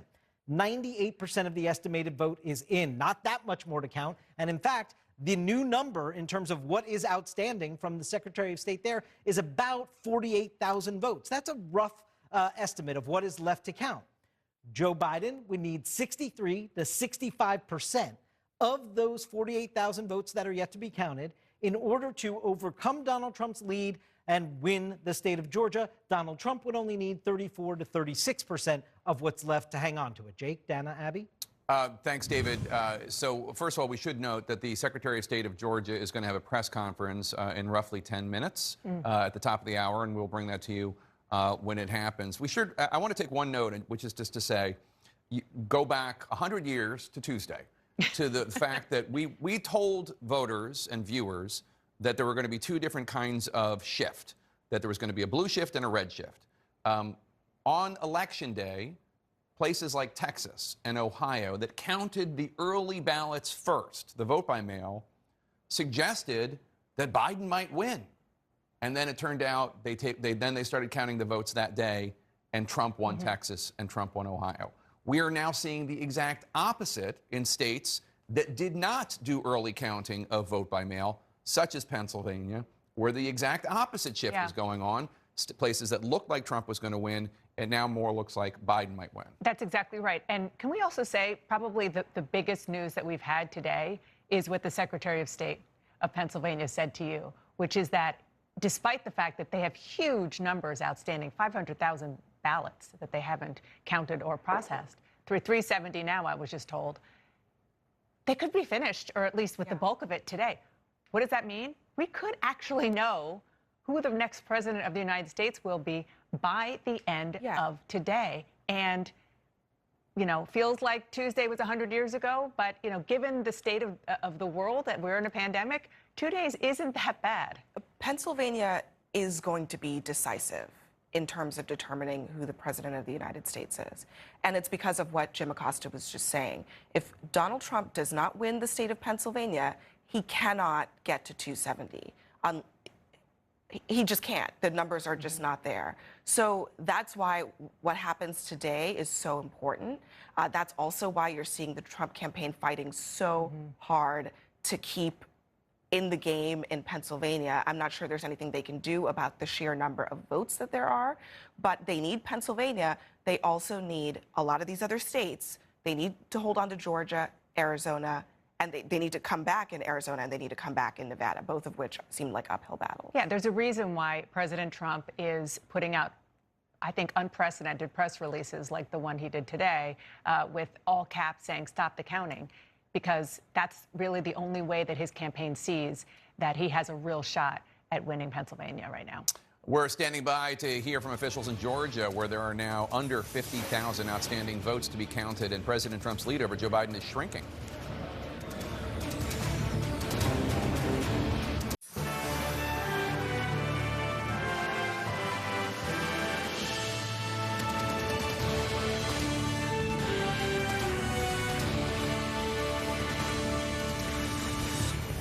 The 2020 presidential election continues this hour. Will day 3 be decisive? Right now, former Vice President Joe Biden is optimistic about clinching a victory as he makes new gains over President Trump in key battlegrounds. We're watching the scramble to count votes in undecided states like Georgia that could tilt the election. We're also standing by for new information from Georgia's Secretary of State at any moment. We'll have live coverage. Biden has significantly cut into the president's lead in both Georgia and Pennsylvania. The election outcome now hinging on those states as well as Nevada and Arizona, where Biden is ahead. As we get more and more results, it's all about reaching 270 electoral votes. Biden on the brink of that with 253 right now. Trump with 213. He has a very narrow path to winning re-election. Now let's get a key race alert. Let's start in Georgia right now. 98% of the vote is in. Look at how close it is. Trump has 49.5%. Biden has 49.2%. Right now, Trump is ahead by 12,828 votes, 16 electoral votes. Very, very close in Georgia. Still plenty of votes outstanding. In Pennsylvania right now, where there's 20 electoral votes, Trump is ahead by 108,592. 50.2% to 48.5%. But look at this, 92% of the estimated vote is in. 8% of the estimated vote is still outstanding. Hundreds of thousands will watch Pennsylvania very closely. Nevada right now, Biden maintains a narrow lead of about 11,438 votes over Trump, 49.4% to 48.5%. 89% of the estimated vote in Nevada is in. Let's take a look at Arizona right now. 86% of the estimated vote is in there. Biden maintains his lead, 68,129 over Trump. 11 electoral votes at stake in Arizona right now. We're watching those states so closely. Let's walk over to John King at the Magic Wall. The next few hours, we could know who the next president of the United States is going to be. The trend lines in the Commonwealth of Pennsylvania, the state of Georgia right now, prove that that could well be true. We have to get to the finish line, but there's a great deal of pessimism among Republicans right now as they watch the trend lines. Again, let's start in the Commonwealth of Pennsylvania. You see that lead, 108,592 votes, with 92% of the vote in. In a normal election, you would think that might be enough to withstand any late charge, but this is not a normal election. The ballots still out tend to be mail-in ballots, and we know everywhere, but especially in the Commonwealth of Pennsylvania, they're lopsided in Joe Biden's favor, Wolf. So we know the math exists as they count the last 370,000 or so votes. The math exists because a lot of the votes that have yet to be counted are here. 83% now in Philadelphia. It was 80% to start the day, so they've made some progress. But look at what's happening here. Joe Biden has to get somewhere in the ballpark of 60% of the remaining votes, maybe a little bit more, maybe a little bit less will do, but he's getting 80% in Philadelphia, and there are still tens of thousands of votes to be counted here in the city of Philadelphia. In the suburbs around, Joe Biden's numbers go down a bit, but if he just matches that number, that keeps him in play as we play this out. So you continue to count the votes in the Commonwealth of Pennsylvania. You see that lead down to 108,000. Again, if you've been with us, we can go back in time and look at this as we come through. I want to make sure we get Pennsylvania up here, and we have it. And you go back here. Imagine you're the President of the United States, midnight on election night, as Tuesday gave way to Wednesday. You're up 548,000 votes. It stretches a little bit by 10 a.m. Wednesday. It's down a little tad by Wednesday afternoon, but then you start to see the slide. As they start counting more of these mail-in ballots, the president's lead has consistently gone down. That was at noontime today. Now you come out to real time, it's even smaller. It has not, as they count these mail-in ballots, Wolf, not once, with a major installment of votes coming in, has the president's lead gone back up. It has consistently come down. 20 electoral votes. It's the biggest prize still on the board to be claimed. The president cannot win without it. Joe Biden can. 370,000 votes still outstanding, we're told, in Pennsylvania right now. The Secretary of State told us a little while ago that maybe by the end of today we'll get the results from Pennsylvania. We're waiting for a news conference from the Secretary of State, John, from Georgia right now. We'll presumably be getting some new information from Georgia right now. Right now, the president is ahead by only 12,835 votes, with 98% of the vote reporting, still 2% out there. And again, we have seen the exact same trajectory. As they count the mail-in ballots last, remember, coronavirus election, some people voted by mail, some people voted early by standing in line, some people voted on election day. The president's doing fine with the election day vote. The people who stood in line to vote early, most of that has been counted. These are mostly mail-in ballots. I'm going to get to where the most votes are here, but the most votes outstanding right now in terms of one county are here. You spoke to Martin Savage, our correspondent on the ground last hour. Here in Chatham County, they're counting, there's 17,000 ballots to count still. If you look, Joe Biden's getting 57%. In the mail-in ballots, his percentages tend to run higher than that. So here's one place we're looking as they try to count the votes here. It's a small operation. They say they're going to try to get as many done as they can today. But watch, we need these votes to come in. And again, where are the votes outstanding, still being counted? That's one blue county. Doesn't mean there aren't some in some of these red counties, but there's a big basket of votes to be had here. And we're also waiting for the final installment, Fulton County.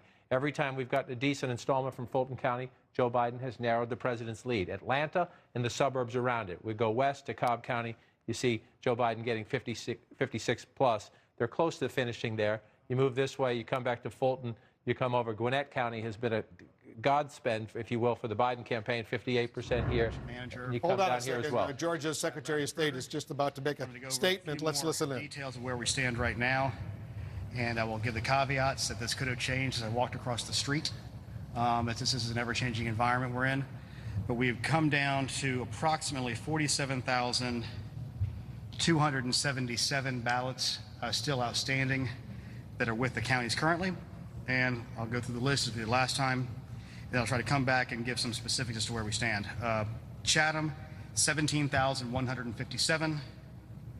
Clayton, 6,026. Cobb, 700. Floyd, 682. Forsyth, 4,713. Fulton, 7,305. Gwinnett, 4,800. Harris, 3,641. And Lawrence, 1,797. And the little one down here at the bottom, Taylor, 456. Now I'm going to go through and kind of give you where we stand and the situations behind these numbers. So we'll start at the top. And if you notice, several of the counties that were there this morning have now dropped off as they have completed their uploads of the ballots that they had in hand. Chatham County is still currently scanning. I know they're working. We have an investigator there just to keep an eye on things because at some point one of y'all are going to ask me what happened down there, and I need to be able to answer with first-hand account from our own people. So that's what's happening there.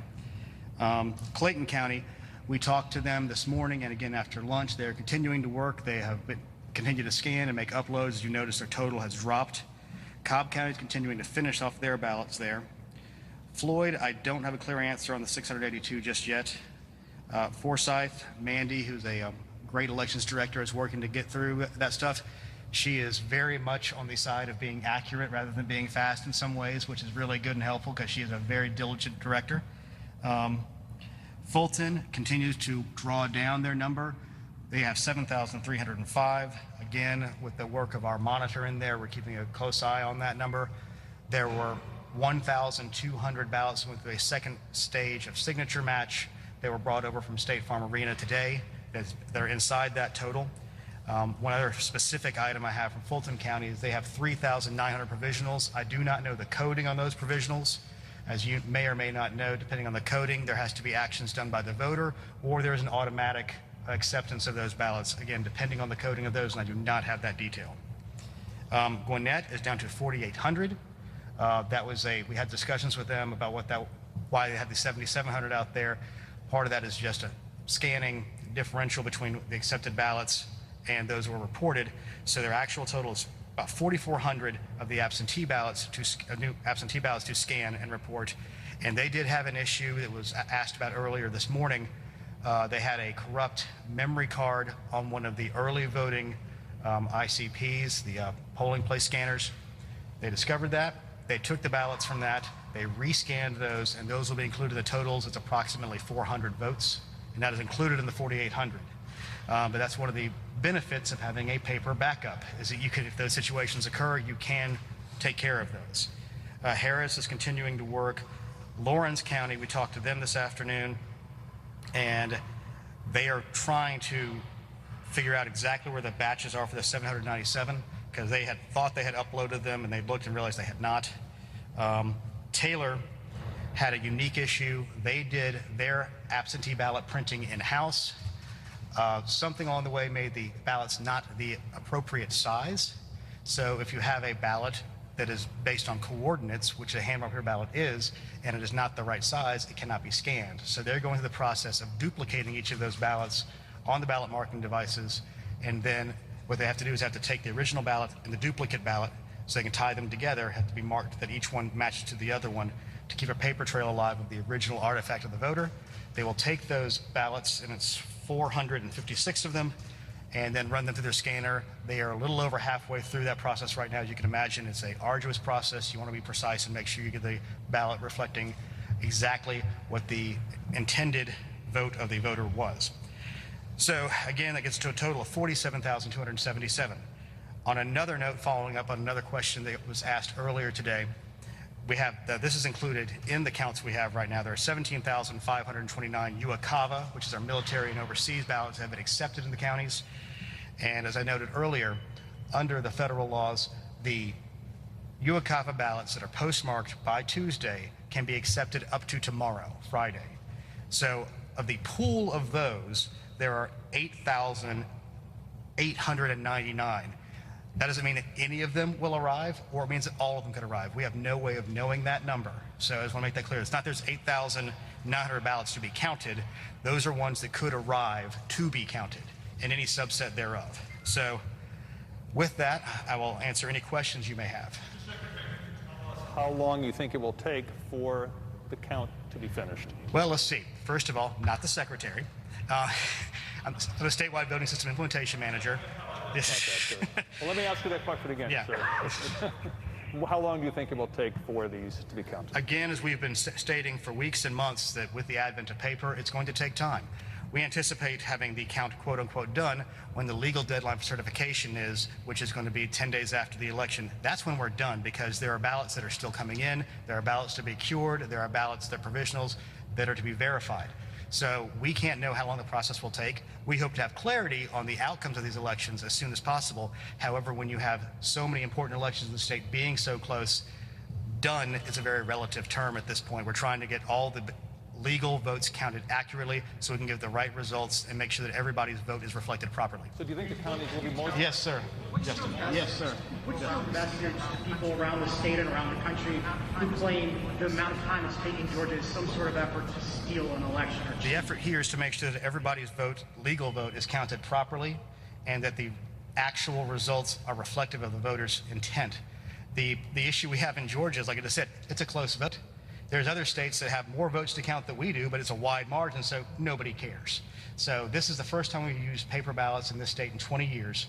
So as we said, 2 weeks ago, 3 weeks ago, the secretary stood where I'm standing and said, this is going to take a little more time. These close elections require us to be diligent and make sure we do everything right. Yes, sir. Gabriel Sterling, we should say. That's Gabriel Sterling, and his title is Voting System Implementation Manager. John King, he did say nearly 50,000 votes are still outstanding, and then he listed the counties where they are, and you've been taking a close look at those counties. Right now, Trump is ahead by 12,835 votes, and the question is, are there enough votes outstanding for Biden to take the lead in Georgia? The answer is yes. There are enough anyway, and it's especially yes because of where the gentleman just explained the votes are outstanding. And again, props to him and others like him who repeatedly come out. This is the second time we've seen him today come out, and they're transparent about what's out there and about how quickly they can count them. We'll correct my numbers as we go through this if I get something wrong. But I just want to walk you through. Look at this lead, 12,835, right? 98% in.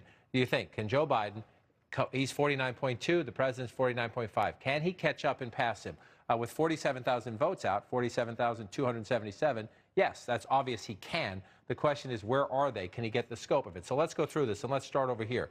Chatham County, Savannah, surrounding areas, right? We have 17,000, right? 17,000 votes, 17,157 votes right out here. Look what Joe Biden is getting, 58% of the votes so far. And we know, doesn't mean it will continue to happen. As they count these mail-in ballots, Joe Biden percentages tend to be higher than that. They have been in the state of Georgia as this process has played out. Again, it's not a guarantee, but you can look at 17,000 votes here. You look how much Joe Biden is winning the county by. He's likely to pick up some ground. That's just in one county. Now let's come over here. Fulton County. This is Atlanta. This is the Democratic stronghold. It's the largest population center. 7,000 additional, 7,000 and change additional votes, we were explained, still to be counted here. Joe Biden is getting 72, round up, 73% of the vote in Fulton County. Logic tells you, it's not a guarantee, but logic tells you with 7,000 more votes to be counted, Joe Biden is going to run up those votes if he's getting 72% there. So then we move over here, Cobb County. We have additional ballots here. I believe 700 was the number voted, noted by the gentleman there. And you see the election administrator. You see Joe Biden is getting 56% of the vote so far in the full count. And again, in the mail-in ballot, he generally has been getting a higher percentage than it averages out there. So let's move over from here. DeKalb, he did not mention. DeKalb was running up its votes. I didn't hear him mention that. No. They did a good job counting there. He did mention Gwinnett. There are 4,400. 4,800. 4,800 in my notes. So again, 4,800 votes in a blue county. You see Joe Biden right there getting 59% of the vote so far. I want to pop one up here. There are some red counties. He did mention there were some votes to come in from Forsyth County.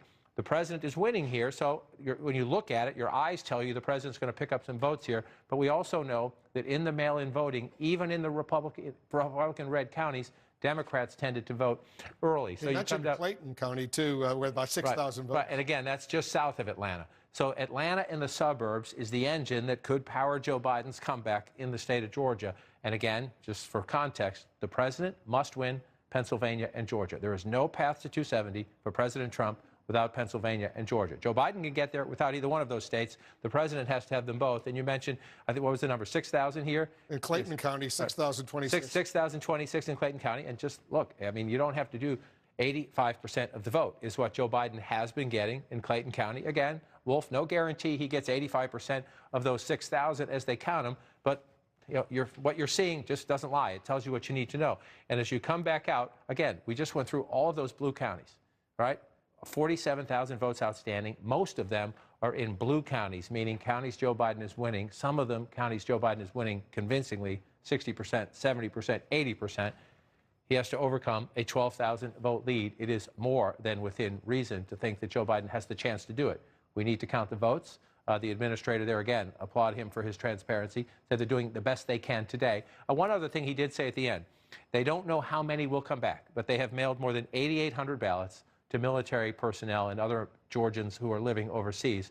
You never know how many of those are going to come back. So if this is very close at the end, those can take another week or two to come in. So we may have to wait on those if you have a very, very close election. The question at the end is when we get all of the mail-in ballots that they're counting today, and perhaps some of it will go into tomorrow, what's the margin?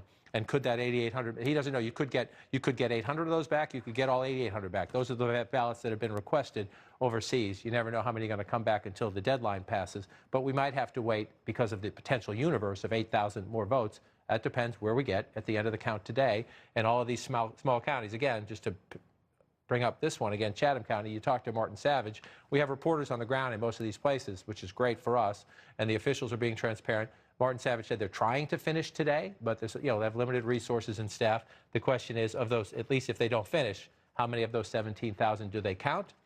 What does it do to that lead? And again, most of the other remaining votes are right here in Atlanta and the surrounding suburbs, where hour after hour after hour, as those vote totals have come in, a couple hundred at a time, a couple thousand here and there, Joe Biden has been consistently cutting into that lead, which was once giant. It is now in peril. Yeah, 12,835. Just a reminder our viewers what it was 4 years ago. Sure. Let's go back to 4 years ago, and you look right here. This was, again, the Democrats made a big run on Georgia. The Democrats for years have been saying, you know, Georgia is changing, the suburbs are changing, it's getting younger, it's getting more college educated, it has a high African-American turnout. Hillary Clinton, 51 to 46 when you round up. So a 5-point race 4 years ago, and then you come in here, and we're looking at a much closer race. And again, if you were watching us late Tuesday night, you would have thought the president was going to carry Georgia. We're seeing this in every state. In states that save the mail ballots for last, Joe Biden is coming back. You know, David Chalian, you're looking very closely at Georgia right now. It's a real nail-biter. No doubt about that, Wolf. There's that 12,835 vote lead for Donald Trump right now that has been shrinking consistently since Tuesday night, 49.5% to 49.2%, with 98% of the vote in. But as John was just showing you, and we heard from state officials, there is an outstanding pot of votes that are roughly about 48,000. He said 47,000 and change, but as a rough estimate, there are these 48,000 votes still to be counted. John was just taking you through county by county, but statewide, take a look. Joe Biden would need 63 to 65% of those 48,000 votes that are left to be counted in order to overtake Donald Trump and win Georgia. Donald Trump only needs 34 to 36% of them. But as John was just showing you on the map, these votes that are out there to be counted are coming from Democratic powerhouse areas in the suburbs, and it's the mail vote, which is a Democratic-leaning universe of voters. And so Joe Biden has been collecting north of 63 to 65% in this last day in Georgia as votes have been coming in. And if he continues to overperform what he needs here, he can remain quite hopeful that there's a chance to overtake Donald Trump in Georgia, Wolf. David Chalian, thanks very much. So who would have thought Georgia was going to be at play at a big time like this in these final hours? And again, as David just laid out, the math is there. That doesn't mean it will happen, but the math is there, especially when you look at all the blue counties. So you're looking at where we are right now, 253 to 213. Again, as I said earlier, the President of the United States cannot. His path is so narrow right now, he cannot win without Georgia. Just imagine a world, we've been talking all day, we're waiting for out west. Arizona and Nevada can get Joe Biden to the finish line. But let's just say we've seen, that there's some indication that, this is hypothetical right now, but the lead has been shrinking here a little bit. What if the president carried both of those? There's no guarantee he will. The Biden campaign is confident, actually, it's going to win both of those states. But if the president did, and Joe Biden can do this, gets you to 269, if he could, the president's winning there, but if he could do this and this, it's over right there. And so you're seeing it, and again, the Biden campaign is quite confident out here. So the former vice president has has many more menu options, is a simple way to put it, to get there. But if you try to do the president's math, you cannot get the president of the United States to 270 without the two of those. He needs them both. If he gets them both, he's got a couple of options. Joe Biden has many more options. The president of the United States cannot win re-election if he doesn't win the Commonwealth of Pennsylvania and the state of Georgia, and his lead in those states by the hour is shrinking. And Biden could win election if he simply carries Pennsylvania and takes its 20 electoral votes. He then has 273. You need 270. Right. He's the next president of the United States. All right, we're following the ballot count in the 5 remaining battleground states. Pennsylvania could decide the race before the day is out. Stay with us. Our special coverage continues next. And welcome back. Let's take a look at the state of the race. Nevada, you see it there. Joe Biden still the lead, 11,438.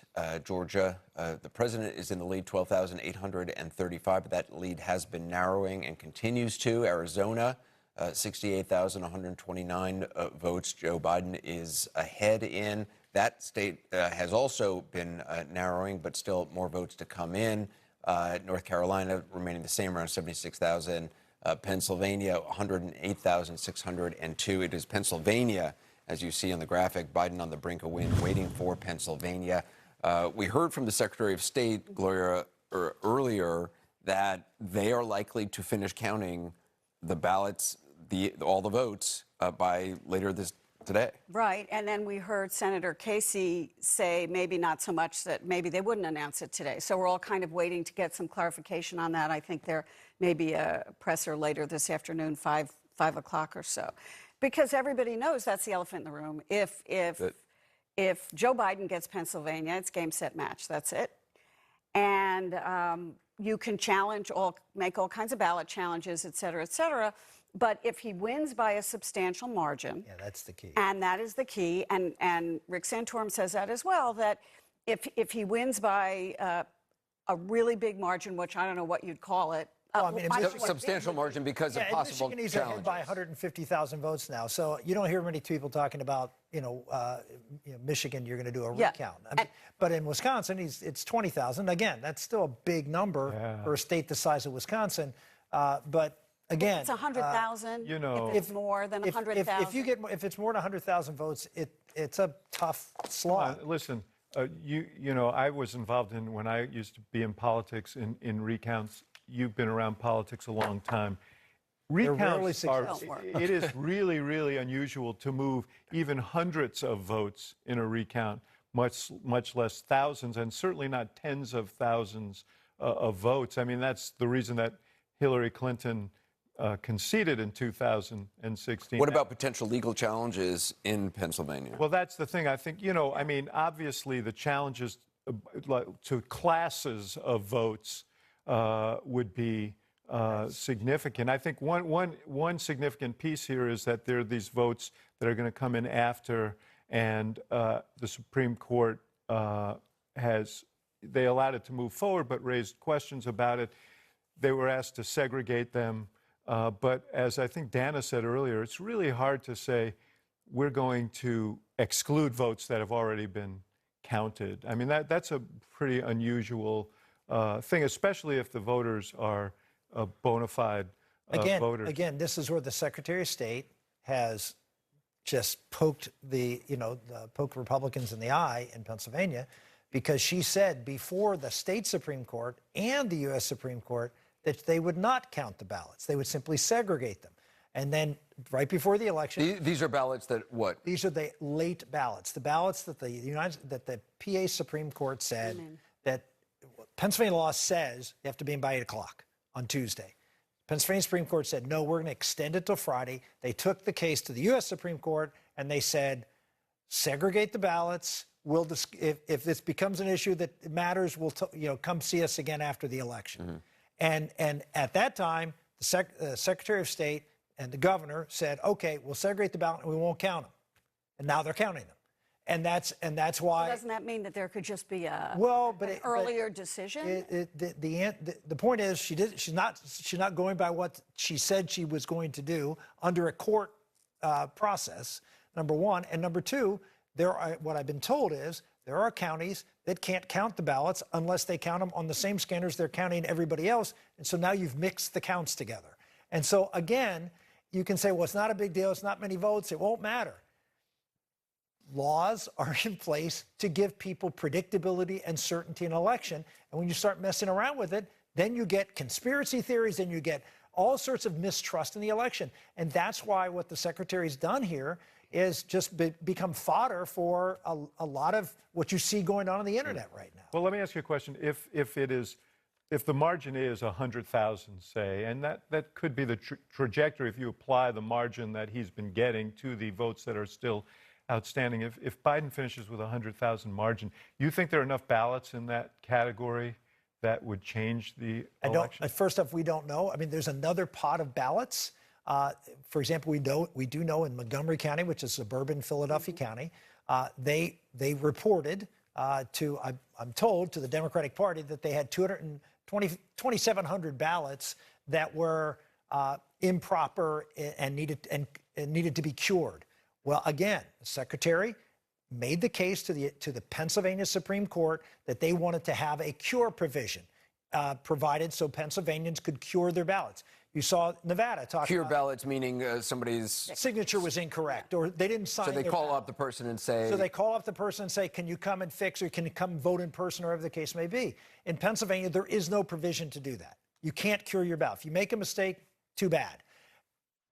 And so they went to the Democratic Pennsylvania Supreme Court, who extended the deadline, gave them a couple other things they wanted, and the Democratic Supreme Court said, we're not going to do that because that takes a whole procedure. We're not going to create a procedure on how to cure ballots in this decision. So the answer is no.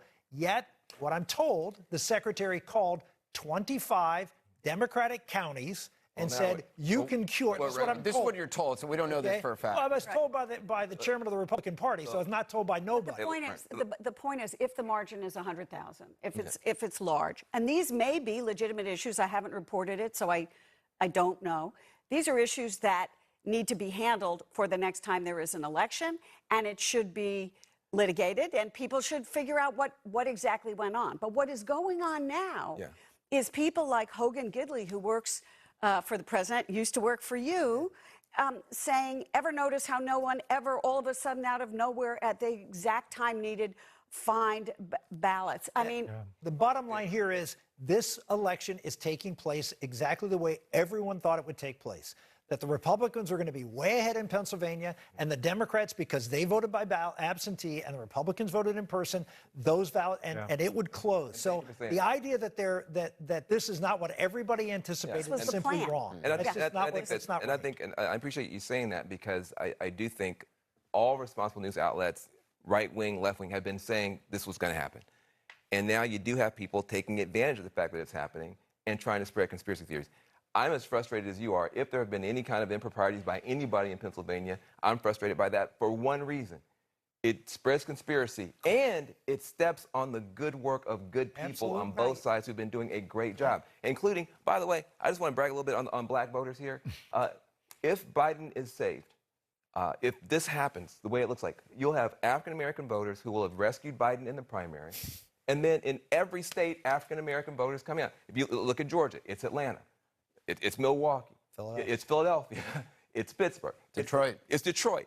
In every one of these places, it's African-American voters going through hell, sometimes standing in very long lines, braving a pandemic to rescue Biden. And so that story is getting stepped on because of some of these little there's a bigger story, which is that, I mean, that's a big story. Yes. But we're sitting here and we're waiting for, it's interesting, for the votes from these metropolitan areas. And one story that this election has underscored is the changing nature of American politics. And, it used to be the suburbs were Republican strongholds. Now, these are major hubs of Democratic support. And you see such a bright dividing line. It doesn't apply to the counting of the votes in Pennsylvania because most of those were from Democrats, just for a whole bunch of reasons. But generally, we have metropolitan areas that have now become an alliance between the suburbs, between minority voters, and it is these are growing areas, and that's why a state like Georgia has become competitive, and there are other Sun Belt states that are becoming competitive. And the reason Pennsylvania continues to be competitive is that Pennsylvania has either the second or third largest rural population in America.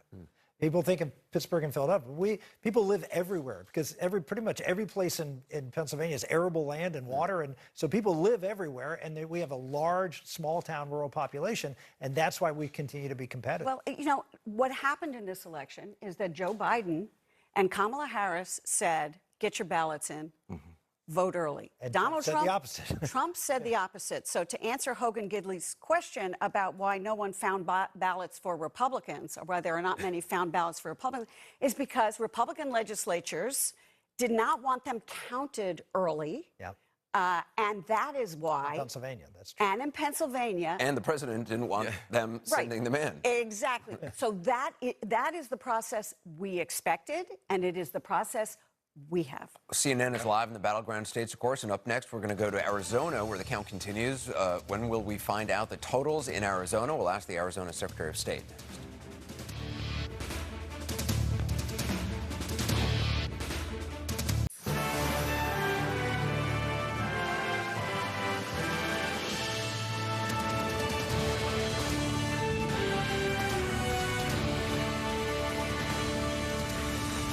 We're watching the Electoral College map right now. Take a look at this. Biden has 253 Electoral College votes. The President Trump has 213. You need 270. Biden is getting closer and closer to that magic number. We'll see if that happens in the course of the day. Let's take a look at a key race alert right now. Arizona, a critically important state right now. Biden maintains his lead. His lead is 68,129 over Trump. He's got 50.5% to 48.1%. 86% of the estimated vote is in 11 electoral college votes in Arizona. Let's get a sense of what's going on. Kyung La's in Phoenix for us. She's joining us right now. Kyung, what are you seeing? What are you hearing on the ground? Well, you know how nervous people are watching these returns come in, and you talk to the political parties here in this state, certainly hearing it. Democratic sources here in this state say that per their Democratic voter file, they're actually feeling very optimistic because they think that the votes that are still out, still being counted right now, are Democratic votes coming from Democratic areas. But then I spoke with a GOP source who's poring over the numbers and says, look at what happened yesterday. Those 2 ballot returns, and you saw the margins for the president and Joe Biden start to shrink. All eyes for the GOP in this state are on what's going to be happening tonight because of those trends that we saw yesterday. And what's happening here, I'm outside the Maricopa County Elections Department, and this is the outside. I'm in the parking lot because they're limiting the number of press who can be inside. Our Bill Weir is inside, and this is what's outside. I want you to take a sweep of this fence that is brand new. This is called the Freedom of Speech Zone. Why have this in the parking lot of the place where the votes are being counted? Because there was a sizable protest that we showed you here live on CNN last night. Certainly they are being prepared, Wolf, for them to possibly return. But I can tell you from having been inside, having to talk to county sources here, the counting is continuing. The people who are doing this vote still showed up, still making minimum wage, and still at their desk counting the vote very carefully. All right, we'll stay in very close touch with you, Kyung Law. Thank you very much. John, Arizona is a very important state. Biden maintains her lead. You just heard Kyung Law suggest that the outstanding vote earlier in the day, we heard maybe 450,000 ballots are still outstanding in Arizona, may be skewed in favor of the Democrats. That's what the Democrats believe. The question is count them. And this is one of the states where it's been a slower process. And again, we've spoken to the Secretary of State several times. You can get frustrated at that. I know everybody wants to know the winner, and so we have to clear these states that we're still waiting on. At the same time, the unprecedented nature of this election. So as Kyung noted, here we are, a 68,000 vote lead plus a little change for Joe Biden right now, which looks like a healthy lead, but that's a smaller lead. This is one of those places in Pennsylvania and Georgia, it's been working that Biden has been consistently cutting into the Trump lead. In Arizona, when they have reported results, and they haven't come as frequently, it is the president who has been cutting into Biden's lead. So Republicans have every reason to say, let's wait, let's count the votes here. Maybe we can take this. Remember, this would be a takeaway if Joe Biden wins it. Donald Trump carried Arizona 4 years ago, not by a lot, very close race, 3.5-point race. This like Georgia, Democrats see these Sun Belt states as opportunity. And so in this campaign, demographics, older voters, the suburbs, Latinos, is why the Democrats think they can do well here. This is much of the game. Maricopa County, 60% of the statewide vote. Phoenix and the suburbs around it essentially drive statewide politics. To 47, you want to run those numbers up as you get closer through it. But again, it's the suburbs here. It's been a slow count. We'll wait.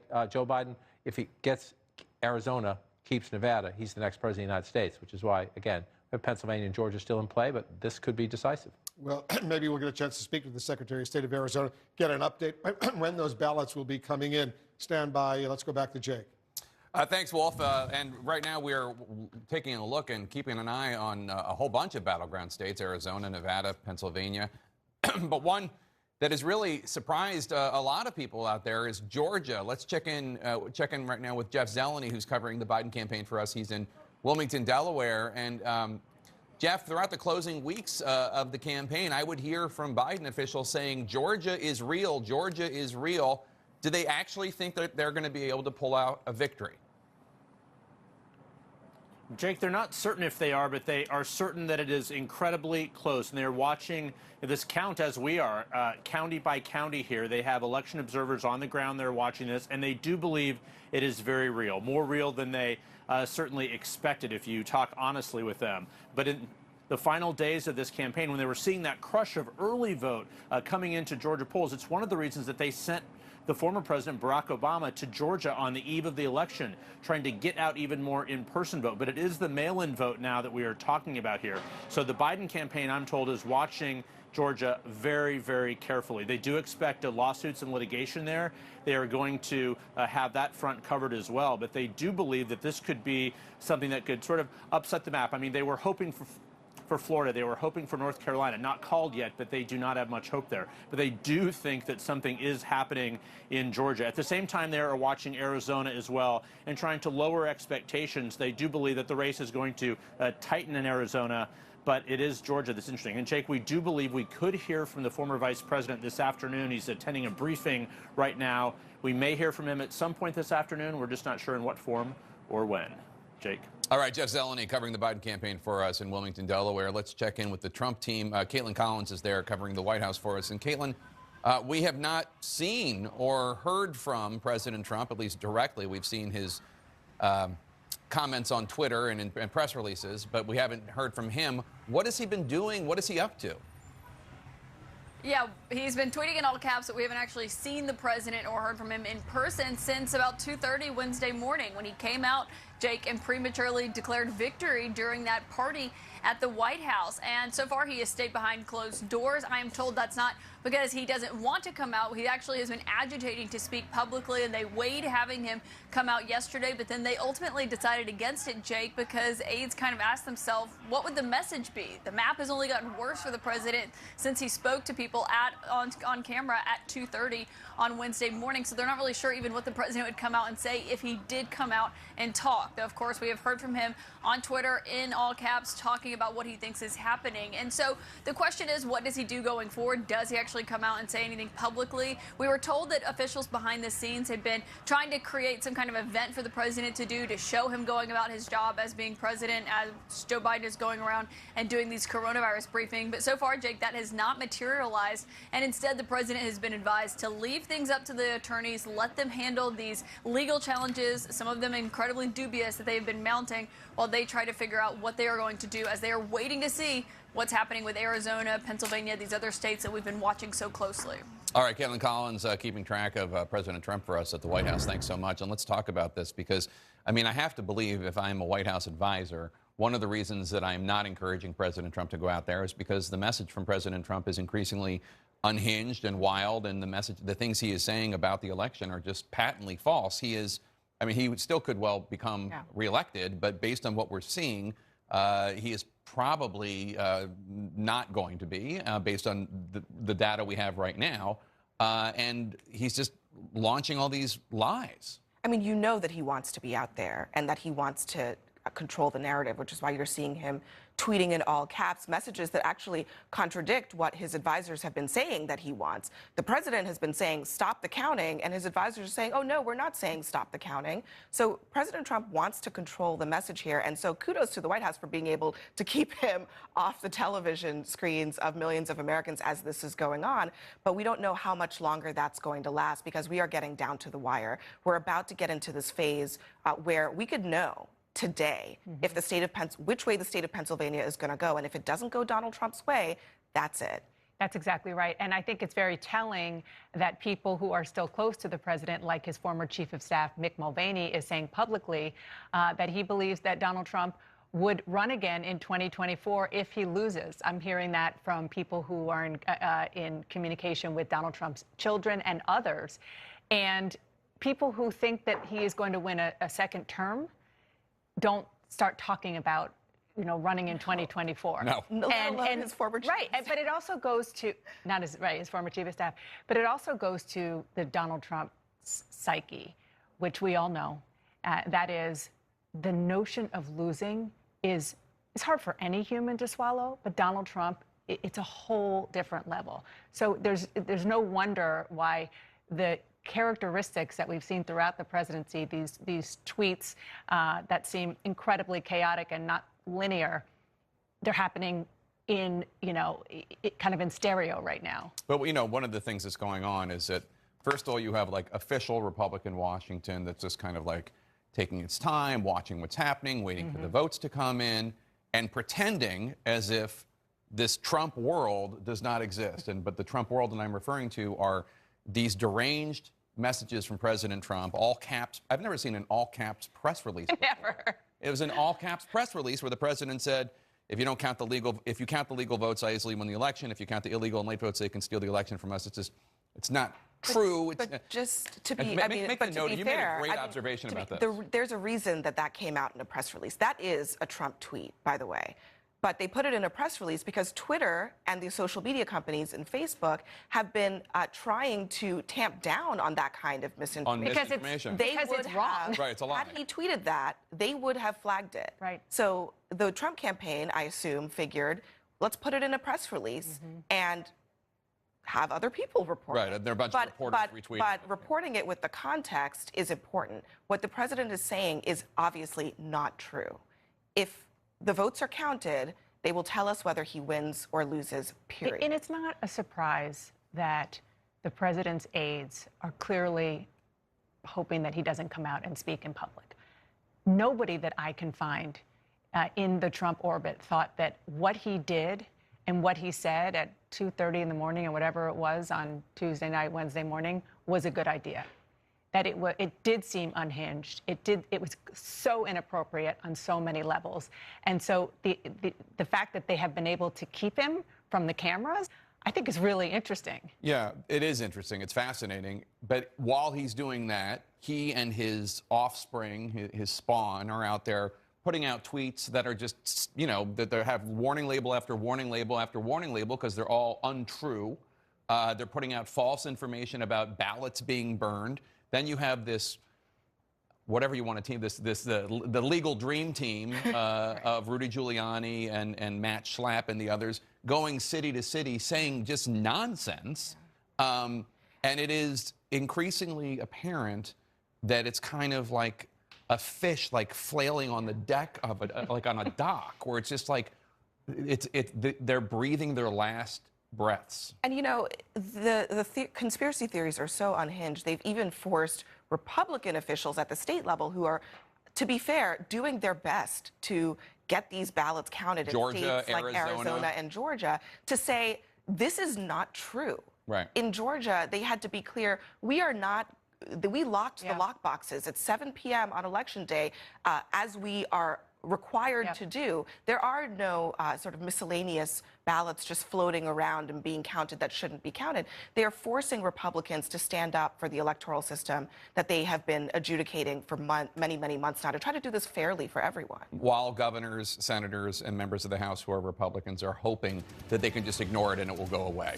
Pennsylvania is poised to possibly decide the race for the White House. We're standing by to hear from Pennsylvania's Secretary of State any second. Our special coverage continues next.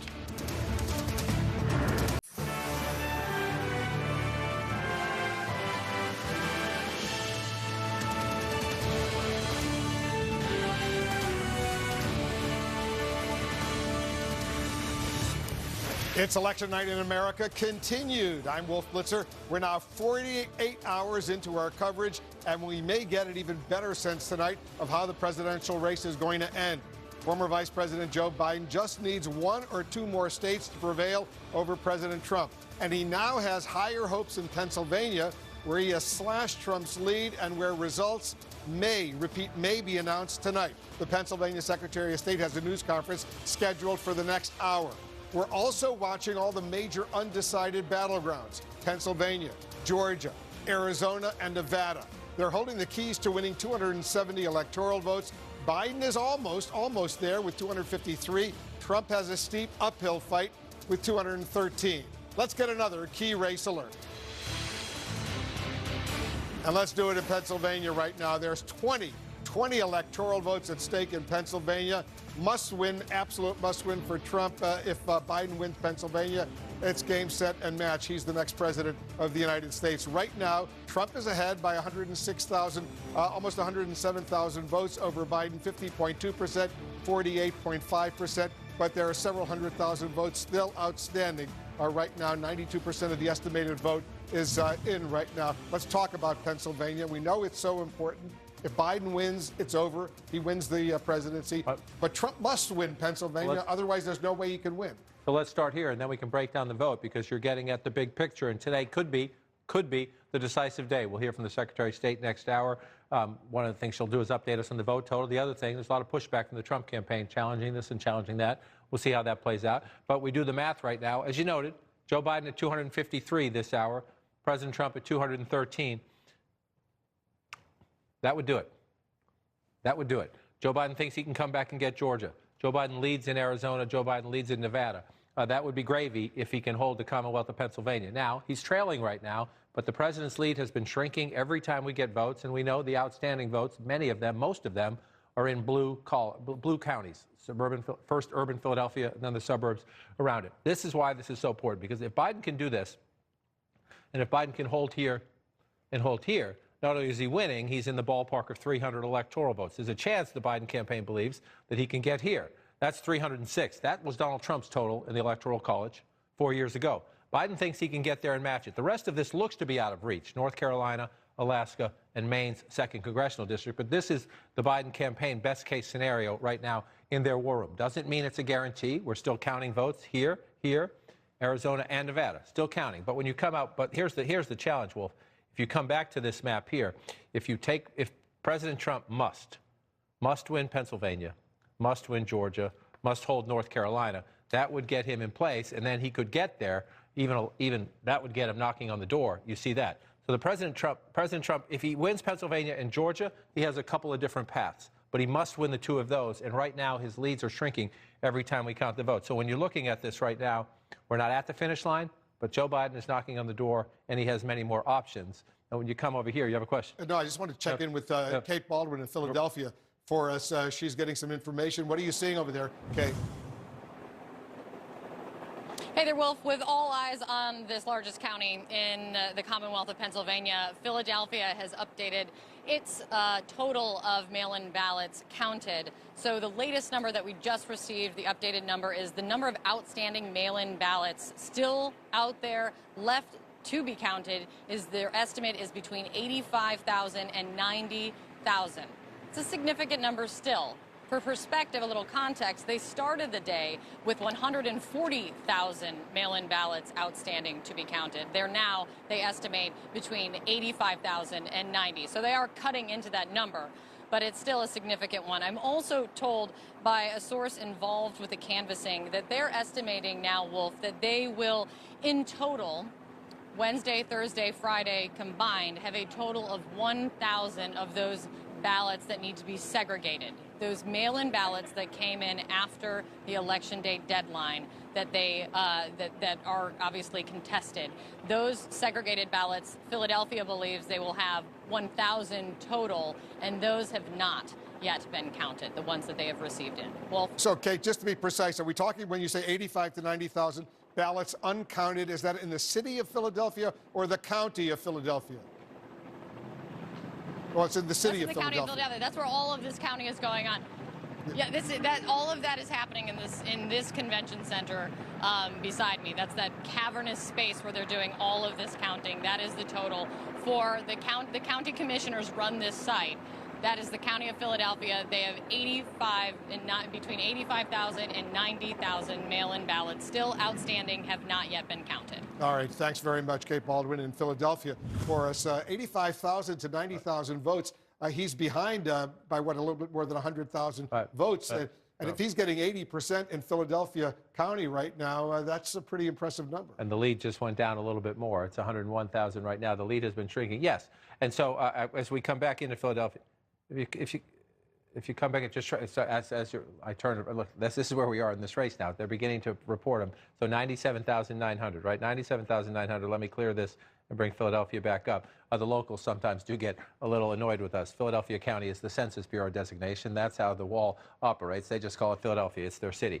Look, Kate says 85,000 more votes. So think about that, right? If you've got around 85,000 more votes in Philadelphia, Joe Biden is getting 80% in the public count already. In the mail-in ballots, he's actually been running around there in Philadelphia. So imagine if he gets 80% of those 85,000 votes, right, just there, if he's in that ballpark, 97,000 right there, that would cut substantially into it just from Philadelphia, And we know we have other votes outstanding.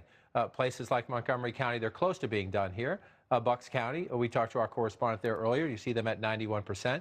Now, you look at that and you say, oh, Joe Biden's getting 50 to 48. If they split them, President Trump, the lead might shrink, but he'd probably keep it. But we do know in the mail-in ballots, Joe Biden has been disproportionately winning. Mail-in ballot was the preferred strategy of Democrats, the preferred way of voting from Democrats. So we've seen that across the country, but especially in the last 24 hours or so as they've counted the mail-in ballots in the Commonwealth of Pennsylvania. Kate makes an interesting point about those separated ballots. This is an arcane issue. If you're watching from somewhere outside of Pennsylvania and you haven't followed this, there's going to be a fight over this. Local officials are trying to say because of the pandemic, we want to count some ballots that come in, as long as they're postmarked, that come a little bit after the election. And Pennsylvania Republicans in the Trump campaign are saying, no way. So there could be another court fight over some ballots, which if this ends up being, if Biden wins by a very narrow margin, this one's going to be in court for a while, without a doubt. But as you watch it play out, let's just check a few more here. Chester County up to 95%. touched on this one, Montgomery County up to 95%. So you're waiting for Philadelphia, those 87,000 votes there, 85,000 votes or so there. And then you come out here. This could be what keeps us waiting.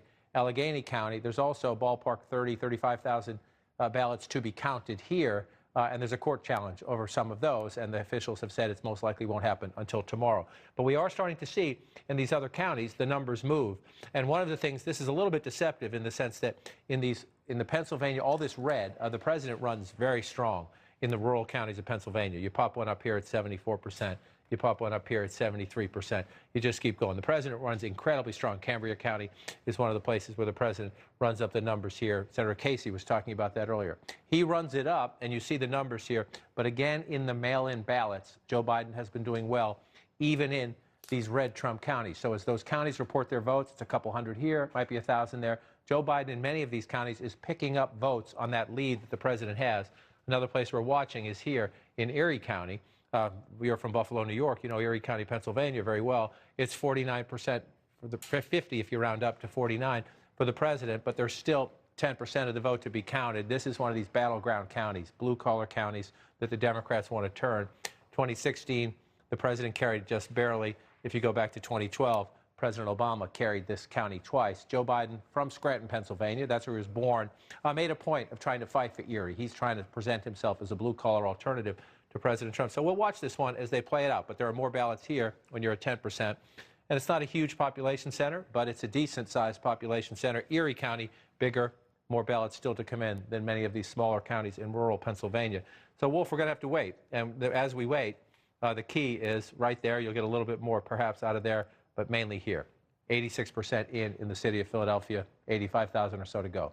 All right, let's check in with Pamela Brown. She's getting some new information on Pennsylvania as well. What are you picking up, Pamela? Yeah, we just heard John talk about Erie County, and that margin is getting tighter and tighter. I'm talking about President Trump's margin there and Erie County. He has 64,089 versus 63,547 for Joe Biden. And here's why this matters. You're looking at the map right here. Erie was one of 3 counties that President Trump flipped in 2016. This is a county he thought he didn't have to worry about this election. But then COVID hit, and he went back. He campaigned there in Erie in late October, and he even admitted to the crowd, I didn't think I had to come back here, honestly. But then, as he called the plague, COVID hit, and here I am. I need your vote. But with this trend, they have some outstanding ballots that they say that they are going to be counting tonight. And what we are told, John King and Wolf, is that they expect to be finished counting tonight. They're all mail-in ballots remaining, and those ballots have been 4-1 for Joe Biden. Interesting indeed. You know, John, and as Pamela points out, those mail-in ballots are skewing big time in favor of the Democrats. Right, and that's, as I said, so sometimes when you pull out the map, you look at Pennsylvania, if you don't understand, you would look at this and say, oh, the president's going to win this state huge. Look at all that red. These are just much smaller rural counties, and that is a place where the president amps it up to his credit. Again, this is a place where we saw the president, one of his rallies at the end of the campaign here in Butler County. And look what he does. This is how he offsets Democratic advantage in Pittsburgh and Philadelphia and the suburbs by running it up in these counties. But even in places like this, where the president gets very high vote totals, the Democrats who live there, many of them voted by mail. So as Pam just noted, in Erie County up here, you look at it on the map and it's red. So you would think there are still outstanding ballots. You would look at this and think, oh, they're going to roughly split them. They're roughly splitting the vote. They'll roughly split the outstanding ballots. In a normal election, you sometimes see it that way because if people are voting general absentee, this is not a normal election. A lot of Democrats decided, I'm not going to get in line on election day. I'm not going to get in line to vote early. I'm going to vote by mail. And we're seeing just a lopsided advantage for Joe Biden. Republicans chose, most of them, to vote on election day or to vote early to get in line. Those ballots have largely been counted. What these counties are counting now are the ballots that came in the mail from the Postal Service or in drop boxes. And overwhelmingly, Pam just told us 4-1 in Erie County, and we've seen that pretty consistently, even in these Trump counties across the Commonwealth of Pennsylvania and other states. The same thing is happening in Georgia as we speak. And as they count those mail-in ballots, the president's lead is shrinking, now under 100,000 in Pennsylvania. If I have a second, Wolf, I just want to go back just to understand the drama of this. The drama of this. This is Pennsylvania. Look at where we were. Look at where we were as Tuesday, election night, gave way to Wednesday. That's midnight. The president was up by more than 500,000 votes. He stretched it out even a little bit more. 435,000. It started to drop Wednesday afternoon. Then it dropped by Wednesday night. About late last night, we started to see this trend happening, but it has continued. Every time they have added more ballots, the president's lead has gone down. There we are in real time, now under 100,000. So again, doesn't mean you can't stop that trajectory, but in the Biden campaign, they think this is a snowball going down the hill. And as they count more of these ballots, they're going to keep picking them up as they go. In the Trump campaign, they hope these red counties bail them out, but you can understand the anxiety in the Trump campaign. You're hearing a lot of people say, the Trump campaign is, I think, 3 days in a row has been in Philadelphia crying foul. Again, my advice to everybody, Trump supporter or Biden supporter, don't pay attention so much to what they say in a news conference. See if they actually go to court and try to prove anything. But you see the circles here. These are your population centers, and you see overwhelmingly the population of Pennsylvania in terms of voting is down here. Philadelphia and the suburbs generate a ton of votes. Pittsburgh, suburbs around it, more. These other circles, you see the red circles, this is where the president, he does run it up. He does run it up. This is a good state for President Trump. We looked earlier. He's not underperforming anywhere compared to 2016. It's just there's higher turnout. Democratic turnout is up. Republican turnout is up. That's why Joe Biden is in play as we come into the final hours of the campaign in Pennsylvania. And again, I keep looking up there just to see. Sometimes this is a rolling target. 97,900 votes within reach for Joe Biden. He needs to execute as the rest of these ballots get counted. When you and I spoke to Senator Bob Casey, the Democratic senator from Pennsylvania, a little while ago, he pointed out there's still some 370,000 ballots that have not yet been counted in Pennsylvania. And if you look at the 370, you think most of them are mail-in ballots that skew in favor of the Democrats. Potentially, Biden can narrow that 97,000 point lead that Trump has significantly, if not overtake it. Yes, he can. And remember, Senator Casey, his dad was governor. The Casey family knows the state quite well. And the point he was making is when you come into counties like Luzerne, again, you see the president is winning there, but Democrats voted by mail. So this is the thing. This is what you can't see when you look at the map. The map tells you a lot. What we can see is these mail-in ballots. And so he's talking about, counties like this where, again, the president's getting 67% of the vote, but in the mail-in ballots, maybe there's only 50, 60, maybe there's a couple hundred. They are coming in predominantly for the Democrats, even in the red counties. That was the point Senator Casey was making, including one place to watch when we get finally done is out here. This is a place, look at the numbers. Larger county to the east of Pittsburgh. This is part of the Trump base in Pennsylvania, Westmoreland County. It's where the president tried to make the fracking argument, for example. You see 64 to 35, but again, even there, what we are told by local officials is the mail-in ballots, those left to be counted, are predominantly for Joe Biden because that's how Democrats decided to vote to be safe. Republicans, it's also a tradition, even before COVID, Republicans have more of a tradition of voting on Election Day, and that was exacerbated this year because of all the mail-in balloting. I want to check in with Jeff Zeleny, who's covering the Biden campaign for us. I take it we're going to be hearing fairly soon from the former vice president, who's been in briefings on coronavirus and other policy issues so far today. Is that right? We are indeed, Wolf. I'm being told that any moment now we are going to hear from the former vice president about really what he's been up to the last couple hours, and he has been receiving briefings on coronavirus. As, of course, his campaign has been unfolding, the coronavirus numbers have been going up across the country. So Joe Biden and Kamala Harris have been receiving briefings on that, as well as the economy here in Wilmington. Going forward with their daily briefings, even as they are keeping a close eye, their advisors are keeping an eye on what is happening in Georgia, in Pennsylvania in particular. So I am told by advisors that the comments from Joe Biden are going to be similar to what we heard him say yesterday. He wants every vote to be counted. He's going to be talking about democracy. He is not going to declare victory at all, but he will be projecting optimism. But again, Wolf, here the point is clear. They are trying to show that he is already at work.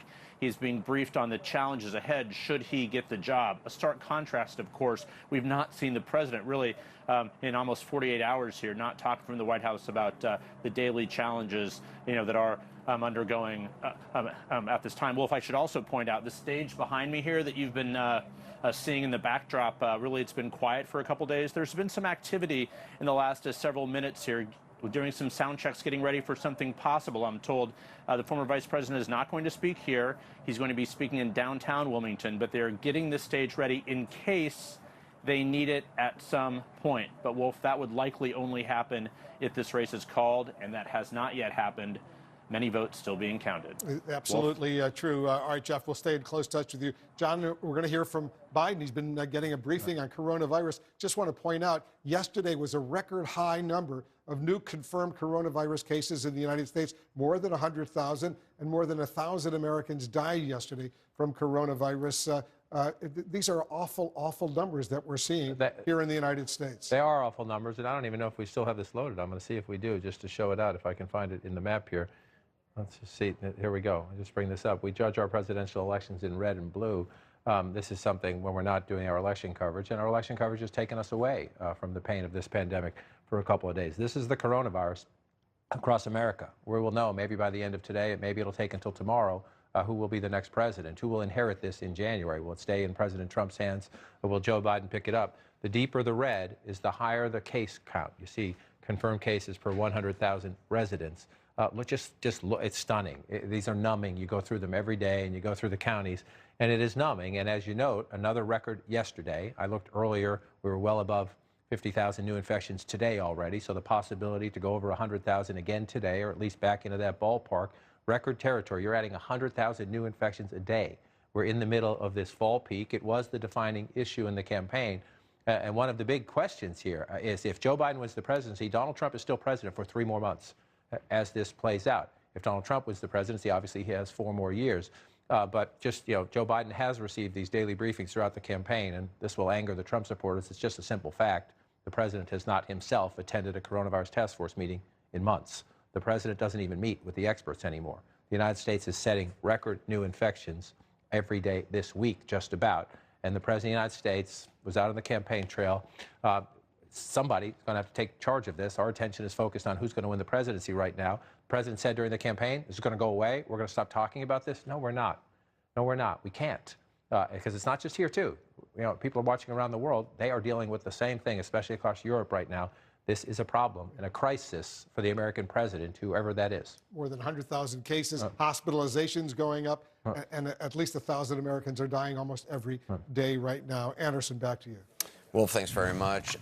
David Axelrod, we are waiting to hear from Vice President Biden. What do you, we heard from Jeff Zeleny saying that he's going to be sort of projecting confidence, not declaring victory at this point, but ready for the challenges if he does win. Well, what a contrast between these two candidates at this moment in this process. You've got the president who seems cloistered in the White House, and they're firing off lawsuits and threats of lawsuits, and but we haven't really heard from him other than through Twitter. And you have Vice President Biden, who is clearly projecting confidence and a sense of transition, a sense that this is going to come to an end and we are ready to move forward.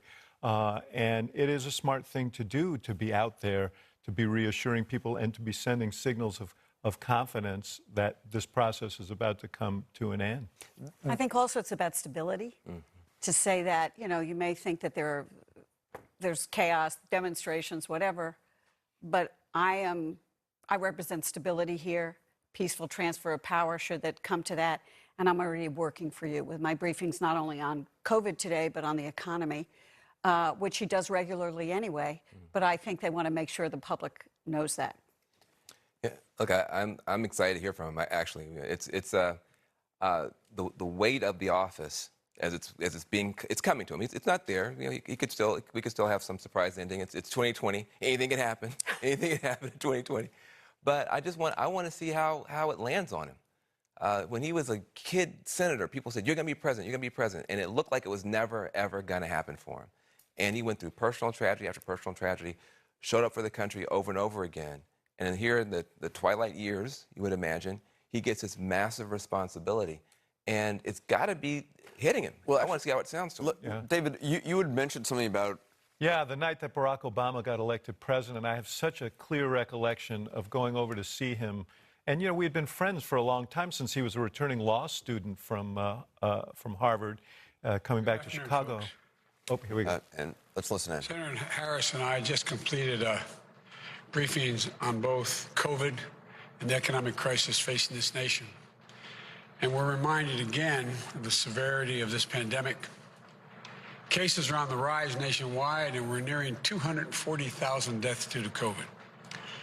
And our hearts go out to each and every family that has lost a loved one to this terrible disease. In America, the vote is sacred. It's how people of this nation express their will.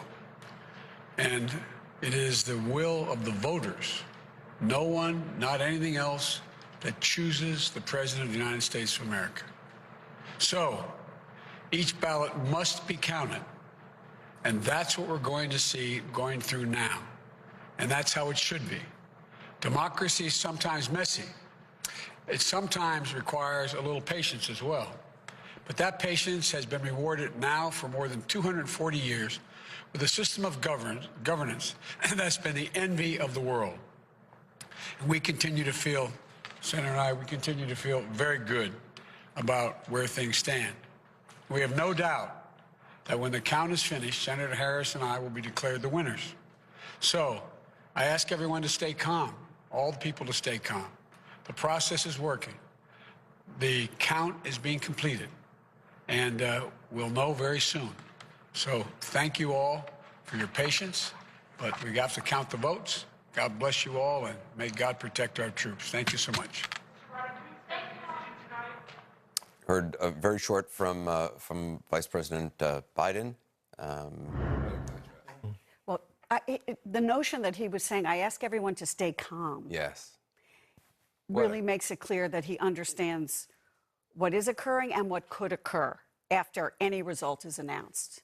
And I think that is the message you're going to hear from him time and time again, saying the process is working.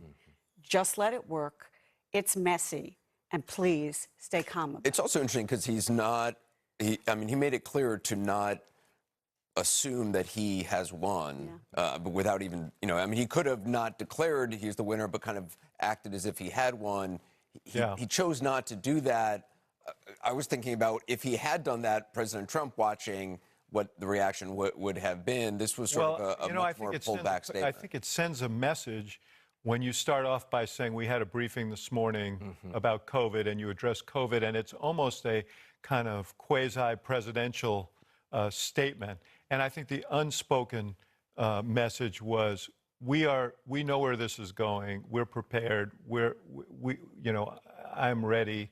So he doesn't have to. I think the body language, the nature of his statement says we're going through this. We know where it's going. And we're ready to take off. Now, we'll find out, but increasingly it looks like that responsibility is going to fall to him. His acknowledgement of when he said that 240,000, something about him saying that really hit me. I think the numbers have become numbing, but when they come out of Joe Biden's mouth, they don't feel numbing. 3,000 people died in 9/11, and we deal with that, every year as we well should. We get a couple 9/11s a week at this point. And when he said that 200, you can just tell this is going to be a different kind of president if he gets there. Your point, I was saying before about Obama, this was an incredible day when he won in 2009, 8. It was a historic moment. There was a lot of jubilation. But when we went to see him, the thing that struck me was he was not filled. He was happy, obviously. But you could see etched in his face, you could see the sort of weight of the office and the realization that this is all mine now. This is when he first found out, realized. It was literally when the race was declared. 10 minutes later, a few of us went over to see him with his family. I never saw that weight lift off his shoulders in the 8 years that he was president. It was always there, a constant companion.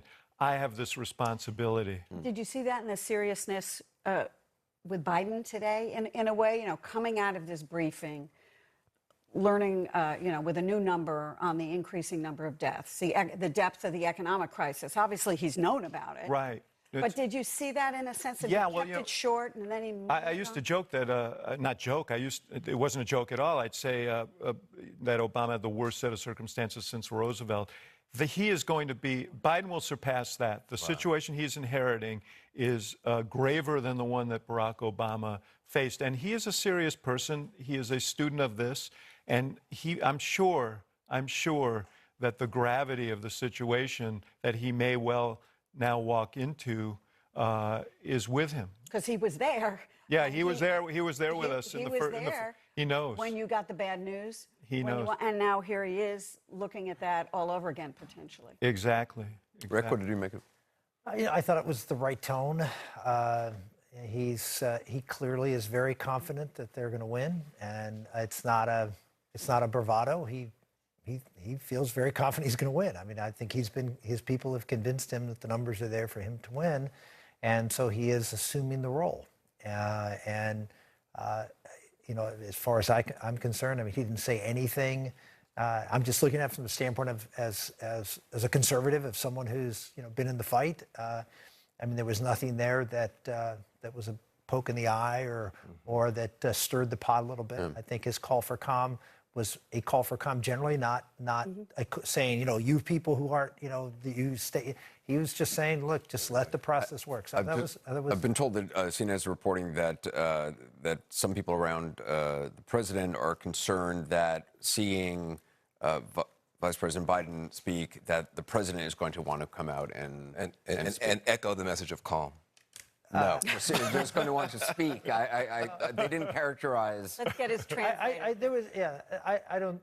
There was nothing there that pokes the president, and not that the president doesn't have every right to go out and say something. I think it's appropriate for the president, if he wanted to say something today, to say something. But I don't think there was any intent to poke the president or prod him to say something. Look, the campaign's over. I mean, there's.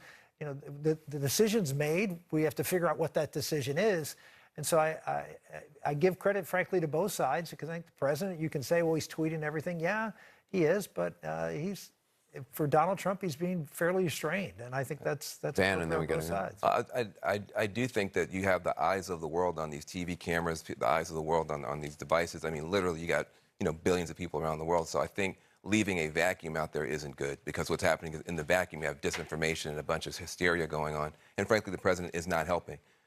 So I do think that having Biden come out and give that call that's being now shared around the world, that's medicine. That's medicine that we need right now. Let's go back to Jake, Dan, and Happy. Jake. All right, thanks so much. And it is very different to see what we're hearing, see what we're seeing from Joe Biden, calming the temperature, saying everything's going to work out, just let the system work.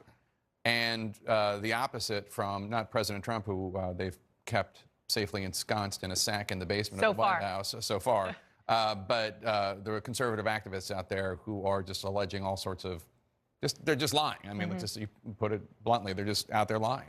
And I'm just pulling up, because I took notes on what the former vice president said. He said, democracy is sometimes messy and it requires patience. Obviously, the latter is true. We all are experiencing that right now, the need for patience. But I don't actually think that this is that messy. Nope. It's remarkable in how unmessy and how clean this process is, considering the fact that we are talking about millions of votes. Well, tens of millions of votes, obviously hundreds of millions total. But when you look at these battleground states, it's a lot, especially for places like Pennsylvania, which has never had a culture of mail-in voting.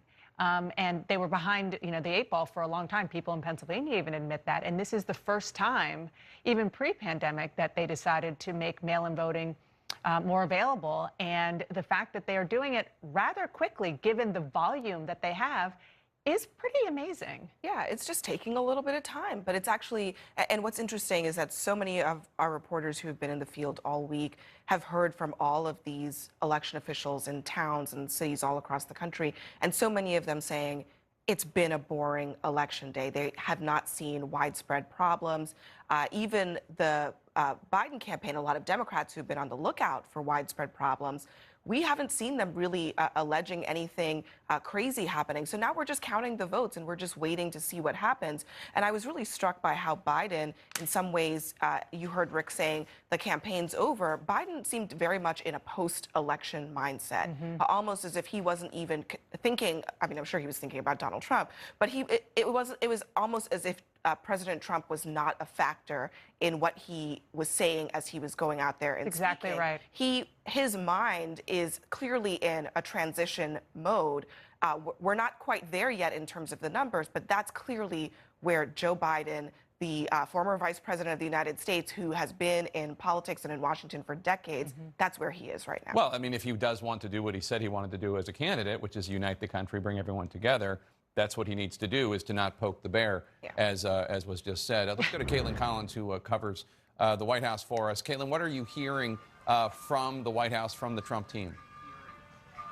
Well, Jake, all day yesterday and today, I have heard that President Trump has wanted to come out and do just what Joe Biden did there. Appear in front of the cameras, address the nation. Obviously, it's a safe bet to say they would say very different things than what Joe Biden just said there about urging calm, counting every vote, confident they're going to win, and waiting to see what the ultimate outcome is. But here's the concern for Trump world is they've been trying to keep the president from speaking publicly. They've told him just let the attorneys handle this right now. That's the best message you've got out there so far, as we are waiting to see what's going to happen in somewhere like in Arizona, because, Jake, they know that if the president comes out, his message is not going to be much stronger than what it was at 2:30 in the morning on Wednesday, when he was actually had a much larger margin in a lot of these states than what he has right now, especially somewhere like a Pennsylvania, like a Georgia.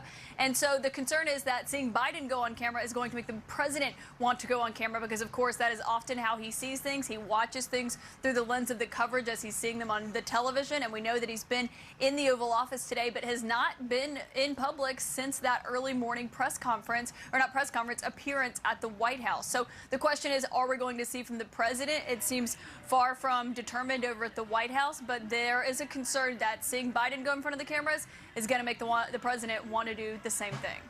All right, Caitlin Collins at the White House. And I think one of the issues here, Abby, is not just, look, whatever the president says, it's not going to affect the counting of the votes. We have a system where states are in charge of this. States often give that power to counties, and the counting is going on. The question is, will President Trump's continued desire to inflame tensions by making patently false allegations about this election and about the integrity of our very democracy, will that inflame his supporters so much that there will be violence? That is the real risk, and that is what the people around the president have got to be thinking about when they're trying to keep him from going public, because they don't want there to be Americans physically hurt. Well, remember 5 years ago on election night when we were discussing what the president would say, there was a choice before him in that moment: inflame tensions or kind of take a different tone, avoid stepping on some of these landmines. He chose to inflame tensions, and the reporting is that it was against the advice of many of his advisors. Now we're seeing the consequences of that. I think his base is inflamed. The question is, will it go even further? Some of them showed up outside of the place where they're counting votes in Arizona armed. So we're kind of there already, and now we're at the phase where their path is so narrow. You're seeing a lot of desperation show up. The president's son, Eric Trump, asking just a few minutes ago on Twitter, where's the GOP, really calling for Republicans who are allied with the president to step up to defend him. And we're going to see a lot more of that. The president, and what you're seeing from his children, is a reflection of what the president wants. He wants people out there defending him and echoing some of the unhinged things that he's been saying. You know where the GOP is? With the basic rule of democracy, which is count the votes. Right. I mean, even the president's most ardent defenders in Congress that we've seen and heard from on policy issues, and even on some of the kind of personality things that the president has had, it's crickets from them. There is a reason for that. And it is because what we're seeing is each state and commonwealth doing the job that is required of them, doing it well, doing it slowly. And one thing I want to add to what Caitlin was saying is that although there are certainly people around the president who are trying to keep him at bay, keep him from going out because they don't know what he's going to say when he hits a microphone, others, I'm told, I'm communicating with, are worried that he is ceding the presidential space to the person who's hoping to get the job. Yeah, I'm sure that's what the president's concerned about. Oh, yeah. Well. And all those election workers doing their jobs, some of them Republicans, some of them Democrats. The governor of Georgia, a Republican. The governor of Arizona, a Republican. Lots of people just doing the work. There are Republican and Democratic observers in all of these spaces. That's why there is not this rising up, this revolution of Republican members of Congress and Senate, because they know the process is working. And there are Republicans in the room watching to make sure that it all goes fairly.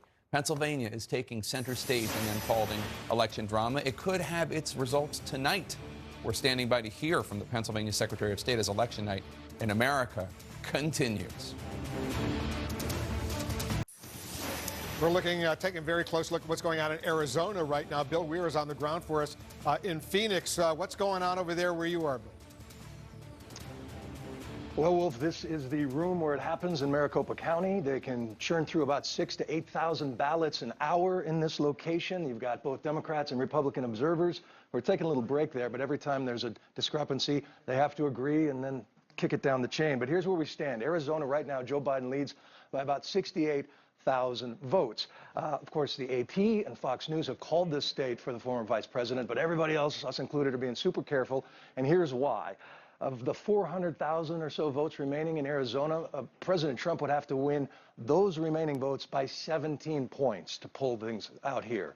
Well, last night in Maricopa, when they dumped that last 140,000 votes, Donald Trump won those by 17 points. So when the new numbers come out at 7 p.m. local time here, less than 5 hours, we're going to see if that trend continues. Is it a 17-point lead for him here? Does that mean he's going to chip away at Joe Biden's lead as this count goes on? That's what everybody cares about. But Maricopa County, he may get those numbers, but there's also Pima and Coconino and Santa Cruz counties, which are trend a little bit bluer. So it's going to come down to razor-thin margins here in Arizona, Wolf.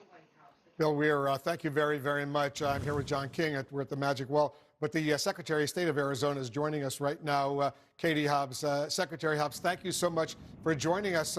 First of all, how many ballots do you believe are still outstanding statewide, and how many of those are in the Phoenix area in Maricopa County? There's roughly 450,000 statewide, and just under 300,000 are in Maricopa County. That's a lot. When do you expect that we'll get those results of those outstanding ballots in Arizona? Yep, it sounds like most of the counties and wrapping up tabulation, the bulk of tabulation by this weekend, Maricopa County included, except for some provisional ballots that they actually have until Tuesday to resolve. And so we're gonna know results soon. Let me just press you on that. When you say soon, you think we'll get more results today, at least? Oh, absolutely. Maricopa County is posting their daily tabulation every day at 9 o'clock for you guys, and they're going to continue to do that until they're done. So I think that after today and tomorrow, we'll have a really more clear picture on what Arizona looks like. But you get a sense we'll get a significant number of ballots counted by tonight? Well, they were able to get through 140,000 yesterday. So if they're keeping up that pace, then that should be a good number.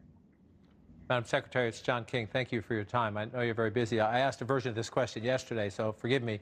But as you understand, the country and the world are watching right now because Joe Biden is at 253, and we're trying to take the remaining states off the board to see whether Joe Biden wins the presidency or whether Donald Trump can somehow block him and win re-election. When you say Maricopa County, for example, will do their daily build a couple hours from now here in the East Coast, have there been any conversations about several updates a day so people can at least see a trend line, or what is the reason to do it one time a day? I have not had that conversation with them. So, I think that every time they have to stop to upload data, it takes away from counting. And I know that they're just trying to get through those counts and provide a certainty to the public about when those updates will be provided. Go ahead, Joe. I was going to say, I think this came up yesterday, too, but we have seen, the Trump campaign, understandably watching all of this, but also in a somewhat more curious way in Pennsylvania, for example, complaining a lot and threatening to file suits. In Wisconsin, saying they would ask a recount. I know you're still in the middle of the count, so nobody could ask for a recount now anyway. We did see some protests outside the Maricopa County Counting Center last night. There's democracy and then there's disruption. Are you worried at all about some of the anxiety you've seen outside of some of these counting centers? Certainly, we're worried primarily about the safety of the staff involved. They worked with Maricopa County Sheriff's Office, and as far as we heard, everybody was safe. And I think that what these protesters need to understand, we are doing. I think we just lost. That is what we're doing. We're going to do that whether or not they're asking. Go ahead, Secretary. We lost you for a second. Just pick up your thought. We're going to do that whether they ask us to or not. And their being there actually is causing delay and disruption and preventing the employees from actually continuing to do their jobs. Well, was that an isolated incident, or do you see these incidents occurring elsewhere in Arizona? We haven't seen them anywhere else in Arizona, but they're out again today in downtown Phoenix. And I take it it's okay in Arizona for people to show up at these demonstrations armed with rifles and weapons. Is that right? 100%. That's the law. Go ahead, John. Just in terms of, as you look in terms of the pace of the count, you're doing it your way, and we've tried to tell our viewers in the United States and all across the world, different states are doing this in different ways. Do you have any concerns in terms of, do you have ballots, provisional ballots being challenged, or any other ballots being challenged, or are you moving along smoothly, even though it's taking some time because so much of this is on paper and mail?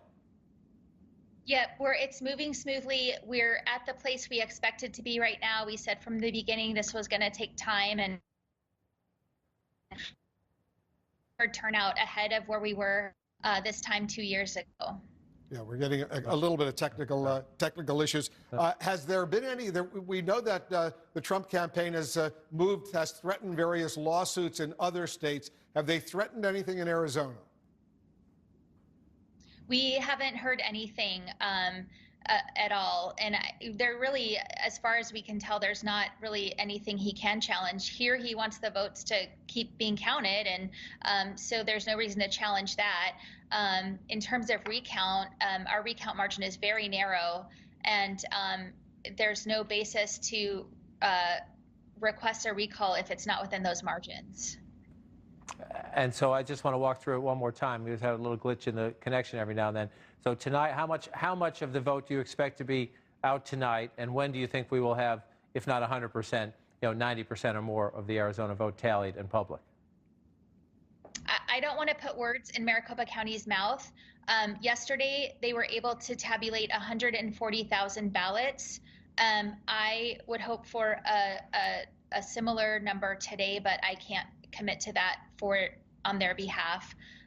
The other counties are plugging away and updating their numbers when they have numbers to update. And so, Secretary Hobbs, based on everything you've seen so far, when do you think we will know the winner in Arizona? I think that if Maricopa County keeps up the pace that we saw yesterday in tabulating ballots, that we will have a much more clear picture of where things stand by tomorrow.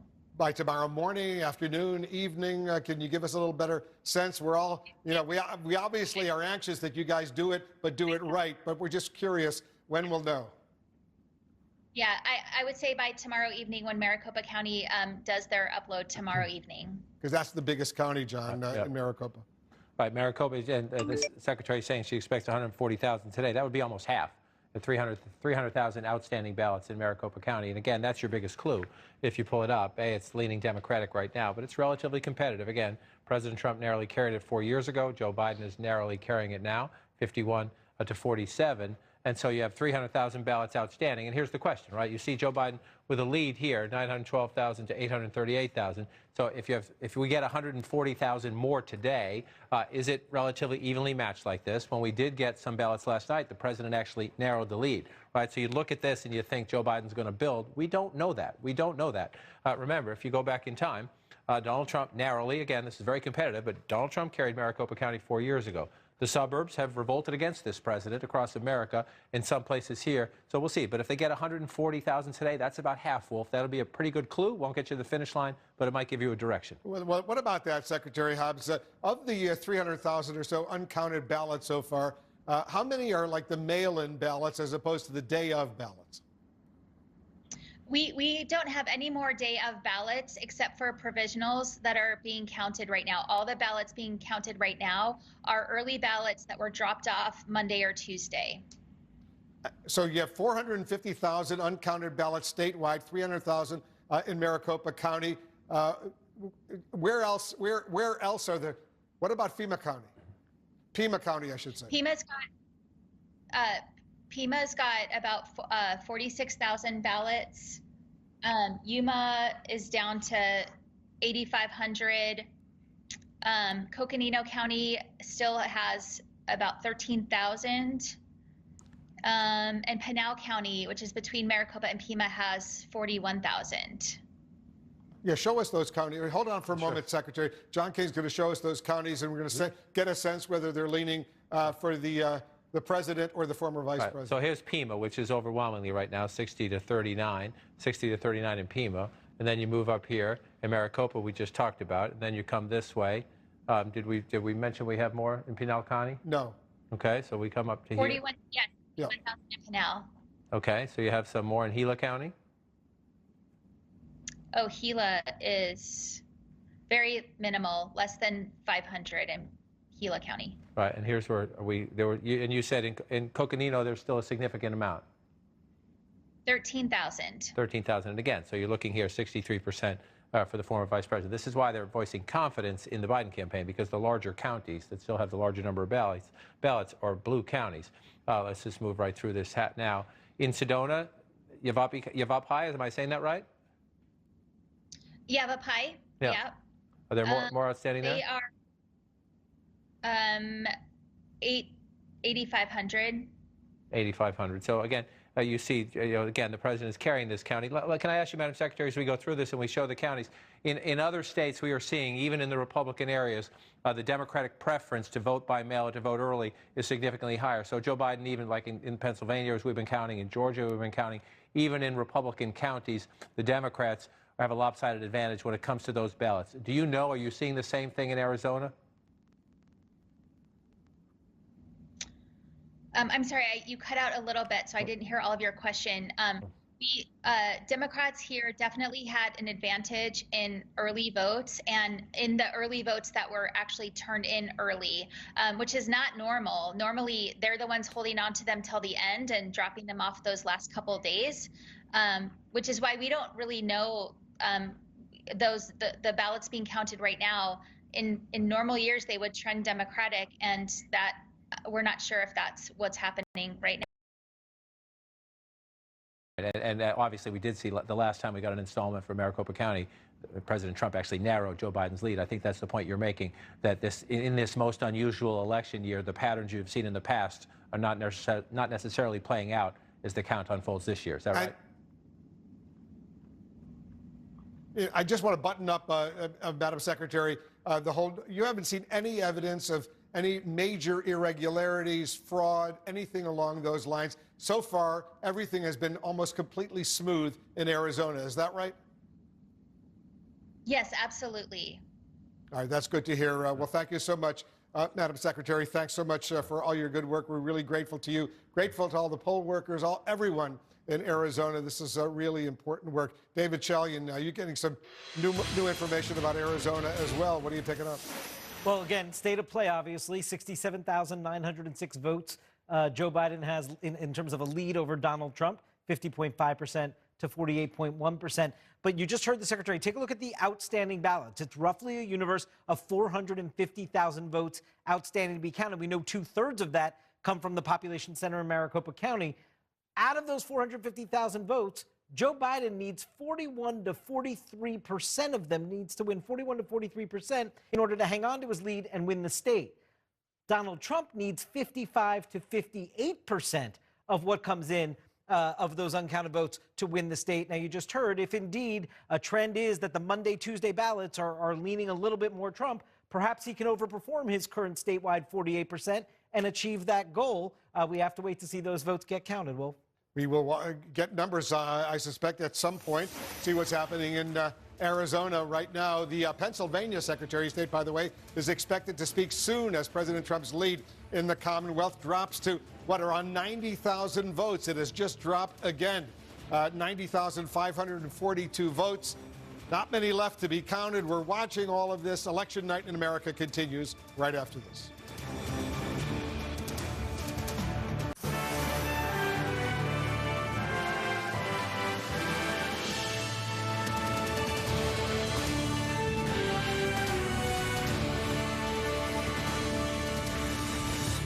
We're standing by for an update from battleground Pennsylvania as our election coverage continues. I'm Wolf Blitzer. Tonight, former Vice President Joe Biden says he has no doubt he will ultimately win the White House and defeat President Trump once all the votes are counted.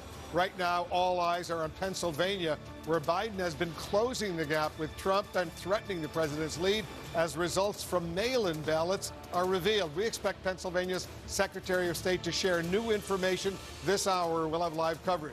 Arizona, Nevada, and Georgia also could tilt the election one way or another, but Pennsylvania has 20 electoral votes. That's enough to push Biden over the top, above the 270 needed to win.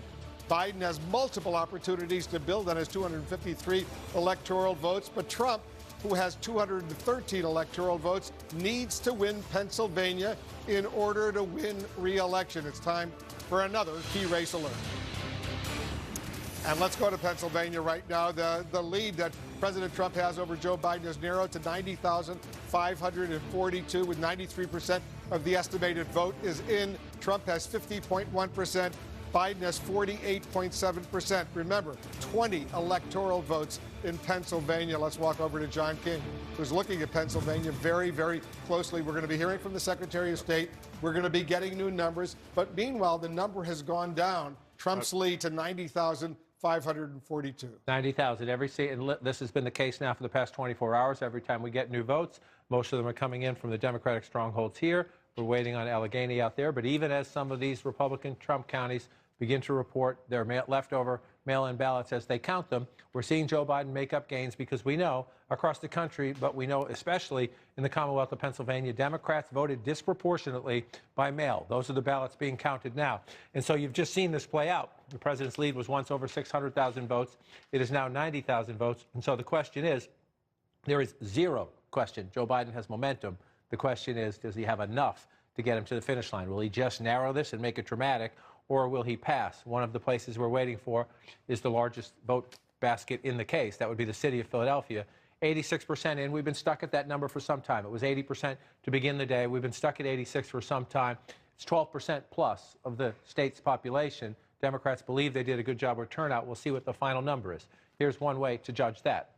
494,000 votes right now for Joe Biden.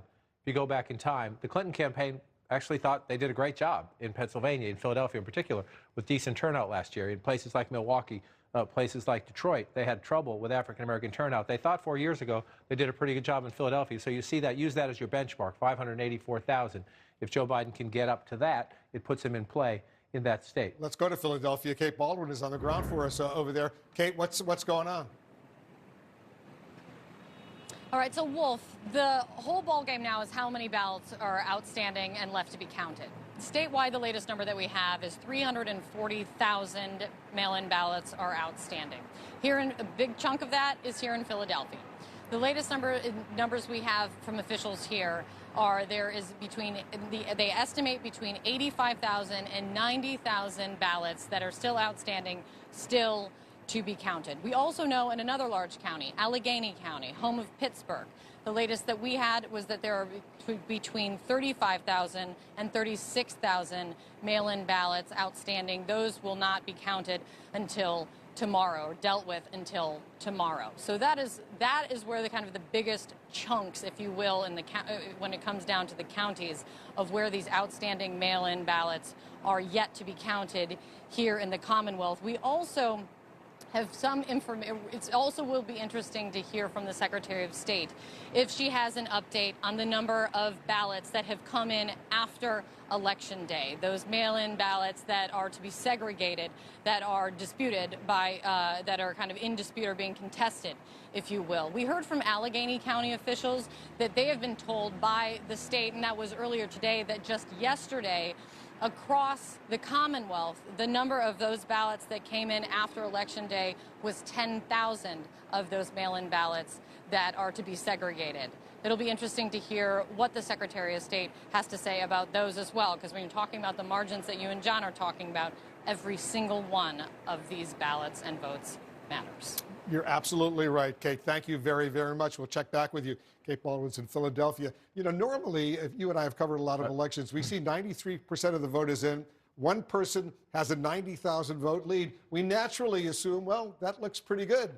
It's almost over, right? Right, because you crunch that math, and Joe Biden needs to win, 63 to 65% of the votes remaining. Well, he's not getting 63, 65% of the vote total right now. So normally you would say, oh, forget about it, except this is the unusual, unorthodox election where you had three kinds of voting, and then voting by mail, the Democrats have a lopsided advantage, including in the Commonwealth of Pennsylvania. Joe Biden, as I just said, needs somewhere between 63% and 65%, depending on the exact number of ballots still out there. Well, in the vote counted today, Joe Biden is getting 78% of those votes. Democrats voted disproportionately by mail. That is most of what is being counted right now. So you glance at that number. In a normal election, you would say, doesn't work. The hill is too steep. No way you're going to get 63, 64% of the vote when you're polling at 49, when your count is at 49. However, just today, in the votes counted, Joe Biden is getting 78% of the vote. So he is exceeding what he needs in the votes counted so far. Doesn't mean he gets them in the rest of the day as they come in, but there's reason for hope in the Biden campaign because right now you are exceeding the metric and by a significant amount that you need to get. You heard Kate say these are mail-in ballots, which are skewed in favor of the Democrats, at least right now. All right, stand by. We got a key race alert. All right, take a look at Georgia right now. President Trump's lead over Joe Biden is continuing to shrink. Right now, it is only 9,525. He's got a lead of 9,525 votes over Joe Biden, 49.5% to 49.3%. 98% of the estimated vote is in, but there are still several thousand votes outstanding in Georgia right now, 16 electoral votes. John King, that lead keeps shrinking and shrinking under 10,000 now. So here we are, 5:07 p.m. in the East, 9,525. I wrote this down at 4:15. So less than an hour ago, it was 12,765. That's the metric we're watching today. Again, just as in Pennsylvania, as the mail-in ballots are being counted. We said this at the beginning of the process, even before the polls closed on Tuesday. Republicans were expected to win the Election Day vote. People who voted in person on Election Day, they did. And President Trump jumped out to a big early lead here. Democrats are dominating the mail-in voting, dominating with a capital D. And Joe Biden now, this is, again, in the Biden campaign, they think in both Pennsylvania and Georgia, think of a snowball going down the hill. Joe Biden is picking up votes as they go. That's not a guarantee that they pass, but every time this happens. And so let's see where they came in. We were waiting, and we're still waiting. This is where it gets significant. We're waiting for 17,000 ballots to be cast here. This number has not changed, right? This number has not changed. The number's up here, at least by my look at it during the day. This is Chatham County. It's Savannah. Joe Biden is getting 57, 58% of the vote right here. And this is key as they count these ballots. If Joe Biden's going to catch up, a lot of it's going to come right here. Let's go to Savannah right now. Martin Savage is on the ground for us in Savannah. What are you seeing over there, Martin? Well, we understand that Brad Raffensperger, who is the Secretary of State, of course, for Georgia, has scheduled a press conference about 25 minutes from now, 5:30. So we don't know exactly what he's going to say, but clearly it's going to be something that will be impactful for the election. Chatham County here, they're still tabulating the votes right now. What they're doing right now is sort of going through and looking at ballots that have been kicked out. These are ballots that the machine has identified that there's some sort of mismarking on it, some problem with the ballot itself. And so you have Republicans, you have Democrats, and then you also have an independent who sit there and review. This isn't the old days where you hold up the hanging chads and look at it through the light. It's all done on computer now. And so they've got two teams that are inside working on it. They won't say how many of these ballots have been kicked out. But of course, they're trying to whittle down that list of 17,000. They also won't say how far down that list they've gone. What we do know is that it's hoped, at least by election officials here, that they'll have a pretty good leg up on most of that number tonight. They will be updating to the Secretary of State later. They won't say exactly what time. But we also know this county is going to have more ballots to look at and to count tomorrow, primarily because, as you know, Savannah is surrounded by a number of military bases. So they get a lot of overseas ballots. And here they have until 5 o'clock tomorrow to tabulate and count those ballots. So no matter how much is tabulated tonight, they know they'll still have more to do tomorrow. And they hope it won't go into the weekend. Wolf? Yeah, let's see what happens tomorrow. Every vote counts, especially those military votes that are coming in. Martin Savage in Savannah for us. Thanks very much. We're expecting two major news conferences this hour from Georgia and from Pennsylvania. These are two critical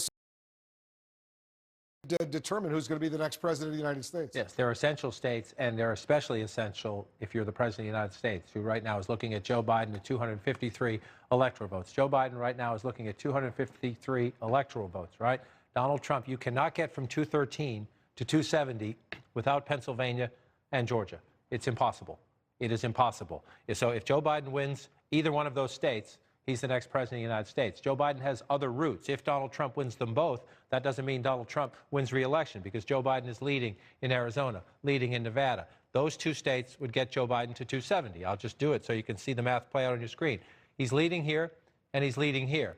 Those would get him to 270. Now, we're not done counting votes there. It may take another day or so to get there, but just those would get Joe Biden there. So he doesn't need Georgia, North Carolina, Pennsylvania, Maine 2nd Congressional District. So let's come at this from a different perspective.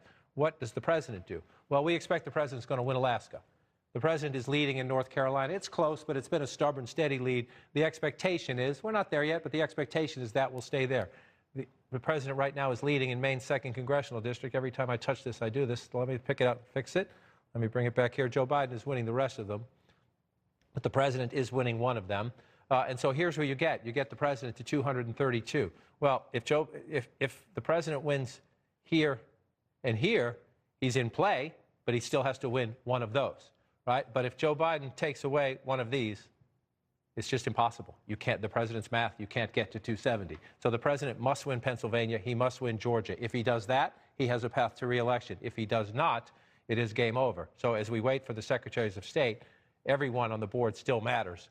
If you're the president of the United States sitting in the White House wondering, am I leaving in 3 months or do I get to stay for 4 more years? It is absolutely essential. And again, if you look at the vote counts in those states, they'll come out to Georgia first. 9,500, that was over 600,000 a little more than 24 hours ago. Yeah. That was over 600,000. It is now down to 9,000 votes. The same thing is happening in the Commonwealth of Pennsylvania. Inside the Trump campaign, they keep saying they have lawyers in both places. We know the president's been on phone to the Republican governor here and the Republican governor there. The math is going Joe Biden's way. It's not across the finish line yet, but at the White House and at the Trump campaign headquarters, they're doing the math. Yeah, they know. They certainly are. There's a lot of drama in the race for the White House. There's also a lot of drama going on in the race that's going on, the balance of power in the U.S. Senate. Dana Bash is watching that for us. What are you picking up, Dana? That's right. It's not just Donald Trump's lead shrinking in Georgia. It is the incumbent Republican. Look at the screen. 49.9%. This is the first time that the incumbent David Perdue has dipped below 50%. Why does that matter? Because in Georgia, a candidate must have 50% in order to avoid a runoff. Right now, David Perdue does not have that. We are not sure where this will end up, but the reason we wanted to bring it to you is because it's the first time it has dipped there. And this is the other race we've been watching in Georgia. 2 Senate races, remember there. This already is going to a runoff according to CNN's count. That is the Democrat Raphael Warnock, the Republican Kelly Loeffler. That runoff will be January 5th. We'll see if there will end up being 2 on January 5th. So let's look at where the balance of power is right now. Democrats have 47 seats. Republicans have 47 seats. Remember, Democrats have to pick up 4 seats from Republicans in order to take over the majority of the Senate. And we'll see what happens at the end of the day. Wolf? We'll watch it together with you, Dana. Very interesting race indeed. We're going to be busy January 5th. There's going to be 2 runoffs. Looks like there's going to be 2 runoffs in Georgia. I think of all the money spent in the presidential campaign, the House campaign, the Senate campaign for governors. Now you're going to have those 2 seats, especially if they could potentially determine the balance of power in the United States Senate. We should buy a local TV station in Georgia, and we should buy it now. Yeah, a lot of advertising. A lot of commercials going on in Georgia. There's a lot of money to be had there. But look, it's just, I'm laughing about this because this election could continue when it comes to, we might be a day or so still, and we do expect, if it comes down to one state swinging it, watch for the president to mount legal challenges. So the presidential race, even if we are pretty clear about what is happening, even if we are pretty certain about the final count, it is possible we'll have some court cases that keep us in limbo for a little bit. But it's the closeness of all of this. This is stunning. I just want to go back in time and play this out for people because it is just stunning to watch. And again, it is a reminder. If you're looking at this, you're seeing the president. The president is saying things to stop the count. That's just reckless and irresponsible. We live in a democracy. We count every vote. We knew coming into this, mail-in voting, in-person early voting, election day voting, that it was going to be complicated and that each state and sometimes counties within states would have a different way of doing it. They would decide how they thought it was best to count the votes. A lot of those mail-in ballots have been left for last so that they could deal with the crowds on election day. So let's come back here. This is Wednesday. As election day Tuesday gives way to Wednesday, the president is ahead by 372,407 votes. Then Wednesday, 9 a.m., it starts to shrink a little bit. And you see it go down some more, and you see it go down some more, and you see there, this is today, 6 a.m., down to 18,000 votes.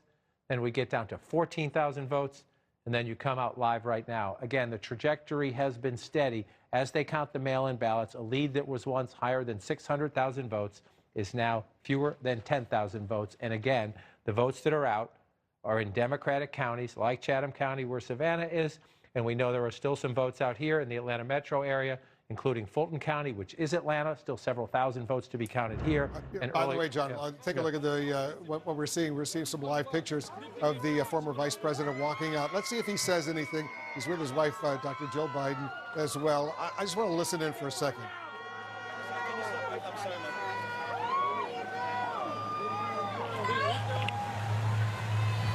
All right.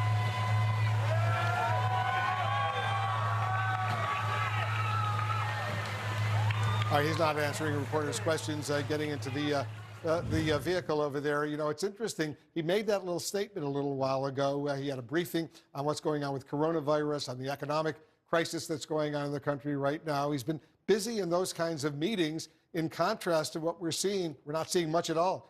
Only see some tweets from the President of the United States. Angry tweets from the President that are not factually based. They're just not saying things like fraud, saying stop the count. Actually, the interesting thing is the President said stop the count earlier today. If we stop the count nationally right now, Joe Biden's the next President of the United States. Peter Baker of the New York Times pointing that out smartly earlier today in a tweet. If you stop the count right now, Joe Biden wins Arizona, Joe Biden wins Nevada, and Joe Biden is the President-elect of the United States. So the President, it's been said before over the last 4 years, should maybe think before he tweets, but that's not going to stop him. But this is an interesting moment. You just saw the former Vice President Joe Biden, first ran for president back in the 1988 campaign, ran again in the 2008 campaign. At the beginning of this campaign, many Democrats said he's not the man for the moment. Joe Biden right now has more votes for president than anybody in American history. 72 million votes, 72.6 million votes. And there are a lot of votes still being counted on the West Coast. There are a lot of votes still being counted in New York State. There are a lot of votes still being counted everywhere, but including in some big blue Democratic battlegrounds. Joe Biden is 3.8 million votes ahead in the popular vote. He's not president yet. Democrats went through this 4 years ago, and they went through this in 2000. You can win the popular vote and not win the Electoral College. But Joe Biden has more votes than any other human being running for president of the United States right now, which is a pretty significant achievement for a man who many in his own party questioned. Is he the man for this moment when he got into the race? 72.6 million votes. That number is going to keep climbing. So it's just a fascinating moment. And now you're looking at this and you're saying, you know, these are the states we have called, the red and the blue, and you're waiting to see, again, if he wins there and he wins there, he's the president-elect. If he wins here and he wins here as well, he can get as high as 306 Electoral College votes. At the moment, he's at 253. And what you heard from him earlier today, Wolf, it's very interesting. He's using an economy of words. He doesn't want to speak a lot. What he's trying to project is everybody hang in, everybody count the votes. I'm getting ready. I had a briefing on the economy. I had a briefing on COVID. Not saying much while the President of the United States today, it's been interesting, saying absolutely nothing in public except his words on Twitter. But as Caitlin Collins was saying earlier, our White House correspondent, we do know the president's making calls to political strategists and the like, and we do know he's complaining about some of these Republican governors wishing they would stop the vote. There's Senator Kamala Harris, the vice presidential running mate. She's walking out, too. I guess she's not going to answer any reporters' questions. We did hear the former vice president say specifically when he made that brief statement a little while ago, we have no doubt, he said, we will be declared winners, and he added, we will know very soon. So he's very, very confident about all of this, and I assume if there is an outcome, perhaps later tonight, we'll hear a major address from him. Yes, as Jeff Zeleny reported earlier, they have a site set up for that, the victory rally, if you will. I assume if he lost, that would be the concession rally, but they assume it's going to be a victory rally, and you saw them setting it up. The question is, how do you define very soon? We've been asking the question now for a couple of days, working long hours for the two candidates, for both of them. Imagine the stress and the anxiety.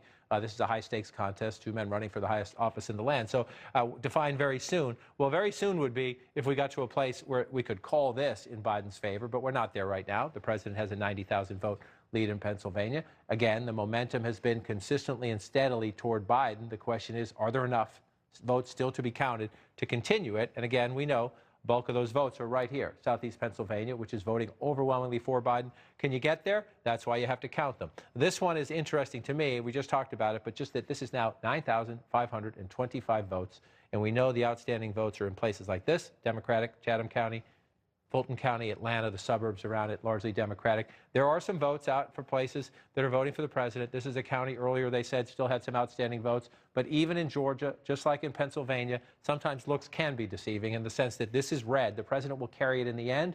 But even in these Republican counties, we are seeing most Democrats chose to vote early by mail. And so even here, there may not, even in these counties, there may not be as many Democrats as Republicans. That's why they're red. But when they're counting these late votes, they tend to be Democratic mail-in votes. So you pull it out, Wolf. And again, Joe Biden wins there, and there. If he wins just that, he's president of the United States. If he wins here, then he's got to pick up one of these two that are still outstanding. He has many paths to 270 of these several states remaining on the board.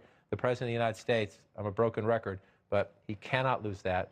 He cannot lose that, and at this hour, he is in danger of losing both. Yeah, and as you correctly point out, Pennsylvania with its 20 electoral votes, if Biden were to win simply Pennsylvania, lose everything else, he'd have 270 electoral votes. We're standing by for news conferences in Georgia and Pennsylvania. The secretaries of state will be speaking, answering reporters' questions. President Trump's lead in both of those battleground states is slipping and slipping tonight. Stay with us.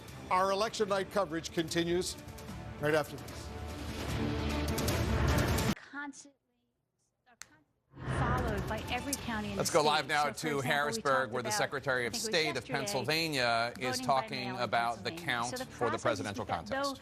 Though it's new under Act 77 that we can all vote by mail, it's the same processes that we've used for decades for absentee voting. So voters have to apply. They're checked against either the Social Security database or the PennDOT database. They're checked against their voter record to make sure that they're a qualified voter and they are who they say they are. They cast their ballot, and then they're checked again when the ballot is received that they were actually an approved voter. Very secure. There's really, like, the strength of the integrity of this vote is really unparalleled. Same when you vote in person, right? You have to be registered, you go in, you sign in the poll book.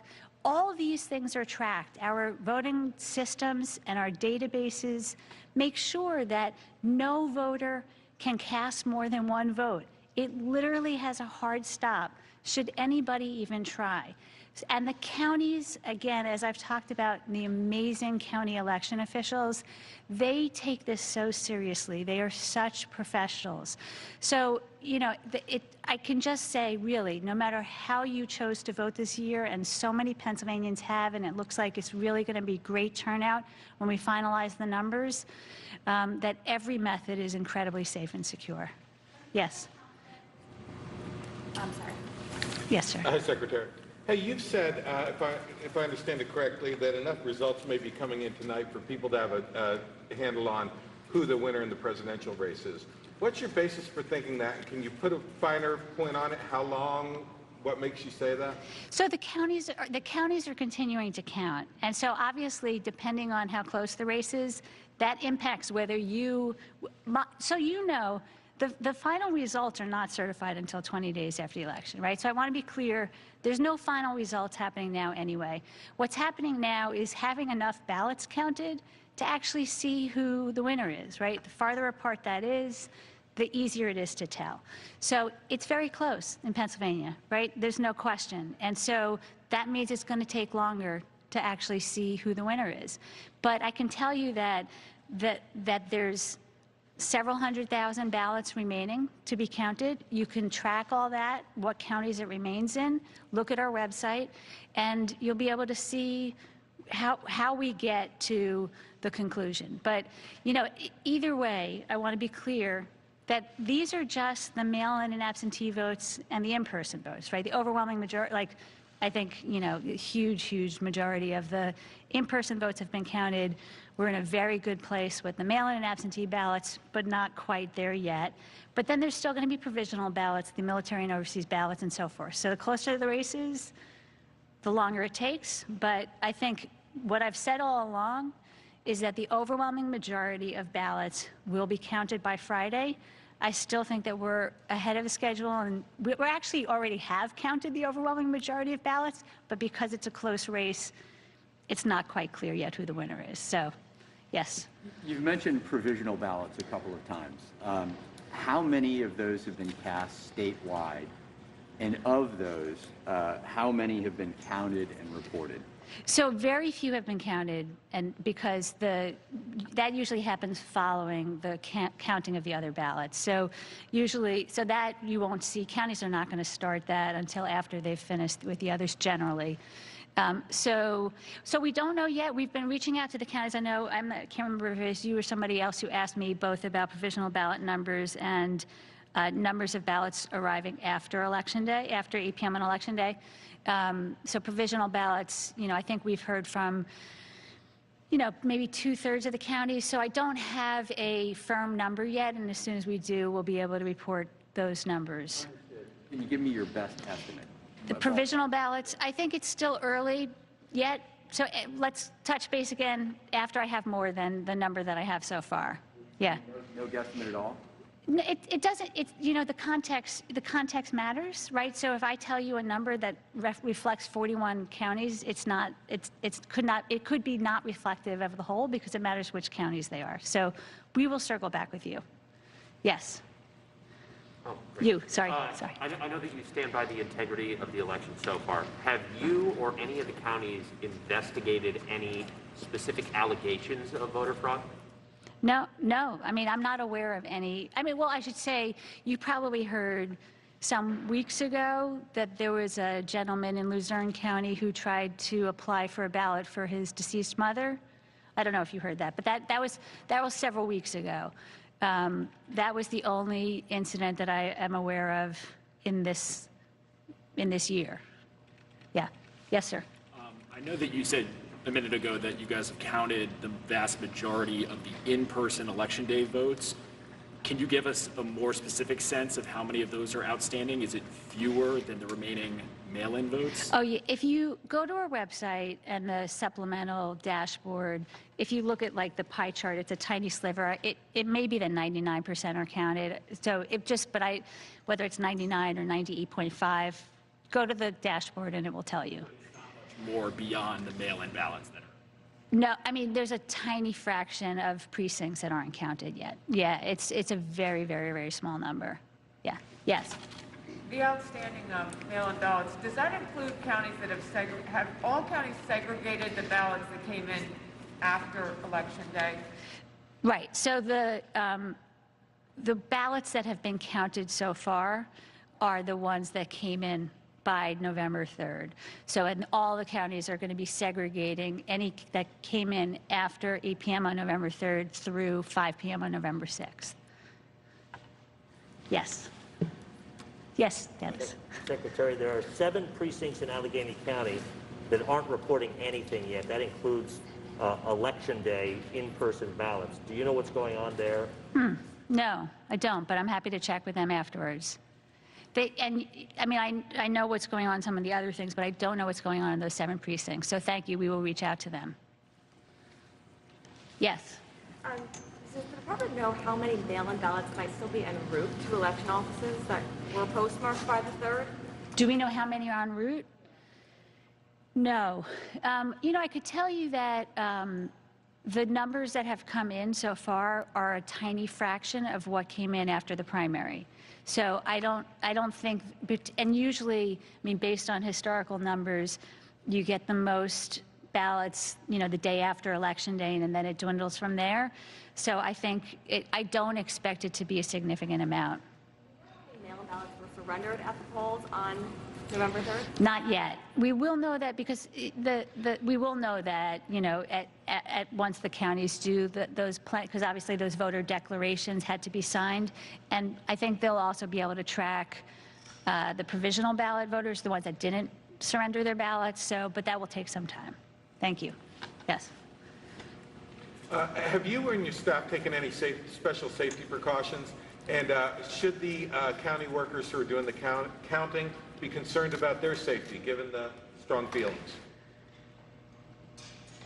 So by safety, you mean from the outside world or? Physical safety, yes. The counties really are in the best position to assess that. As you might imagine, We have a great Commonwealth, a lot of diversity from, very rural counties to urban counties. So it's really not a one-size-fits-all assessment. We certainly talk to the counties and issue guidance and directives on security of, the voting systems and the locations and, all those things. But I think the physical security of the staff, I would defer to the counties on. What about you and your staff? Taking any special precautions? Yes. Can you talk about those at all? I mean, we have security. We make sure that we are safe, and we make sure that where operations are secure and safe. Yes, thank you. Yes, Jan. I was going to ask you about the late arriving ballots, if you have any kind of idea of how many there are, but based on these questions, I get a sense you don't know. But you did tell CNN today that it was anywhere from 0 in some counties to hundreds in others. So, I mean, can you be a little bit more? Yeah, I mean, again, it's actually it's significantly lower number than we thought. But I think we've heard from, I apologize, I forget exactly how many counties, so it's not a full picture yet, but it's a much less significant number. It's like a fraction of what we saw in the primaries. I think we saw 60,000 in the 3 days following the primary. It's not going to be anywhere near that. So once I have the full, again, I think I have maybe, 2/3 of the counties, and so I just want to make sure before I give, but what I said was true. There are some counties that got 0 the day following, and there are some counties that got in the hundreds, maybe 500, but so that's the range that I have now, but I just don't want to give an overall picture until I make sure I have every county in. Thanks, but it really is smaller. Yes. Sorry. If I could just double back on mail-ins, uncounted mail-ins. I think you said in your opening remarks that there were several 100,000 outstanding, and we've heard some, varying numbers on that. Can you put a finer point on that at all? Just what kind of figure we're looking at? So go to the website and go to the dashboard. It's constantly changing, and so it just seems like as soon as I give a number, there are county results that get updated, and it's different than what I just said. It's a moving target. What's the last number you were aware of? I think it was in the 350,000 range. But again, as soon as I say that, you're going to go into the dashboard and it's going to say it's lower than that. So, difficult topic, yeah. And thank you for indulging me. Yeah, sure. Yes, I'll get to. So on election night, results in Lancaster County were showing an amount well above the amount requested and then nearly double the amount returned. Could you explain why that happened and if that was county specific? I'm sorry, can you repeat that again? Sure. Yeah, in Lancaster County on election night specifically, it was showing results for mail-in ballots that was well above the amount returned and the amount requested. Can you explain how that happened? I can't remember Lancaster County specifically. What I can tell you is that some of the counties, and Lancaster, I'm thinking it probably had to do, so they're one of, I think, the 2 counties that have hard voting systems. Each voting system vendor has the way they translate with the data has worked slightly differently. And as you know, this dashboard and even the website, it's the first year that we broke out provisional ballots, mail-in ballots, and in person. So some of the reporting, if the county's files were not done perfectly, it might merge to the categories, it might put things in the wrong category. So we've been working out all those quirks. Like I know, for example, York was off for a little while, but that is now corrected. So that may have explained what was going on with Lancaster. There's just been, most of it has been the county, the way they sent us the files, the data was just not in the right place, basically. How do you assure voters that it was handled and taken care of? Is there a way that you can do that? Well, it's fixed. I mean, it's fixed on the website. And you can also, I think I've said this at priors of these, but you can always go to the county websites. You can look and see, it's an easy way to double check. Yes, Dennis. Secretary, some tweets have surfaced, admittedly from a couple of years ago, your tweets suggesting negative things about Donald Trump. What do you say to people that say, geez, you're the person overseeing this election and you have clearly partisan views on the matter? What's your response to that?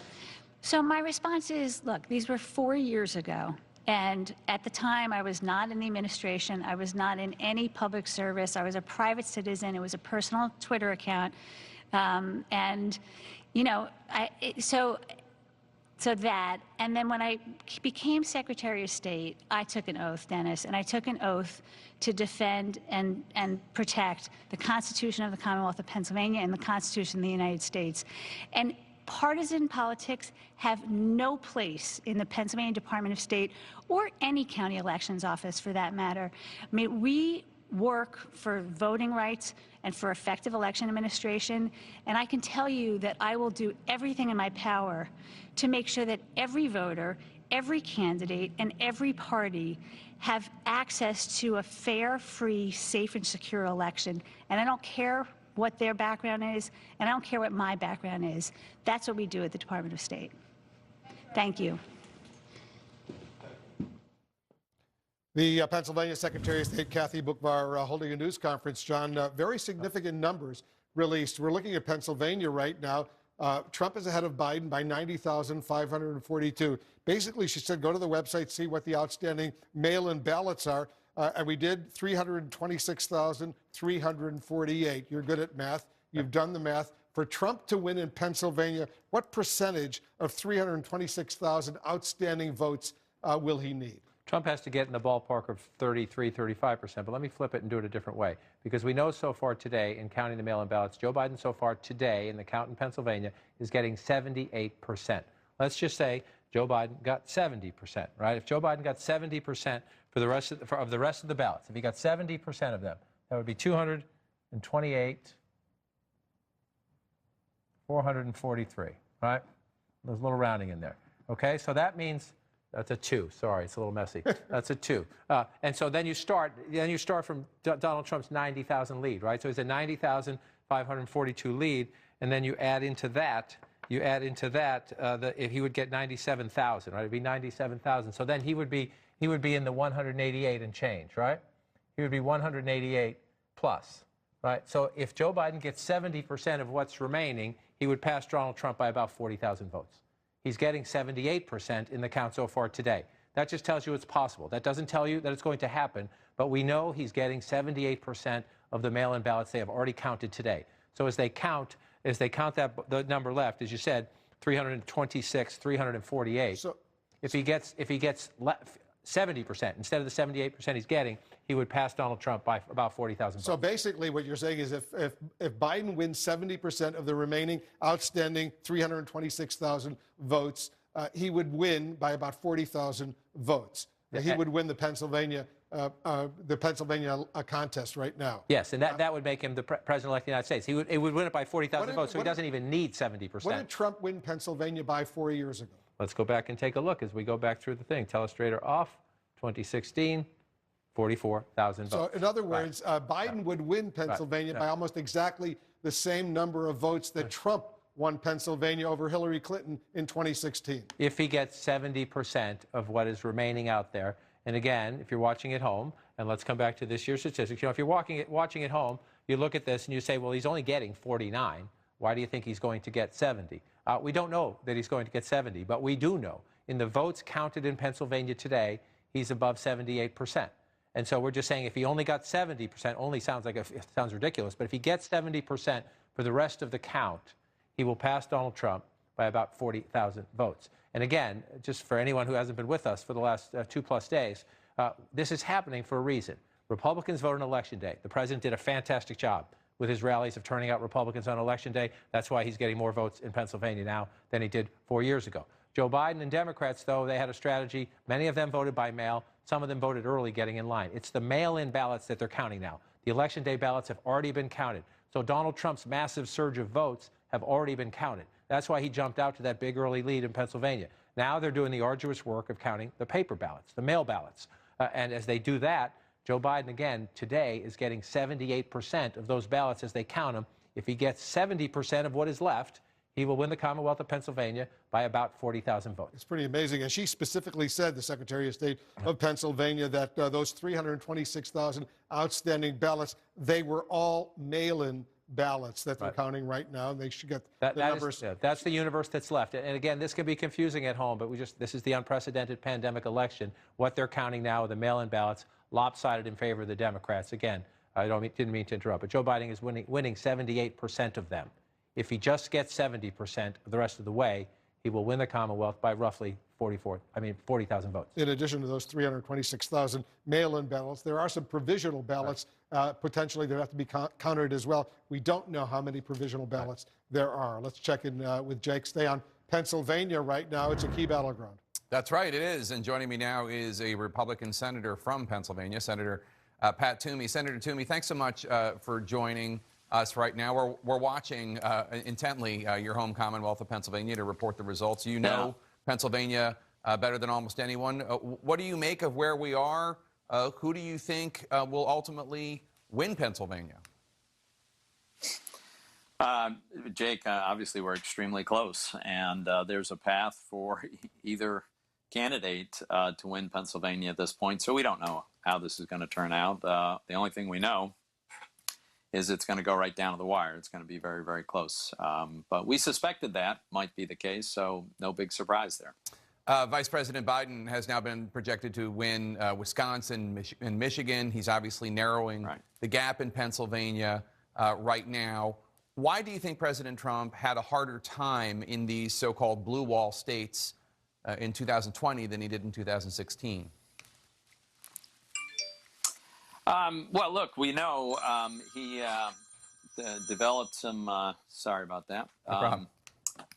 You know, ran into, I think, some challenges, especially with certain demographics, suburban women being a clear example. Highly educated white voters generally, the president's numbers declined. I think that's true in Pennsylvania as well as in other places. I suspect that in the postmortem, that's what we will discover. Tell me what you're seeing in Pennsylvania, because there's a lot of noise about what's going on in Pennsylvania, but it seems as though the election has been carried out efficiently, slowly, but methodically, and with integrity in terms of the voting and the counting, whether it's Democratic election officials, Republican election officials, or nonpartisan ones. What are you seeing? What's your impression? Well, so I think that's, as a general matter, entirely true. I think the vast majority of election officials in the 67 counties across the Commonwealth have been, you know, as usual, very conscientious, honest, and doing a great job. I will say there are some process concerns that I have, some significant concerns. As you know, I think at the convention center in Philadelphia, where votes are being cast, it is my understanding that even now, or at least as of a couple of hours ago, after a federal court order requiring that observers be given the proximity necessary so they actually can see what's going on, they were kept away. And even after the order requiring them to be given access, they continue to be kept away. Now, that's no proof that there's something untoward going on, but it certainly doesn't give anybody any comfort. And I can't for the life of me understand why, in the first place, there would be a decision to make it impossible for observers to see, and then why, after a court order, the order wouldn't be observed. One of the things that's really important in this process, for instance, is the segregation of the ballots that are coming in post-election. Right. The Pennsylvania Supreme Court went completely rogue and simply decided to disregard Pennsylvania law, to violate the U.S. Constitution, and to make up a new law, effectively, that says that ballots can arrive for up to 3 days after the election, despite the fact that the statute is quite clear and quite to the contrary. So those ballots are supposed to be segregated so that if this gets challenged at the Supreme Court, and the Supreme Court rules, as I think they should, that that's a completely unconstitutional decision, then those ballots wouldn't be counted. Well, you can't take that step if you haven't segregated them in the first place. So maybe they're being properly segregated, but how does one know if observers aren't there to witness it? Well, I did ask, I think, about the incident you're talking about. I asked Secretary of State Bookvar earlier, and she did say that she thought that situation in Philadelphia had been resolved, but that is definitely something worth following up on, and we'll tell our viewers. Yeah, Jake. Yeah. No, I think that absolutely it needs to be followed up on, because I checked with the Republican who's coordinating that process. He used to work for me. I know him very well. He's a completely reliable and honest man, and he told me hours after the court order, they were still not being given access to anything like a level that would allow them to observe what's going on. That doesn't encourage a sense of confidence in this process, and there's no good reason for that. I certainly understand your concern about that, but I mean, what we're hearing from President Trump and from his offspring and from other individuals like Rudy Giuliani is not measured concerns expressed the way you just have, but all sorts of wild allegations of vote theft, of bad things happening in Philadelphia, of allegations that the election is being stolen, that votes are being invented. And again, I don't want to belittle your concerns. They're absolutely worth us following up on. And in terms of your concerns and about that Pennsylvania Supreme Court case, my understanding is that all those ballots that come in after Election Day are being segregated because of your concerns and because of any formal U.S. Supreme Court involvement. So putting aside those two concerns that you've just expressed, would you not agree that the histrionics we are hearing from President Trump, from his children, from individuals like Rudy Giuliani are without merit, that no one is stealing an election, no one is inventing votes, that Pennsylvanians voted with integrity and their votes are being counted with integrity? Well, Jake, you suggested that we put aside my concerns, but it's a little difficult to do that, right? If you're not able to actually observe what's happening, you don't know whether the votes are in fact being segregated. Look, I can only speak for myself. I am not aware of any significant level of fraud that's going on. Nobody has brought anything to my attention that causes me to say there's a huge case of fraud that needs to be immediately addressed. I am concerned about the lack of transparency, a lack of opportunity to observe what's going on. And, when someone goes down that road of precluding observation, it makes you wonder why. That's not encouraging. So I hope that gets resolved. And I hope, look, I think it's going to be very close. By the way, I think we should probably expect a recount under Pennsylvania law. That is permitted. And if it's close enough, I'd be very surprised if there isn't a recount, regardless of how it turns out. This is all part of our electoral process. The truth is litigation is a part of it. I'd rather not see that, but it's inevitable, certainly in a close election. So I just want to see this process. I want to see the most transparent possible process. And then when we know it's over, then, both sides have to accept the outcome. All right, Senator Pat Toomey of Pennsylvania, thank you so much. Let's turn now to Dana Bash, who has some new reporting. President Trump is going to speak at 6:30 p.m. Eastern tonight. He's going to do so from the White House.